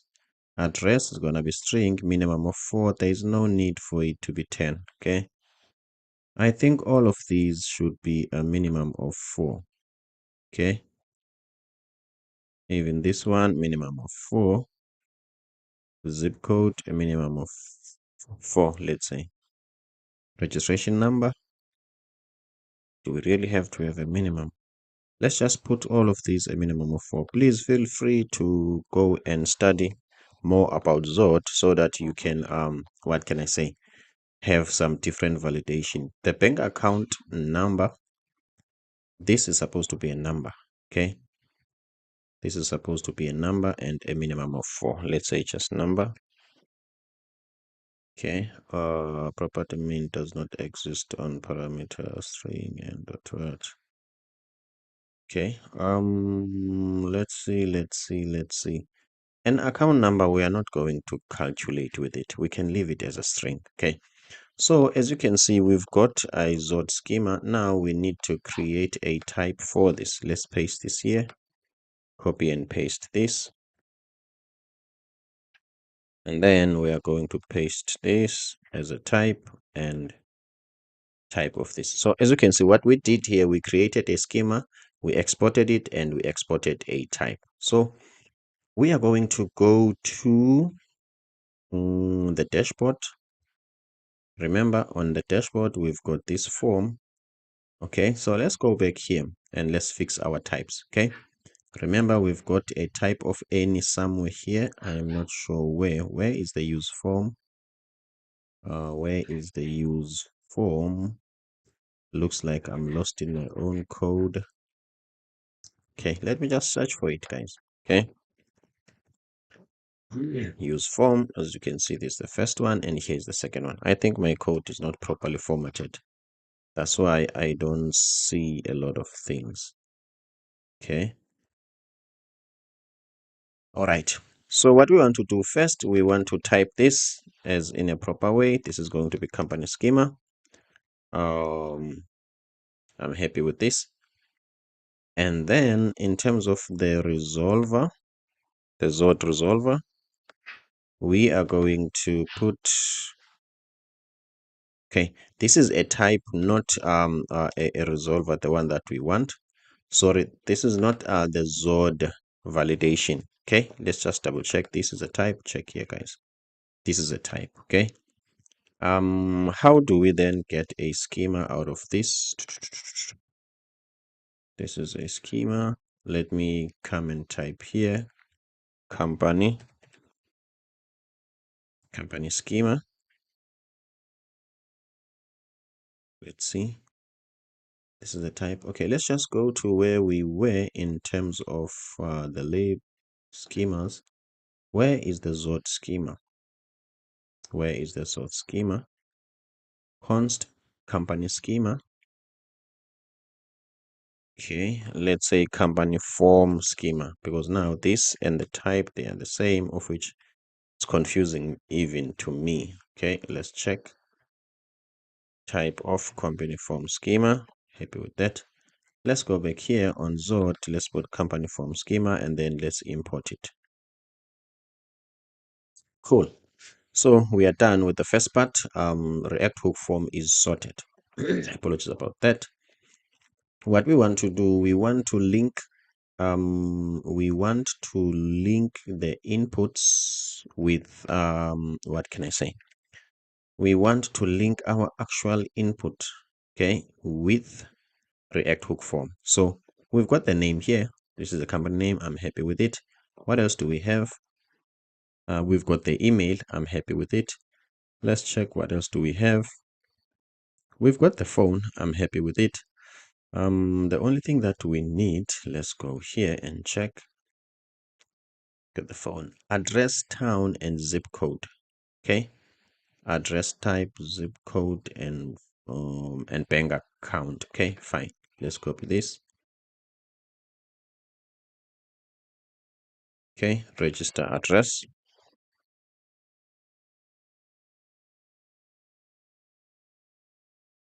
Okay. Come back here again. Address here. Address here. Address town. Town. Town here. And town here. I apologize about that. I'm sneezing. God bless me. My apologies about that. Let's continue. I think we've got zip code. Zip space code. Okay, and then here we want zip code. Hope this is the right spelling. If not, capital letter C. Zip code. Okay, cool. Dot zip code. Dot zip code. Okay, what else do we have? Let's go and check our Prisma. Okay, zip code, it's only bank account. Okay, let's go back where? Let's go back. Sorry about that here. Then bank account. And then bank account. Maybe it's aid here. Okay, this is not even bank account. Bank account and then bank account. As you can see, guys, now we are done, okay, with our form. Let's go back here and check how it is. Suppose this re-renders. If it doesn't, let me close it here and refresh. Suppose now it has got all the details. Okay, when it pops up, as you can see, guys, okay, this guy's got the name, the email, the phone, address, password, and okay. This is fine, but let's check how many fields do we have. 1, 2, 3, 4, 5, 6, 7. Okay, I am planning to put 3 of these here, or 4 of these and 4 of these, including this button. Let's quickly do that, okay, so that this could not be that long. How are we going to do it? Let's do it like this. My apologies about that. These are the inputs. Okay, these are the inputs. All of these. What I want to do, I want to group these. Okay, 1, 2, 3, 4. Let's group this 4 under a div, and then let's group this 4. 1, 2. Why it looks like this is 2, 1, 2, and what else? Where is the button? The close button, not the one on the footer. The submit button, where is it? Let's see. This is input. This is zip code. Where is the account? Okay, let me just double check here, guys. My apologies about that. Okay, let me see. 1, first input, 2, 3, and 4. But there is the 5th one here. Okay, and 4, and then that is it. And what about this one? Let me check, guys. I'm getting lost. 1, 2, 3, 4. After that, 1, 2, 3, 4. Bank account. Okay, button, bank account, zip code, and town. 1, 2, 3, 4. Bank account, button, zip code, and town. Let's check it. Okay. Submit button. This is zip code. Where is the bank account? Okay, and where is the button? Oh, okay. Look like it's me, guys. I'm confused, but I'm going to unconfuse myself now. Check here. This is the 4 component from here up until here. Okay. My apologies about the delay, guys. Let's continue.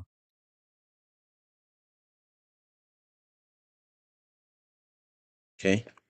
I have managed to divide these into sections. Okay. Obviously, there will be nothing that shows here. Okay. But I will make some adjustments now. Okay. So what I want to do, I want to remove the close button. Where is it? A button that closes address. Where is that button? Here is it. Okay, what I want to do, I just want to take this click. Sorry. Okay, where is that close button? I just did something. Okay. I want this as it is, and I want to remove this.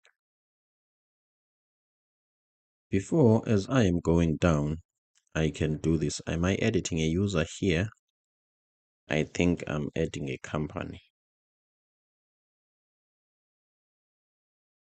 Okay, so what I want to do here, I want to work on this form. It's flex, gap of 2, flex column. Let's do a flex row. Okay. Do a flex row, and then let's go back. Where is the button close?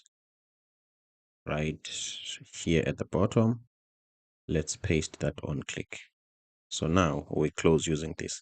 Let's see, because of flex row, what will happen. Okay. Why my own components are not grouped? This means that there is another parent container besides the form, I'm thinking. Okay. Besides the form, the width is 75, or might it be the case? I don't think so. Okay, so let's go back, guys, and try to fix this problem. What's going on here and what's going on here? Okay, let's see. Inside a form, we've got what? We've got this. Then inside this, we were not supposed to have one of these. Okay, we're supposed to have 1, 2, 3, and then, okay, let's see. This doesn't end here. So this is the first input, second one, the third one, and this is the fourth one. Okay, we need to close this here. Okay, let's close this div here. My apologies about this. How do we close a div? Okay, let me just delete the opening one then. Okay, so that means we are closing the first 4. Let's open. Okay, And then this is the other one. Okay, I'm happy with this. This makes sense. So now the grouping is proper. As you can see, now that the grouping is proper, these guys are, what can I say? They are arranged in a row. Okay, here is our submit 1, 2, 3, 4, 1, 2, 3, 4. At least our UI balances. Okay, and then what we want to do, let's make these to fill in the gap. Okay, how are we going to do that? Let's go to the parent container, which is this one, the flexes row. And in each of these, okay, in each of these, let's put class name. Let's put a flex of 1. Okay, this means that if this is a flex of 1, it will take like 100% of the width. And then if this also is a flex of 1, it will also take, now these guys will take 50-50 because they are equal. Think of this as a weight. So if we've got a flex of 1 out of 100, we're going to split 50-50. We are always going to be equal. Let's check. Suppose this is a flex of 1 and this is a flex of 1.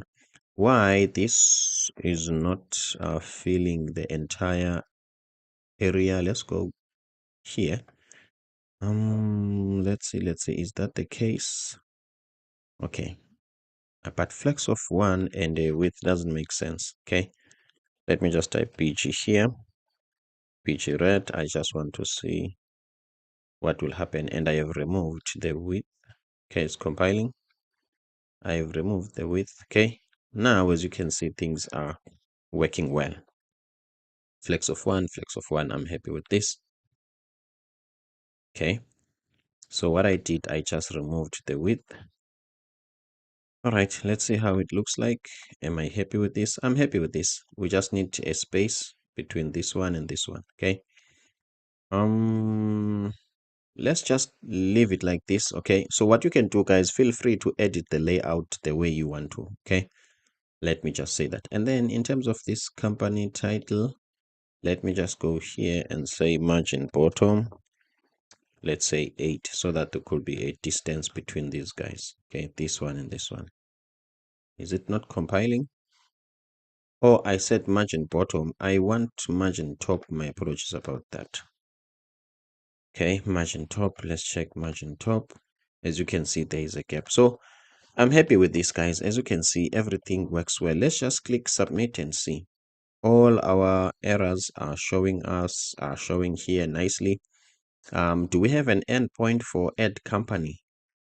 I don't think so. Okay, I don't think so. I don't think we have an endpoint for add company. So what we want to do now, let's go and create an endpoint for add company. How are we going to do it? Let's just go and take the endpoint for create user and make a copy of that. Okay, let's go to API. Let's go to sign up. Let's just use root. Let's just use client. Okay,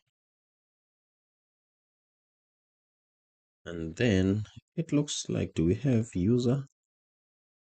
Looks like we already have user. Let's check. Oh, that user was for to get all users, and whatever they want to do here, it has got nothing to do with users, but to do with company. My apologies about that. Client, happy with this. Sign up and users. I think we need company. Okay, we need company, and we are going to create a company. Company create, and then a route here. Apologies about this. And a route where company create and a route here. TS. Let's paste this as it is. Check here. We want everything from here. Okay, everything in the token result, we want that. Request.body, we want that. We want to validate, but we are validating with company form schema. Okay, I'm happy with that. And then if not validation, I'm happy with that. Create created company. Okay, created company Prisma dot company dot create. And that is it. Okay, we are done with the company, what can I say, endpoint. And then we need to go back to the dashboard. Where are we? Let's just go to handle submit and form submit. Go to definition and check the API endpoint, because we are hitting this form hook mutation. Where is it? Cannot find name of form data mutation. Okay, let's go to client create, but on the UI, we just need to copy and paste something. Okay, let's go to the UI. Okay, this is the UI. Then we need this. Okay, and then we need this form mutation. Copy it as it is. Okay, let's copy it as it is, and then go back to where? Go back to dashboard. Go back to dashboard and let's create this. It was not there. And then I'm creating it from where? From here. Okay. Toast, let's add it. Are we going to invalidate queries? Not at the moment, because we're not going to have a list of clients. Okay. Let's go back and see. Use mutation. Let's import it from TenStack query. Company form schema. Company, where is form schema? Here, oh, company schema.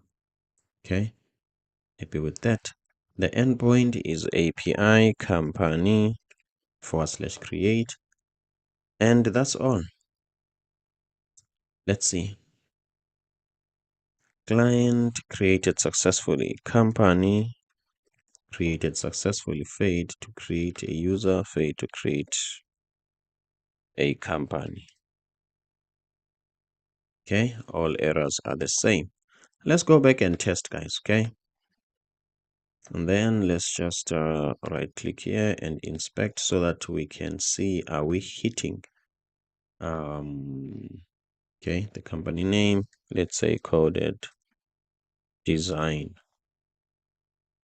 email, phone number, what, zip code, bank account 1234567, 1234567 okay, let's see if we are going to hit that endpoint. No thanks.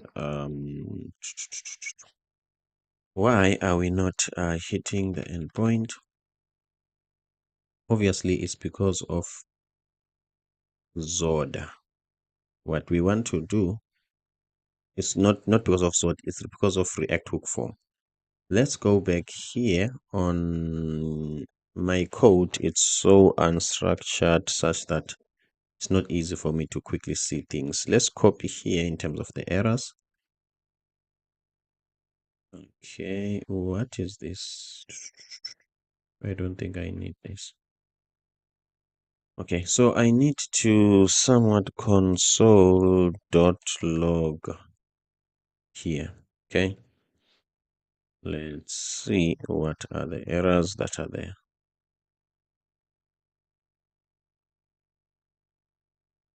Okay, let's go back.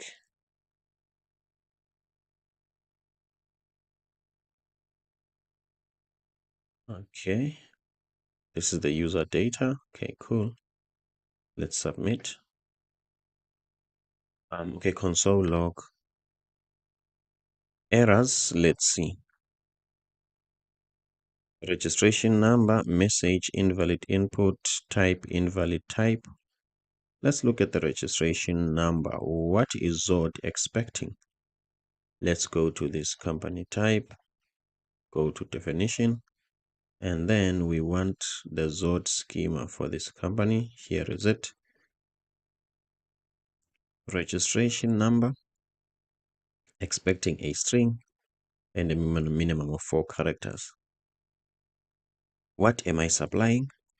Let's go to the dashboard. Okay, let's check. Is this the case? No number here, everything is string. I'm happy with that. And then let's go to, let me check here, registration number. Let me just copy it. Okay, let's go to our form. Where is the registration number, in this group or in which group? Let me just search for it here. We don't have the registration number. That's a problem. Okay, let's go back and see why we don't have registration number. Bank account. Do we have a registration number? It's not there, guys. Okay, my apologies about that. Now I see the problem. And then what I want to do, let's copy here and let's create a reg number. Okay. Registration number. And then let's type here registration number. Sorry about that. Let's copy this. Registration number. And then in terms of the errors, registration number and registration number. Okay. So as you can see, guys, we didn't add the registration number. Now it's here. Now it looks like our UI can balance without these. Okay. Because this button now is moving away or off from this sequence. Okay. Now 1, 2, 3, 4, 5, 6, 7, 8. Okay, now let's take it down a little bit, maybe somewhat outside here. Let's see. Okay, I want it to be in the center in a way, so it still has to be outside here. Let's see. All right, now it's here. Let me make this column. Where is the form? The form itself needs to flex column. Okay, let's go back.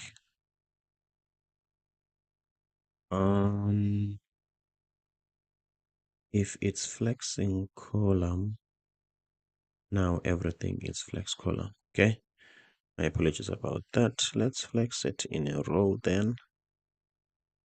And then this is what we have to do. Let's flex this in a column. Okay, I'm happy with this. We need to take all of these two groups, first one and the second one. Let's do this. My apologies about that. Where is the button? Here's the button. So where are these groups? Okay, I think this is the first one. Yes. Where is the second group?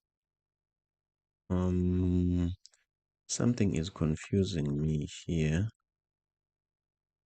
I'm supposed to have two groups which okay, I think maybe this is the other one. My apologies about this, guys. Okay, I am just lost now. Okay, I'm just lost. I don't know. Like, yeah, this is the second group. Okay, I'm taking this and this is the first group, suppose. Yes. Okay, let's take the first group and then let's go to the second group.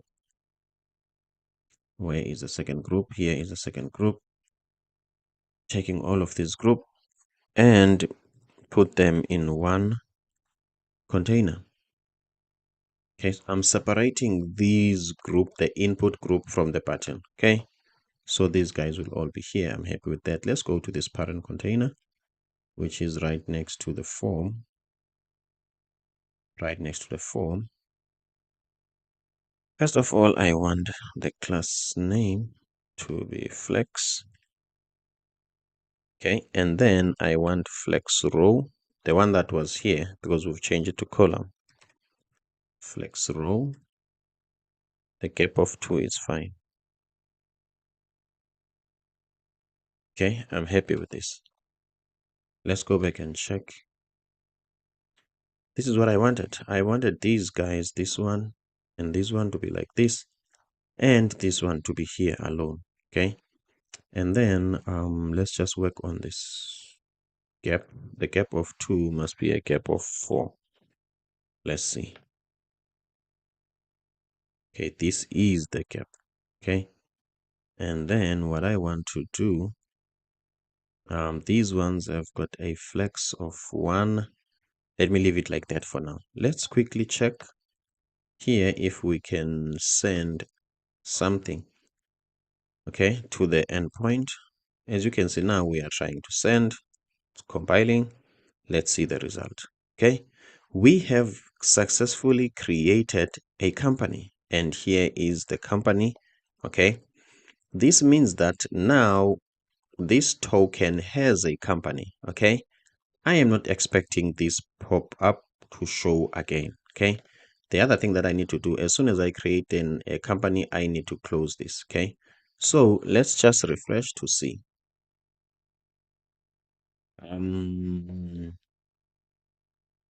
Okay, when we created the token, it didn't have the company.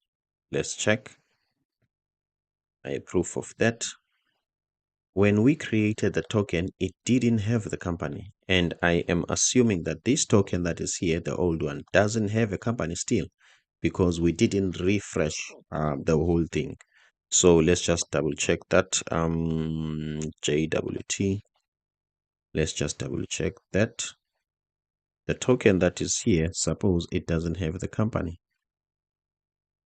Let's see. Okay, ID3, email, and okay. Let's see.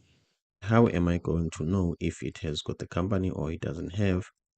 Let's see where we are. Let's check that query. Use mutation. We want this query, the one that gets the company ID. And then where are we using this company ID? Let's check use query, company ID number. Await API, get the data. Let's see. Where are we using this data? This is a query, const form mutation. Data is company data, create, yes. Okay, where are we using this data? Let's check. We are using it here. Okay. So what if I could log this data? Okay, this data. But why this takes a company? Oh, this is a type. Now I see. Okay, it's not a query parameter. It's not what can I say? It's not an argument, it's not a parameter. Okay, this is not a parameter, this is a type. I was confused, guys. Let's console.log data. Okay, I'm expecting this data to have a company ID. Let's go back and see. Okay, console log. Where is data? Here is data. Zoom in a little bit. The data, the ID is 3, the name is token, I'm happy, the email address is Gmail, the password, yes. The company ID, it's null. Let's do this again.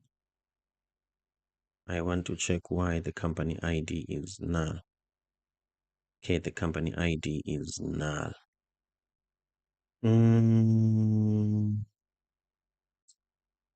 If I'm saving a company, yeah, it's my fault. If I'm saving a company, do I update the user, okay, to have this ID? I don't. So it's still null because I don't update it. What I'm doing, I'm taking the data from the company. I create a company. I am doing nothing when it comes to or relating to a user. This is my fault, okay? It's not going to happen automatically. So this means that I need to update in the endpoint. Let's check where this is. Okay, on company create. Let's go back. I'm lost in my own code. My apologies about that. If this is API and this is route, then I'm supposed to see company here and then create. Let's go back here, guys. We need to do something. Where is a successful created company? Created company, here is it. Should we come here? That means the company has been created. Are we double checking if the company has been created? We are not. Let's just do some sort of a defense mechanism here. Try to, what can I say, defensive programming. If the company, there's an error, and then return, is it 401? Let's say 500 because it's an internal error, status code. And then company not created, that's the name of the error.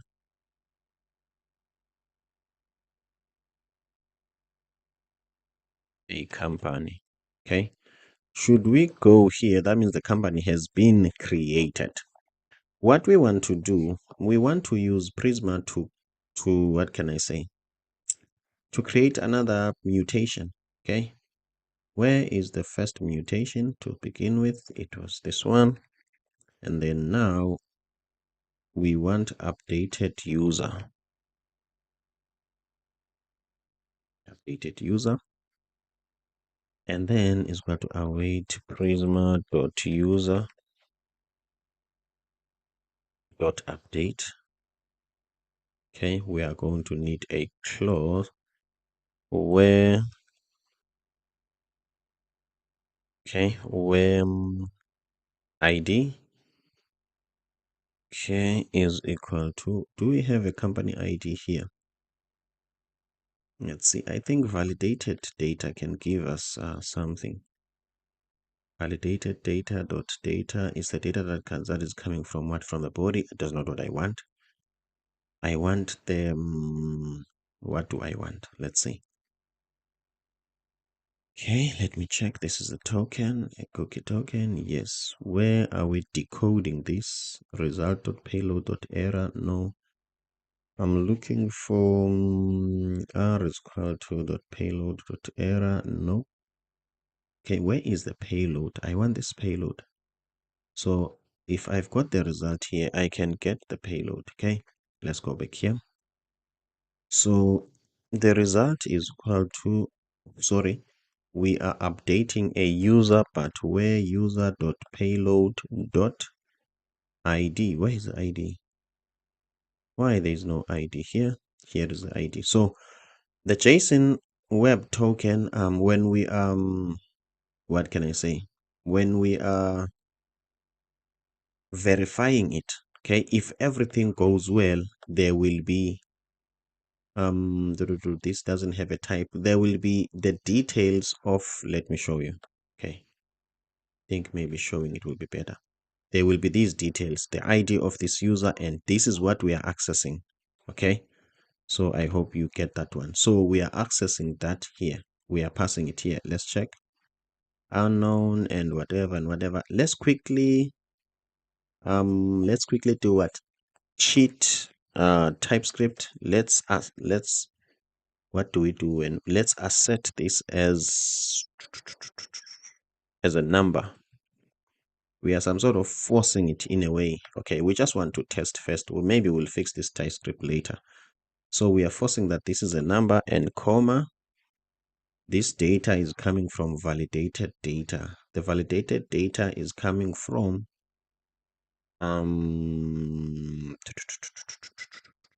this is wrong.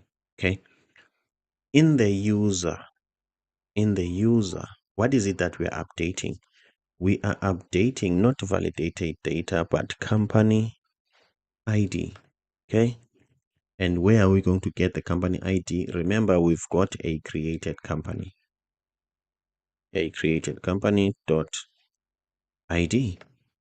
Now, this is bulletproof. Okay. This means that now after, okay, let's check all the updated company. We can also copy this. Okay. If company not updated, is company not updated? Then let's say created a company that failed to update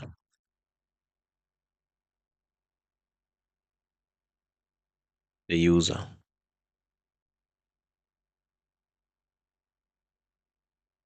Okay, that is also 500. Let's talk about the best practices. If you look at these transactions, this one, updating the user and the company one, okay, these transactions must be grouped and be tied together so that they must both be true in order for us to return true. But at this point in time, I'm not going to do that because this is some sort of a beginner friendly tutorial. But for production grade application, okay, you use a transaction here. A transaction is some sort of a wrapper around these, okay, which will make sure that these are both successful, because before we say everything is successful, we are avoiding a situation just like, for instance, where the company has been added but there is a failure in the update. So the company and the user, there won't be consistency. So I'm just trying to tell you there is a better way to do this. But in our case, as you can see, we are cheating Typescript here and there. I don't want to make this video longer and also what can I say, confuse you in the end. I'm assuming you are a beginner.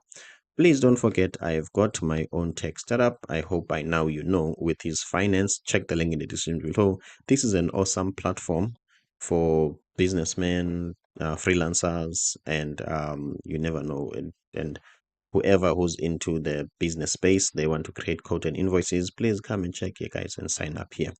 If you can check here, we've got 341 users and 104 companies. Okay, let's go back to the matter at hand. So I hope you get this. So what we want to do, this is something that I've never done before. I want to go to companies. I want to go to companies and delete a company. Let's see. This will be my first time to delete something. Okay, SQLite View Pro for code, open in browser. So that means if I want to delete, I must what? View Pro. So that means what can I say? I cannot delete. That's not much of a problem, guys. This can stick here, is not assigned or is not tied to any user. What we can do, we can come here, pretend that this user doesn't have a company as it will do. Let's just add the company. Okay.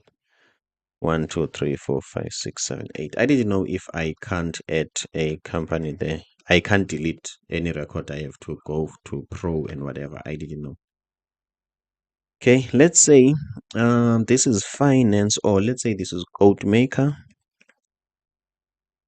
Okay, this is the company name, code maker, and let's say the email is QT. Okay, go back to network and let's see. Created successfully. Okay, let's see, it's a company created, the ID is 2. Okay, I'm happy with that. And then let me refresh. Okay, it looks like everything works well and the dialog box doesn't show. Why? Because this company, I would like to believe, it has got an ID. And this brings us to the end of this tutorial. I'm Matthew Msingati, the designer and developer from South Africa. If you like this video, please don't forget to support me and hit that subscribe button. Should you want to learn more from me, can you please come here on Udemy, search my name, Msingati. This is a closer name, which is my home language, Msingati. And these are my courses 1, 2, 3, 4, and this one is free. I also teach people UX UI design. See you on the next one. In this video, we are going to take a look at React Hook Form, not just the basics, but the bit of an advanced way of using it. I am going to hold your hand in getting you to understand, explaining things the best way I know how, so that you can become a senior developer. Let's look at the real application of what we are going to do. In case you might want to know, this is finance.com, my own invoicing platform, which is for free. We are going to simulate a feature like this. Let's go and create a code. As you can see, this doesn't look like a form because a form has got some input and a submit button, but this looks different. This looks like a table. And before you submit this form, you must choose a client, and then you must also choose some line items for the code. As you can see, if you choose something here, the description comes, there is a quantity and there is an amount, and when you increase the quantity, as you can see, the total increases. If you think this is the only thing that increases, wait until I show you that there is also some sort of a subtotal or total of all line items. How do you know that? Let's click here. As you can see, most of us think that forms are just like inputs and submit button, but here we've got some line items, and these line items are infinite line items. You can add as many as you can, and still this form will work properly. Well, as a beginner, you start to think that maybe the developer has used an advanced package that you don't know, or the developer maybe went to UK or has been working for Google. And I'm here to show you or tell you that is not the case. You just need understanding. I am going to show you how to create a form like this using React Hook form, and the best part of it, I'm going to explain it in plain English, one line at a time. Without wasting time, let's just jump straight into it. So as you can see, this is where we are at the moment, and in our code section, okay, we don't have anything, we don't have this page called code. So let's just quickly go back and create this page called code. In case you see something flickering there, when you have recently logged in, or created an account in this application, it will show a pop-up modal for you to add an account. Once you add an account, then it won't show that modal. Obviously, this code is for beginners. Things are flickering. I'm just helping you to understand things more than just writing production grade code. So let's get into it, guys. So what we want to do here, we want to do something like this, exactly like this, okay? But we want to do it here. Where do we start? Let's start with Zod, okay? In fact, let's start with Prisma. Let's go and look at Prisma, our schema.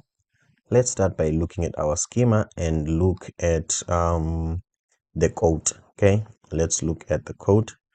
As you can see, here is the code. It has got an ID. It has got a user, okay? That means this is a user ID. It has got a client, okay? Who was this code for? Here's the client ID, and it has got an array of items, as you can see, okay? It has got an array of items, and it has got total, okay, which is this is the total of an invoice, okay? And don't mind much about the created at now.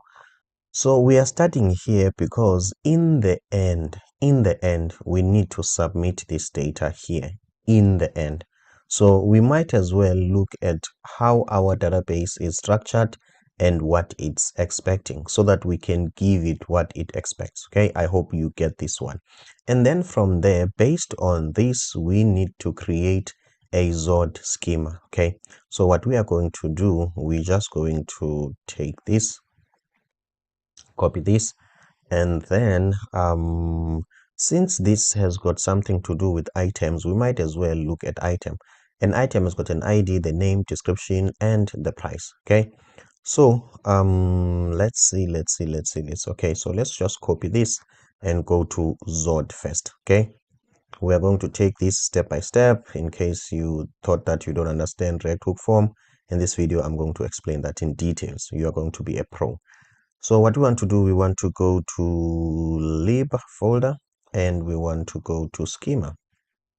Okay, I think by now you understand what a schema is, and it's easy for you to create one. Let's just paste this field here. Why are we doing this? Because we want to make sure that we spell these things the right way. Okay, we know that programming is not easy and you might catch some bugs, but that doesn't mean that you must be careless and type things from your mind and have some bugs of capital letters and small letters. At least we are matured for that. That's why I like to copy and paste things. Okay, in addition to the bugs that I'm going to add, which are going to be there because this is coding, I don't want to add unnecessary bugs. Okay, so what type of schema that we are creating? We are creating a quotation. Let's just, okay, quote form schema. Okay, we are creating a code for a schema. Sorry, we are creating a schema for a code. Okay, so as much as there is a code section, let's look at this. As much as there is this section, okay, which looks dynamic and interesting, okay, with all its features, selecting things and whatever and yada yada, okay, we must not only be obsessed about this. Okay, in the end, we want to know who was the client for this code, who is the user, okay, who is the user that added this code, and okay. So we don't have to be like heavily obsessed about this. So what does that mean? This means that we need to understand what is going on and what is expected of us. In the end, we need to take this data to the API. Okay, so let's see. The first thing that we want, I just want to check, do we need the ID, sorry, the user of an ID which created this? Let's just look at here. Yes, here is the user. Okay, cool. So what we want to do, guys, we want to look at here. We are going to have a user ID, okay? And the user ID is going to be a number. So let's just copy here. Let's copy this. Why are we going to copy this as it is? Simply because this data will go to the same database, and the same database is expecting the structure. So as you can see, is this a string? No, this is a number. Okay, let's just change this to be a number.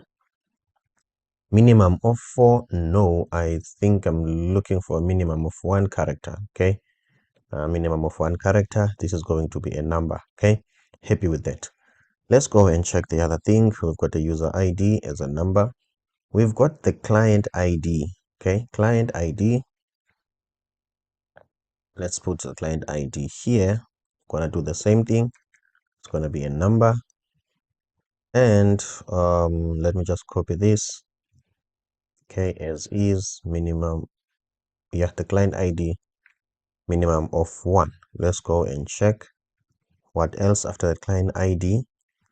We've got some items, okay, which is some sort of an array.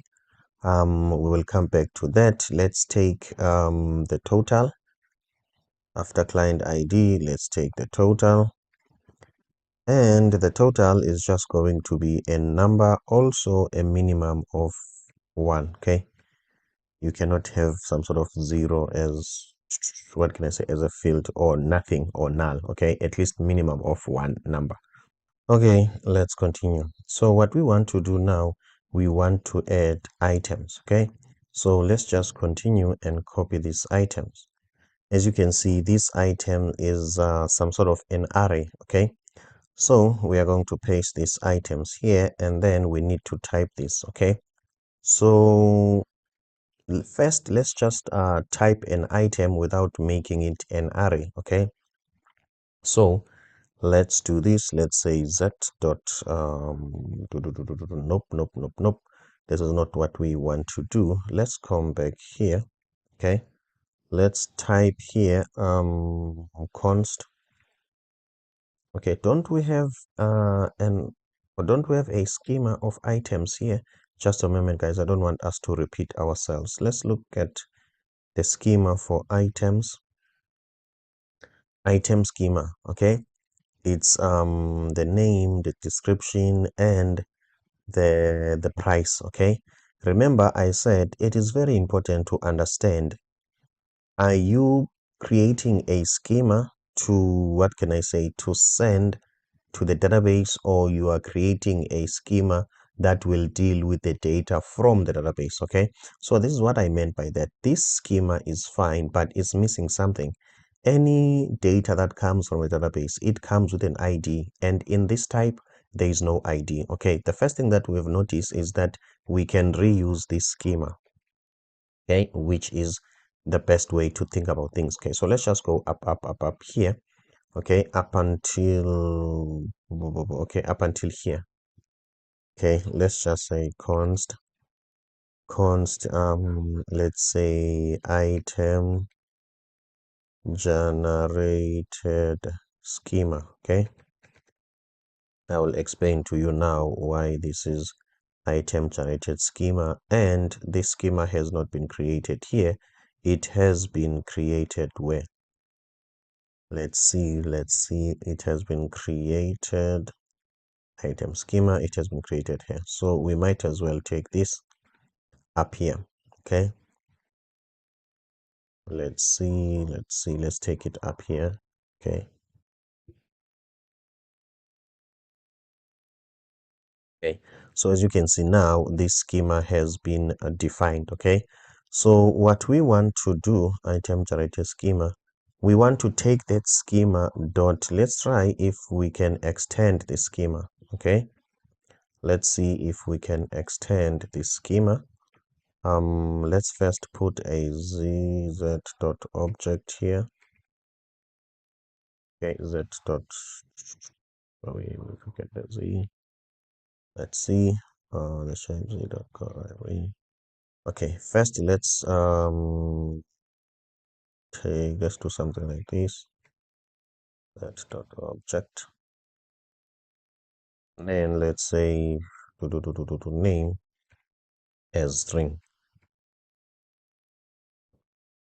Oh, sorry. Z dot object name into z dot string. Okay. Okay, what we are doing here, we are just extending this schema. We are adding name. Okay, obviously this is not what we want to do. We were just testing the syntax to see everything is going to work well. So everything is going to work well. What we want to do here, we want to add an ID, and the ID is going to be number. Okay, so let's just quickly go back and try to explain. The data that will be coming from the code UI being selected as an item, okay, it will have an item ID. It's necessary because the database needs it. Okay, so it has got an ID. It's different from the schema that was just taking data to an ID. Remember, when you send data like this, an ID will be created in the backend. So the first thing that we did is to extend the schema to add an ID in it. Okay, as you can see, the ID is going to be a number. So let's take the generated schema with an ID. Okay, now let's go back to here and say the type for items. Okay, into the Zod schema type for items and validation. Okay, here don't we need the minimum of a number?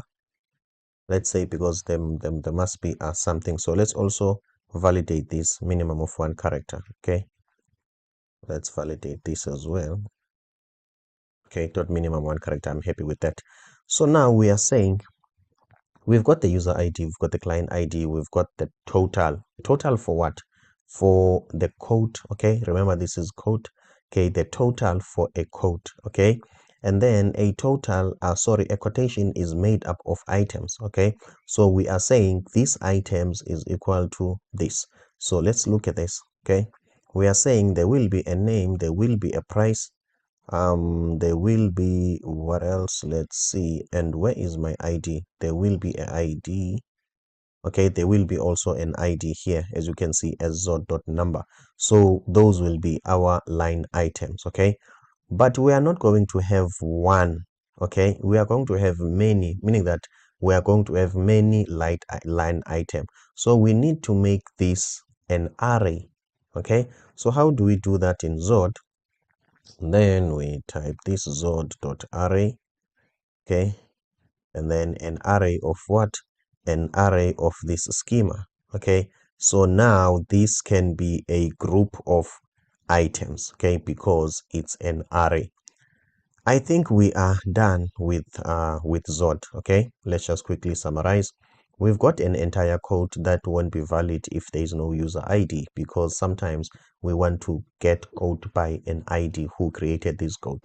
Code are created for a client, and code, they've got some sort of line items, and code have a total. Okay, Please note that this total here is not, what can I say, it's not mandatory. Okay, it can be programmatically generated. Okay, but as I continue with the whole series, you will understand why it is here. Okay, it's making my life or our life simpler.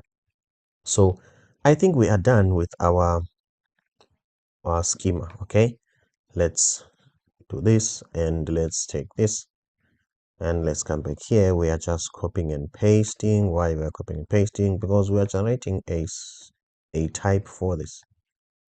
Okay, so simple, copy this and paste. This is going to be a type of. Okay, so we are saying generate a TypeScript type from that form schema. So here is the TypeScript type. Okay, this looks presentable. Let me do this. Okay, as we have said, we're going to have an ID, the client ID, the total, and the items. Okay, as you can see, item name, item price, and where is that ID? Where is ID? Zod is patching things here and adding things, but I don't see my ID at the moment. Okay, so okay, this is ID name, price, and where is the description? Okay, let's just hope that Zod did what we want, because I wanted to see these things, okay, before I continue. But there is another way of seeing these things. For instance, let me type const test. Okay, const test is equal to, let me just say empty thing. Okay, and then let's type this as this. Okay, let's type this as this. Let's see, test is declared, but this value is never read. That's not much of a problem. Let's console log it. Okay, dot log. Okay, and then what else? Type is missing the following property. Yes, this is what I wanted to check. So what are the properties that are in this whole structure? Okay, because I didn't see everything then. Okay, so let's look what are the missing. User ID, I'm happy it's a number. Client ID, I'm happy it's a number. Total, it's a number, I'm happy. Items, okay, I'm happy. Let's look what's there in items. The item name, I'm happy. Price as a number. Let's see price as a number. I don't see, even now I don't see the description and the ID. That's fine. Let's now come here and see if we are going to see those. Okay, we've got the client ID, we've got the items, we've got the total, and then let's bang items, and then let's check what do we have here. Okay, I am not happy with this type. Okay, let's say ID or dot items. Okay, or dot items, obviously at a position. Okay, items at 0 since it's an array. Let's go and check again what's there. What I want I want an ID. You see, I'm not happy, I'm not convinced that we've got an ID here. Let's check price. Price is there. Description is there. What about the ID that I've put there? I think ID does not exist. Yes, let's go back and check why our schema didn't really extend the way in which with item generated schema. Okay, so this is item dot extend, and then we added z dot object. Let's see. I think we might have made a mistake here. Let's see. What if we can add this only? Okay, my apologies about this. Let's try this. As you can see, guys, so as I'm extending, I'm adding this. Okay, this is what I'm adding. So now, as you can see, things are making sense.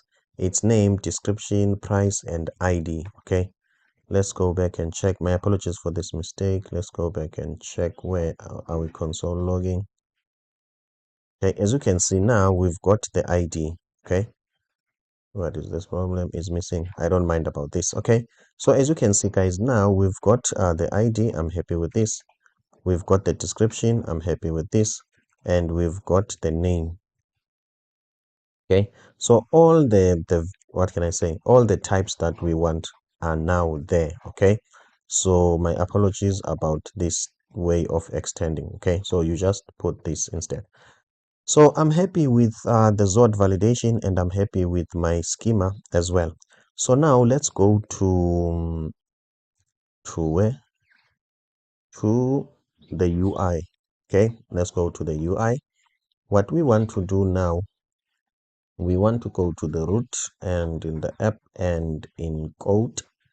Where is a folder code? There is no folder code here. Let's create it. Okay, and in this folder code, let's create page. Okay, and then let's just type RFCE so that we can get what can I say, a snippet, a code snippet. If you might want this, let me just show you for the second time. Here is this, install this extension. Okay, apologies about this, I didn't mean to click this. Okay, let's close this. As you can see, this is where we are. Okay, we've got this page, very nice. And what do we want to do? Okay, the first thing that we want to do, we want to create a table. Let's start from there. We need to have a table here. What we are going to do, we are just going to have a heading here, H1. It's a heading that will label the table. Okay, let's say and a quotation. Okay, add a quotation. What we will do, we need to style this flex first and then make it a flex column. I'm not going to explain this much. This means that if you put another item here, okay, they must show in a column way. It must show below this, okay, exactly like this. So that's what that means. And then let's just put a gap. Let's put a gap of 8. Okay, so there must be a gap between the heading and the table. So what we want to do now, we want to go to ShardCN and go and get a table. Let's search for ShardCN table. As you can see, guys, here is a ShardCN table. And then what we want to do, we want to install it. Okay, or at least to add it. Okay, let's add a ShardCN table. Terminal, let's add a ShardCN table. I can see my battery is getting low. Let me see if I can change the brightness a little bit to save the battery. Okay. All right, we have done with adding a ShardCN table. What we want to do now, this is going to be copy and paste. What we want, let's start with import. We want the import. Okay, we want to import this. And then we want the invoice constant. Okay.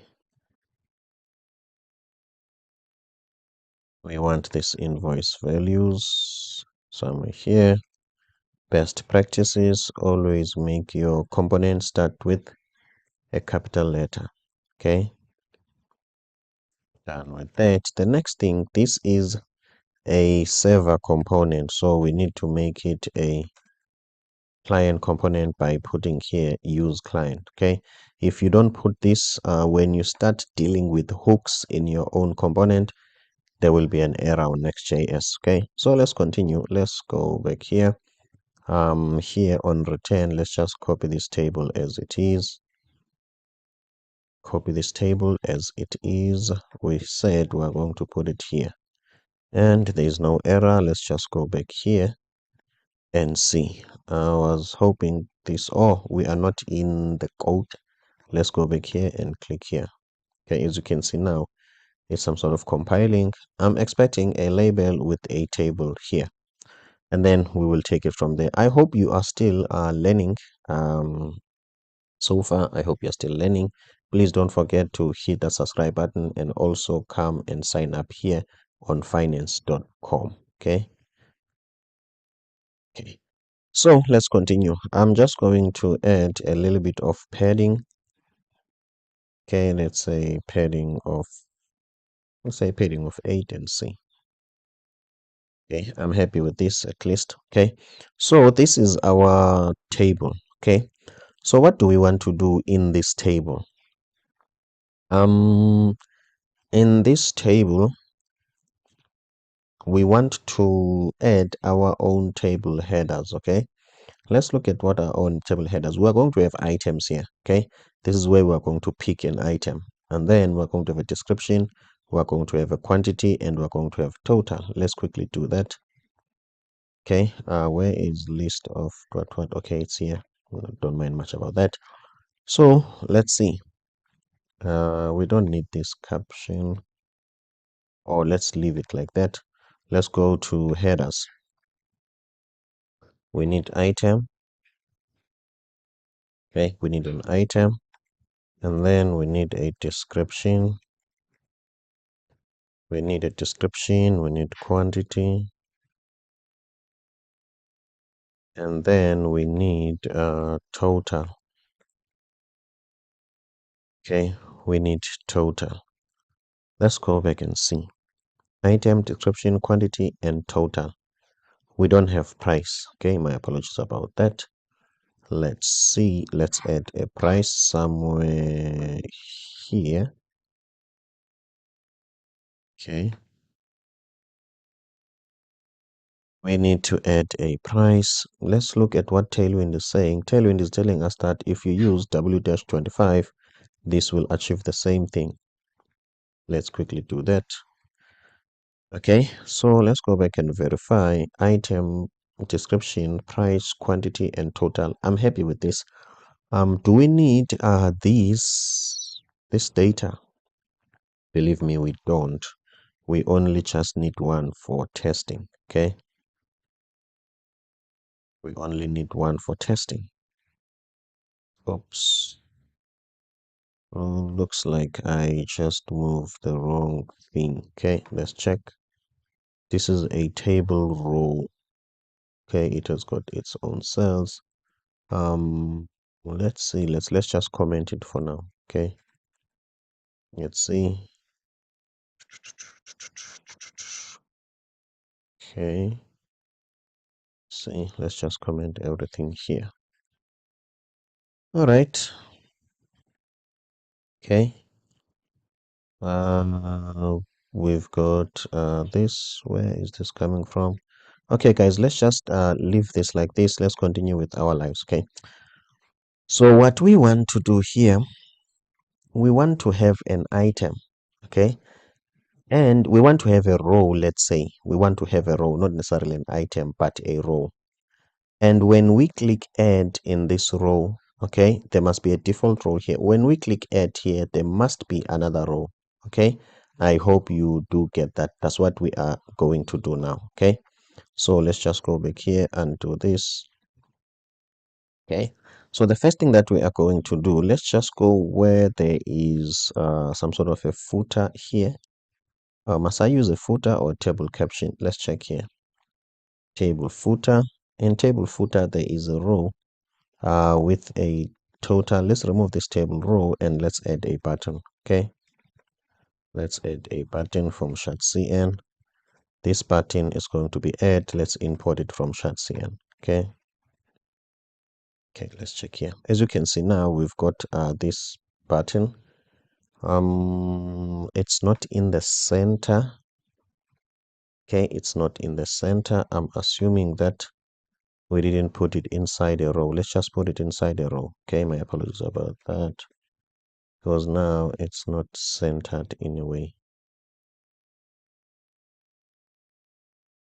From CN, we might as well put a class name here, bg green. Okay, bg green, and the text is supposed to be white. Okay, let's just go back and see.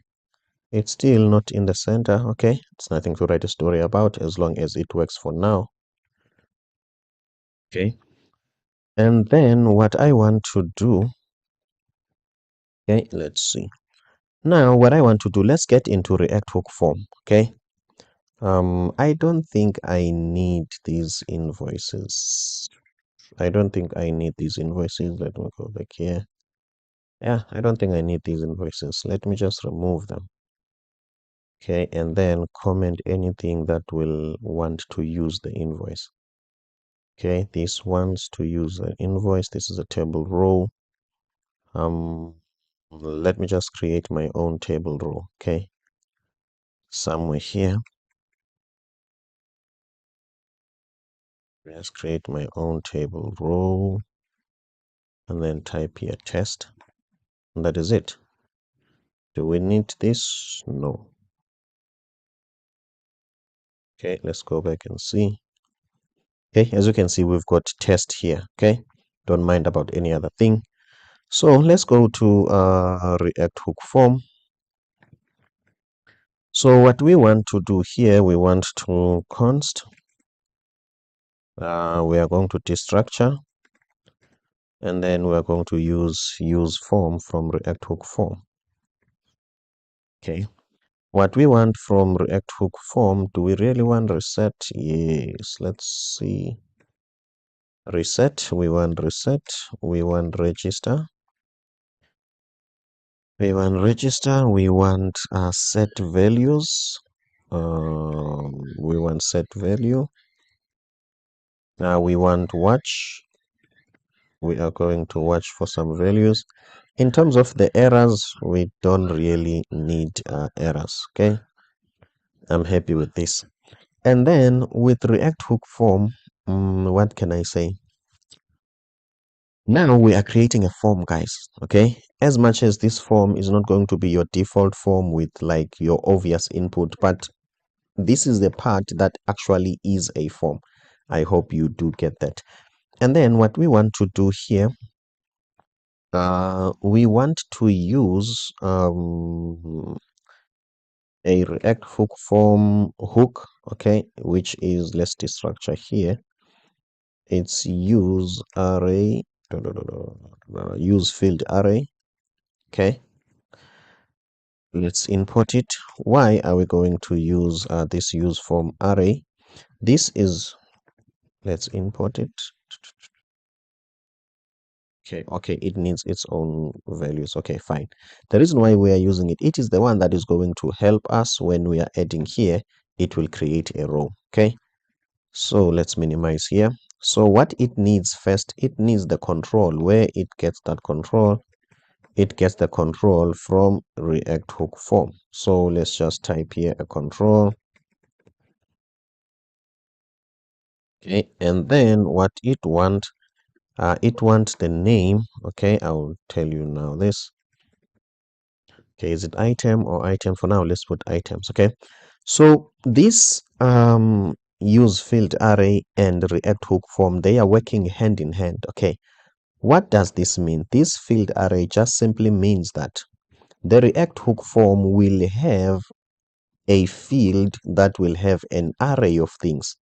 I want to know what is that field. In my case, that field is item. Okay, let's call it items. Okay, so think of it like that for now. So this part is only responsible for that field that has got an array of things. Okay, and we know that it's going to be an array of items. So what do we get from this guy? Okay, this guy will supply us with append. Okay, not add, sorry, append. When we want to remove a field,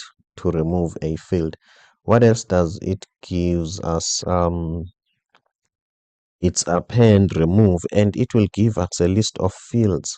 Okay, a list of fields. Okay, so let's end here for now, and then let's look at our TypeScript. Okay, let's look at our TypeScript. We need to tell this guy, this form, okay, we need to tell it about its structure. Okay, I think we've got its structure from from Zod. Okay, I just forgot that structure. Let's just go back here and look at schema. We created that structure recently. Where is it? I think it's called schema. I think it's called, was it a structure? Yes. We want a type. Okay, so this is what we want. Our form will have an ID, the client, the total, and a list of items. This is exactly what we want. We are telling it that you are going to be this form. Okay, you are going to have this type. Okay, let me import this. Now that these have a type, okay, if maybe there was something wrong here without items, as you can see, it was going to complain. So this means that this item goes hand in hand with this one. Okay, as you can see, this is an item that is going to be an array of things, and use field array is responsible for that. So what connects this to React hook form? It's only that array of field. As you can see, this is array of field. So memorize it like that. This is only here because of that array. If that field was not here, we were not going to have that. Clear? Clear.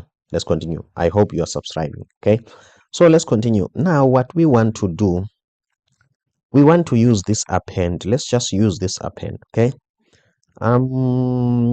let's go to where we've got add. Let's say on click,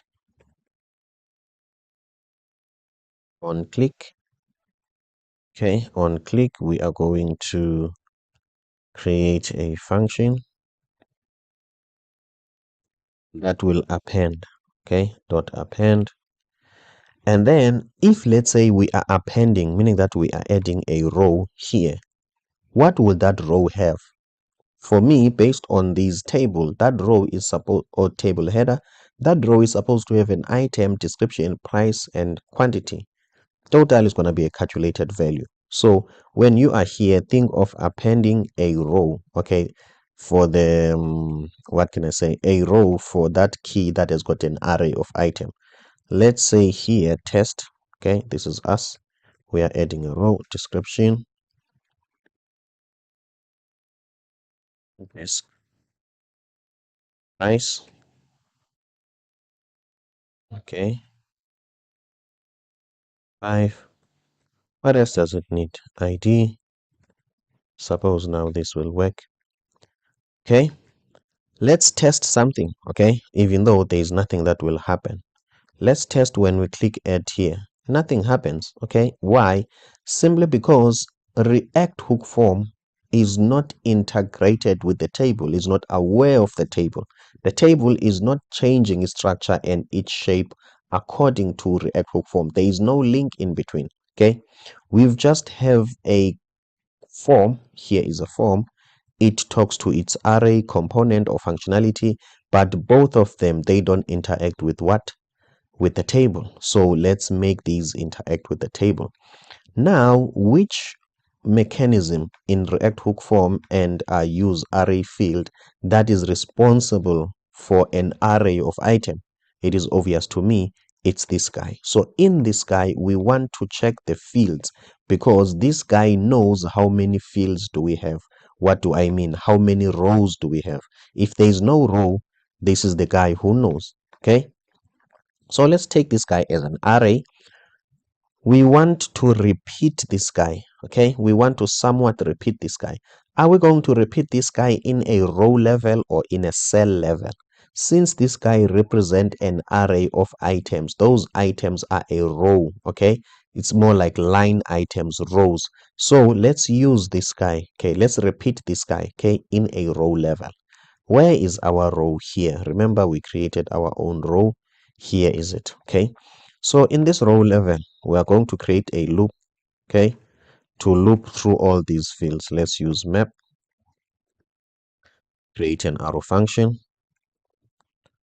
Okay, in fact, if we've got a simple row here, what we can do, we can just come here and paste this. Okay, let's see what will happen then after this.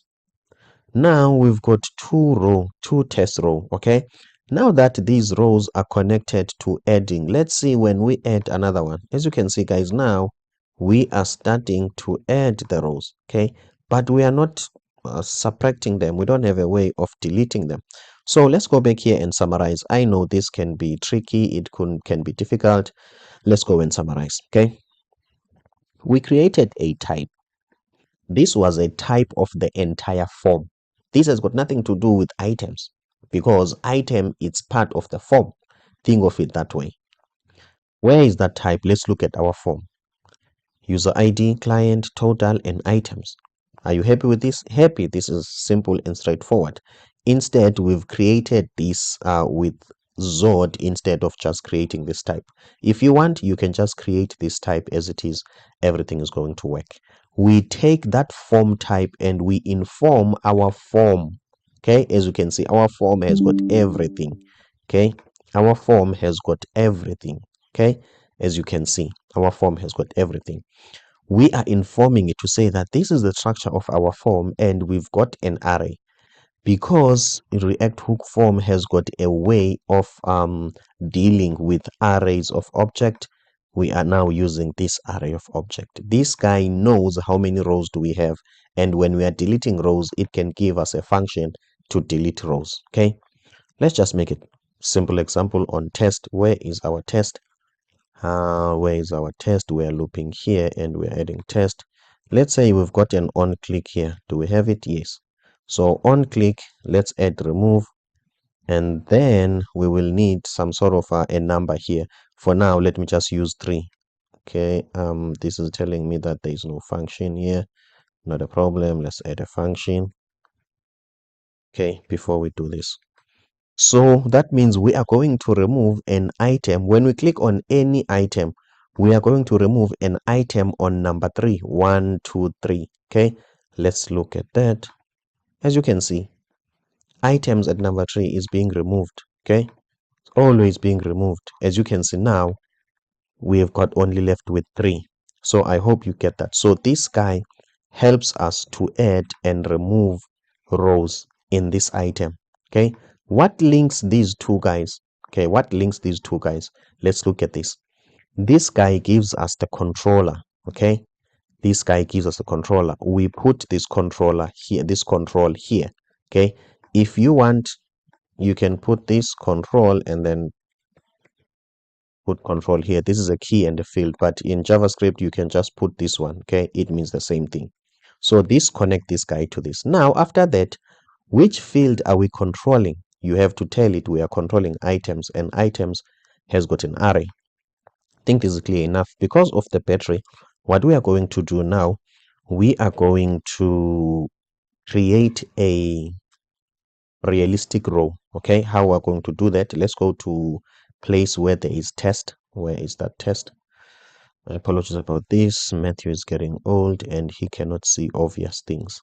Here is it. Okay, where there is test, we don't really need this function here. Okay, my apologies about that. Let's just remove this function. Where there is test now, let's do things the proper way. Let's go to the map. In a map, we can have the item where we are looping from, and we can have an index. An index will always be 0, 1, 2, 3, 4, 5.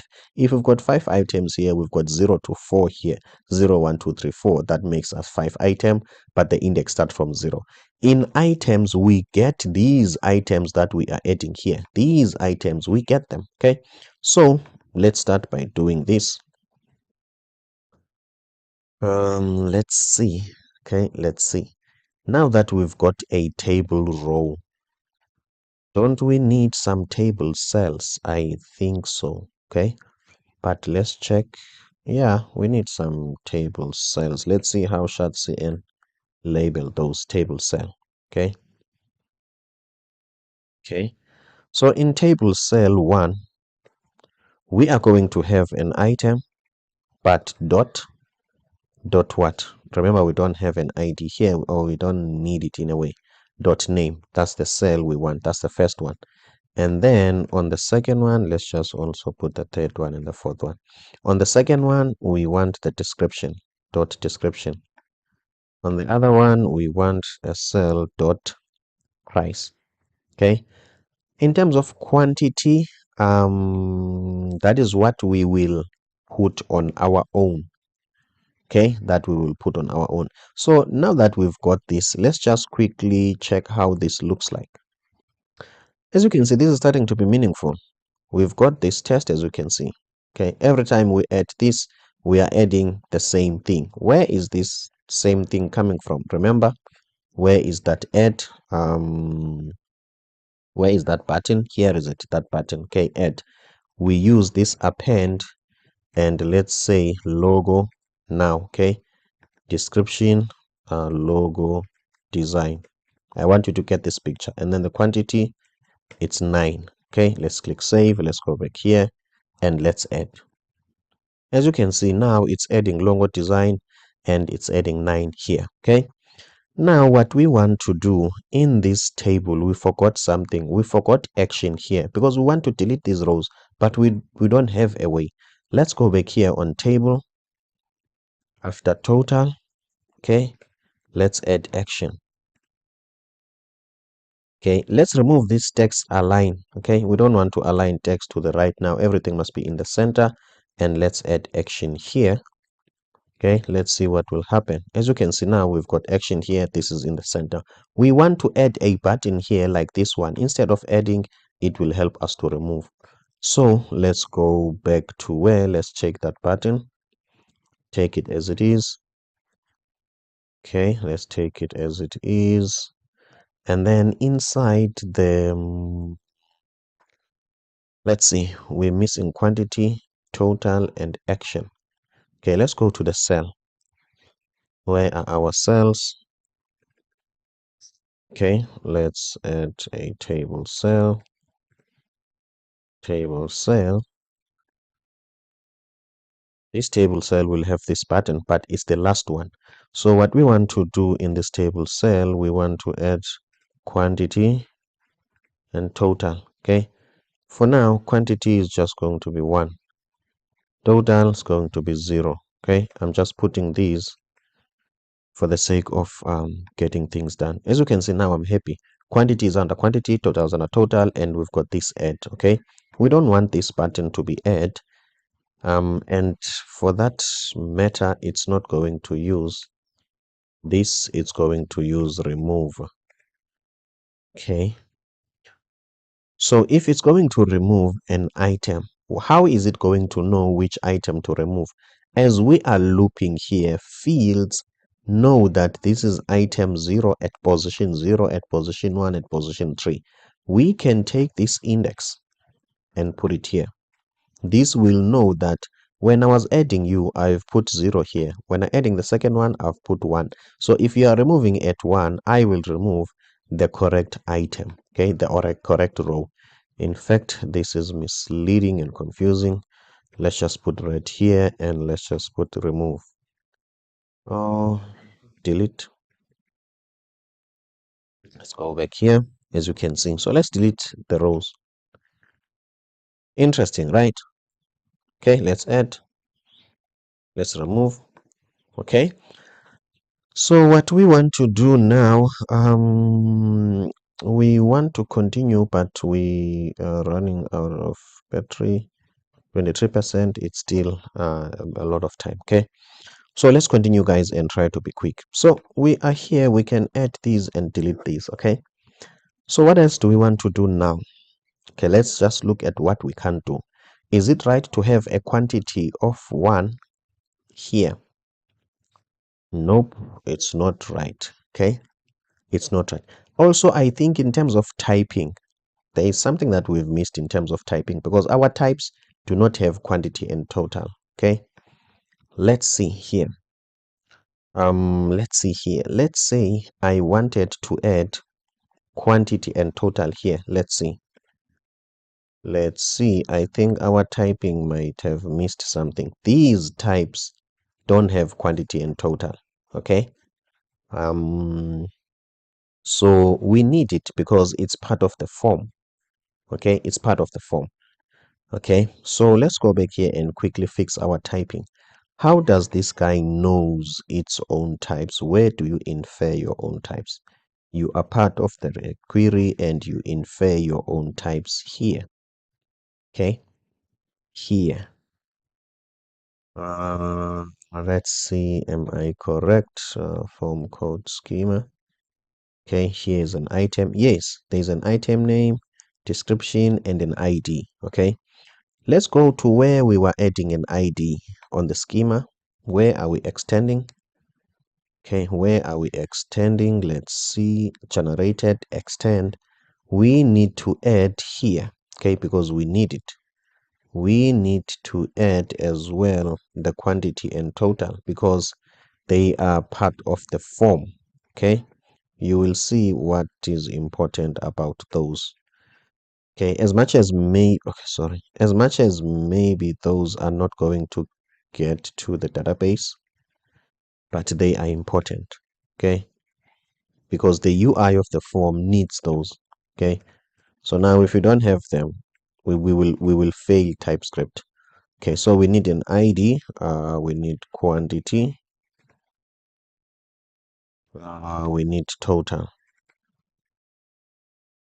All these are numbers. I'm happy with this. Totals at number. Okay, so let's go back and see now. Can we have the totals in terms of we wanted to add the total here. In fact, the quantity. Okay, as you can see, quantity is here. TypeScript is not complaining. Okay, it might happen in terms of the actual value, it's not there. Okay, it might happen the quantity is not there, but as long as TypeScript is happy for now. Okay, total. Remember, was our total. Okay, so now let's make sure that the total is there. Let's go and check on add. Okay, this is complaining because it doesn't have the total. And let's put the quantity. Okay, TypeScript was happy, but now this wants something there. Let's put the total. Let's say the total of 100. Okay, let's go back and check. Okay, as you can see, we can remove all of these and let's check when we are adding. Now we are adding a logo, a price, the quantity, and a total. I'm happy with this. Okay, this somewhat makes sense. Okay, so maybe what we can do, let's move this button to this place. Okay, so that it could be centered and it could be in the middle. So where is our add button? Go to our add, sorry, not table, add button. It ends here. Remove this row on the footer. Let's go to where that sentence is. Paste it here. I'm happy with this. Okay, makes a lot of sense. So as you can see, guys, we are winning. I hope you have subscribed. Please don't forget, I've got finance here. As you can see, we've got 342 users and 104 companies. If you might want to see those companies, you can just go and visit Marketplace and you can see all the companies that are here in finance. Some of them, they deactivated the marketplace, and some of them they are not eligible for marketplace. That's why you see 95 users. Please check the link in the description below. Let's continue, guys. Okay, the first thing that we want to do in terms of item, we are going to select the item, what can I say, from the database, okay, or from a list, not like this. Let's quickly do that. Let's look for a component called select in what, guys, remind me, in chat.cn. Okay, where is the S alphabet? Matthew is getting old. Okay, so how are we going to do this? Let's just look for installation. Okay, what I'm going to do, I'm going to be a little bit quicker. Why am I going to be a little bit quicker? Because my battery is dying, and if you don't get things, I'm hoping or assuming you can come back and watch it again. Okay, because some other things are so obvious, like copying and pasting this. Okay, this is so obvious. Okay, so let's check the import first. I don't think we need this import React from React. Okay, so as you can see, so now we need to import or to copy this select. Okay, my apologies for cn's multi or um, a lot of children in their component. Okay, they make the code longer and ambiguous or not easy to understand. Let's continue. Where there is a cell for name, we are not going to get the name from here. Let's try to put a select inside this name and see what will happen. Let's go back here. Let's add. As you can see now, we've got a select under this name. But this select does nothing, okay? It does nothing, guys, okay? So what we want to do, we've spoken about a lot of things, except the fact that how do we dynamically change these guys, okay? These guys need to change according to the selected thing, okay? According to the selected item. The first thing that we're going to do in trying to help you wrap your head around React Hook Form, when I click in this item, I want to display in the description that item. Let's attempt to do that. So let's look at what can I say? Let's look at the select. Okay, here is the select.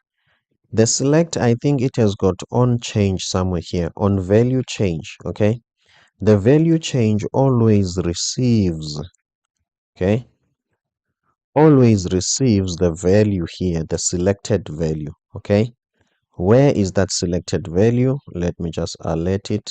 Okay. Okay, we're going to take things step by step so that you can understand this. Okay, I'll always make some small experiment. Grapes, pineapple. Where is this value coming from? Let me show you. When you are adding a select item, you add a label. This is not the label. This is the apple. Okay, this is the apple. Okay, this is the one that is a value. Let's go back here and check. Apple. As you can see, apple. Okay. Now I want you to understand that it's this value, okay? So now what we want to do with this value, okay? With this value, this value, we want to manipulate the description, okay? We want to create some sort of a relationship, okay? The relationship between this and this, okay? So what I'm going to do, I'm just going to remove this select and save. So now let's think like engineers. How are we going to do this?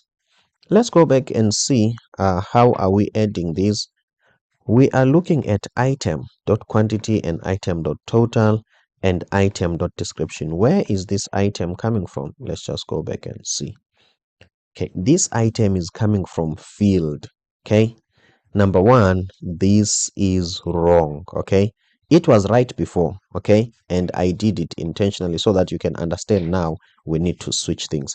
Why now this is not applying? Okay, look at it this way. This field has got limited knowledge about what is going on here. Okay, let's look at how it's been declared. Okay, or where is it coming from? It's coming from use field array. Okay, use field array. This use field array only tackles the items, what can I say, array, okay? And in the items array, okay, it only knows about this. Let me show you. I want to show you where is the add. Okay, this is delete. Where is the add? Oh, it's here, it's on top, okay? It only knows about this. You see this? Where is the on click of this? It only knows about the initial added values. Fields only knows about logo, description, price, okay? Which now in real life, these are going to be 0. The ID doesn't matter, guys, okay? I will tell you later why it doesn't matter. This one is going to be 0 and the total is going to be 0. So field is only aware of this, okay? When you add it, it's only aware of this, okay? It's not aware of the dynamically changing things, okay? Let me put this into perspective. Field only knows this data only, and it's locked in knowing this, okay? So if we are going to use it, okay, it's not aware of any other thing, okay? So meaning that using field here, it's wrong, okay? Let's go back and check. Remember, field is a mechanism to only manipulate certain thing. It's not responsible for understanding the entire form. Use form is a genius in is the mother genius that understands everything. So Field is only responsible for knowing there is a row here. And for me, I only know this row when I'm initializing it, putting the zeros here. And that's the only thing I know. And I know how to delete it.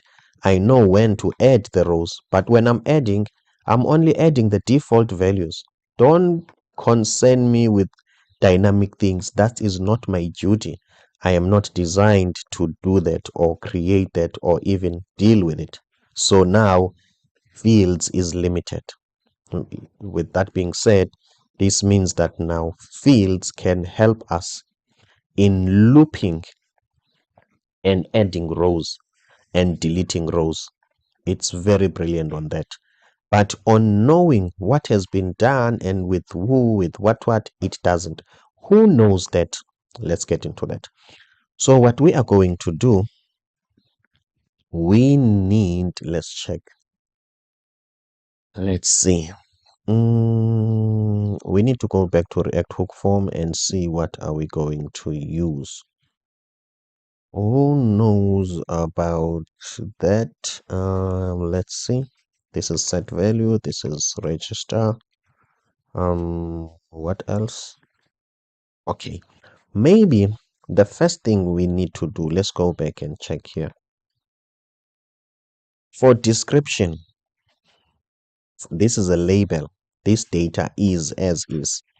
For price, this is a label. This data is as is. For quantity, this is a label. Let's look at quantity. Is quantity going to stay like this, or it needs to be some sort of an input where we can, what can I say, move it up and down and even change it? So I was just bringing your mind into the fact that these are supposed to be inputs, okay, not just labels. Okay, why? Simply because React hook forms integrate well with inputs. Let's go and do that first. Okay, React hook form manipulates input data. Okay, when input data changes, React hook form can understand that. But if we are going to display data like this, like labels, React hook form doesn't deals with label. Okay, let's go back here. Where is the description? Now let's make the description. As you can see, at first, since it was a label, we took item.description, item that was coming from field. We are saying we are dumping field in terms of dynamically rendering data. The data that is going to change dynamically, fields doesn't know more about it. So now we will need an input here. Okay, this is the first way in which, what do I want to do? I want to put an input. Okay. An input is a self-closing tag. So we are saying that we are linking the cells to React hook form through what? Through, let's say, okay, through register. So if this is an input, check here, guys. If this is an input, we are going to register, okay? Going to take React hook form, register, okay, and register, spread register. What do we want to register in here? Somebody might feel like, my apologies, I'm sneezing. Somebody might feel like we need to put something like ID here. Okay, this is 4 things, not 3. So this is how you spread. Somebody might look, okay, we can spread an ID here. Nope, that's not how we're going to do it. Somebody might say we can spread a user ID. Nope. Why is somebody going to do that? Because he's thinking like a normal React hook form application. Okay, the normal one. For instance, if you look at this, we've got a user ID here. So usually these are the fields that you register in forms. Okay, people are not used to this. Okay, so you are going to take this user and put it here. So meaning that in that user ID, you are going to punch the user ID. Okay, this is what people are used to. That is not what we want, okay? Because this input, okay, this register input, we want to register not what is in the top level. Let's go back here. Not what is in the top level, what you are used to. Not user ID, not client ID, not total. We want to get inside items. and inside items we've got some arrays. We need to make sure that as these rows are going to be duplicated, we need to differentiate between the item name at position 0 and position 10. So meaning that this is not as easy as you are used to. Let's go back and register. So this registration, it's a bit different. It uses a string template. Now, as you can see, now that we've got these strings template, what has got the array is an item. And then we need to bang. And then banging in this item, we want to tell it which index in those items. This is what we're going to do, as we might have indicated that if you want to uniquely identify the rows, you use index, just like in remove. We can trust index here as an integer that will tell us specifically the selected row. And then it doesn't end there. We need to bang. And then what have I done wrong? Let's see. We get an item, okay? And the item at position 0, let's say. And then from there, which field is this? This field was for name. And then we can type here name. As you can see, what if maybe we can cheat this, thinking that we can dodge TypeScript? Let's say name 0. It's telling us that there is nothing called name 0 here. So this is still, guys, we are supposed to stop. Okay, so this is still bulletproof. Okay, it wants name, description, price, ID, quantity, or total. What I'm going to do now, I'm just going to pause the video and move to my workstation where there is power, and I'm just going to continue from there. I'm not going to cut this video, so let me just pause. I will be back now.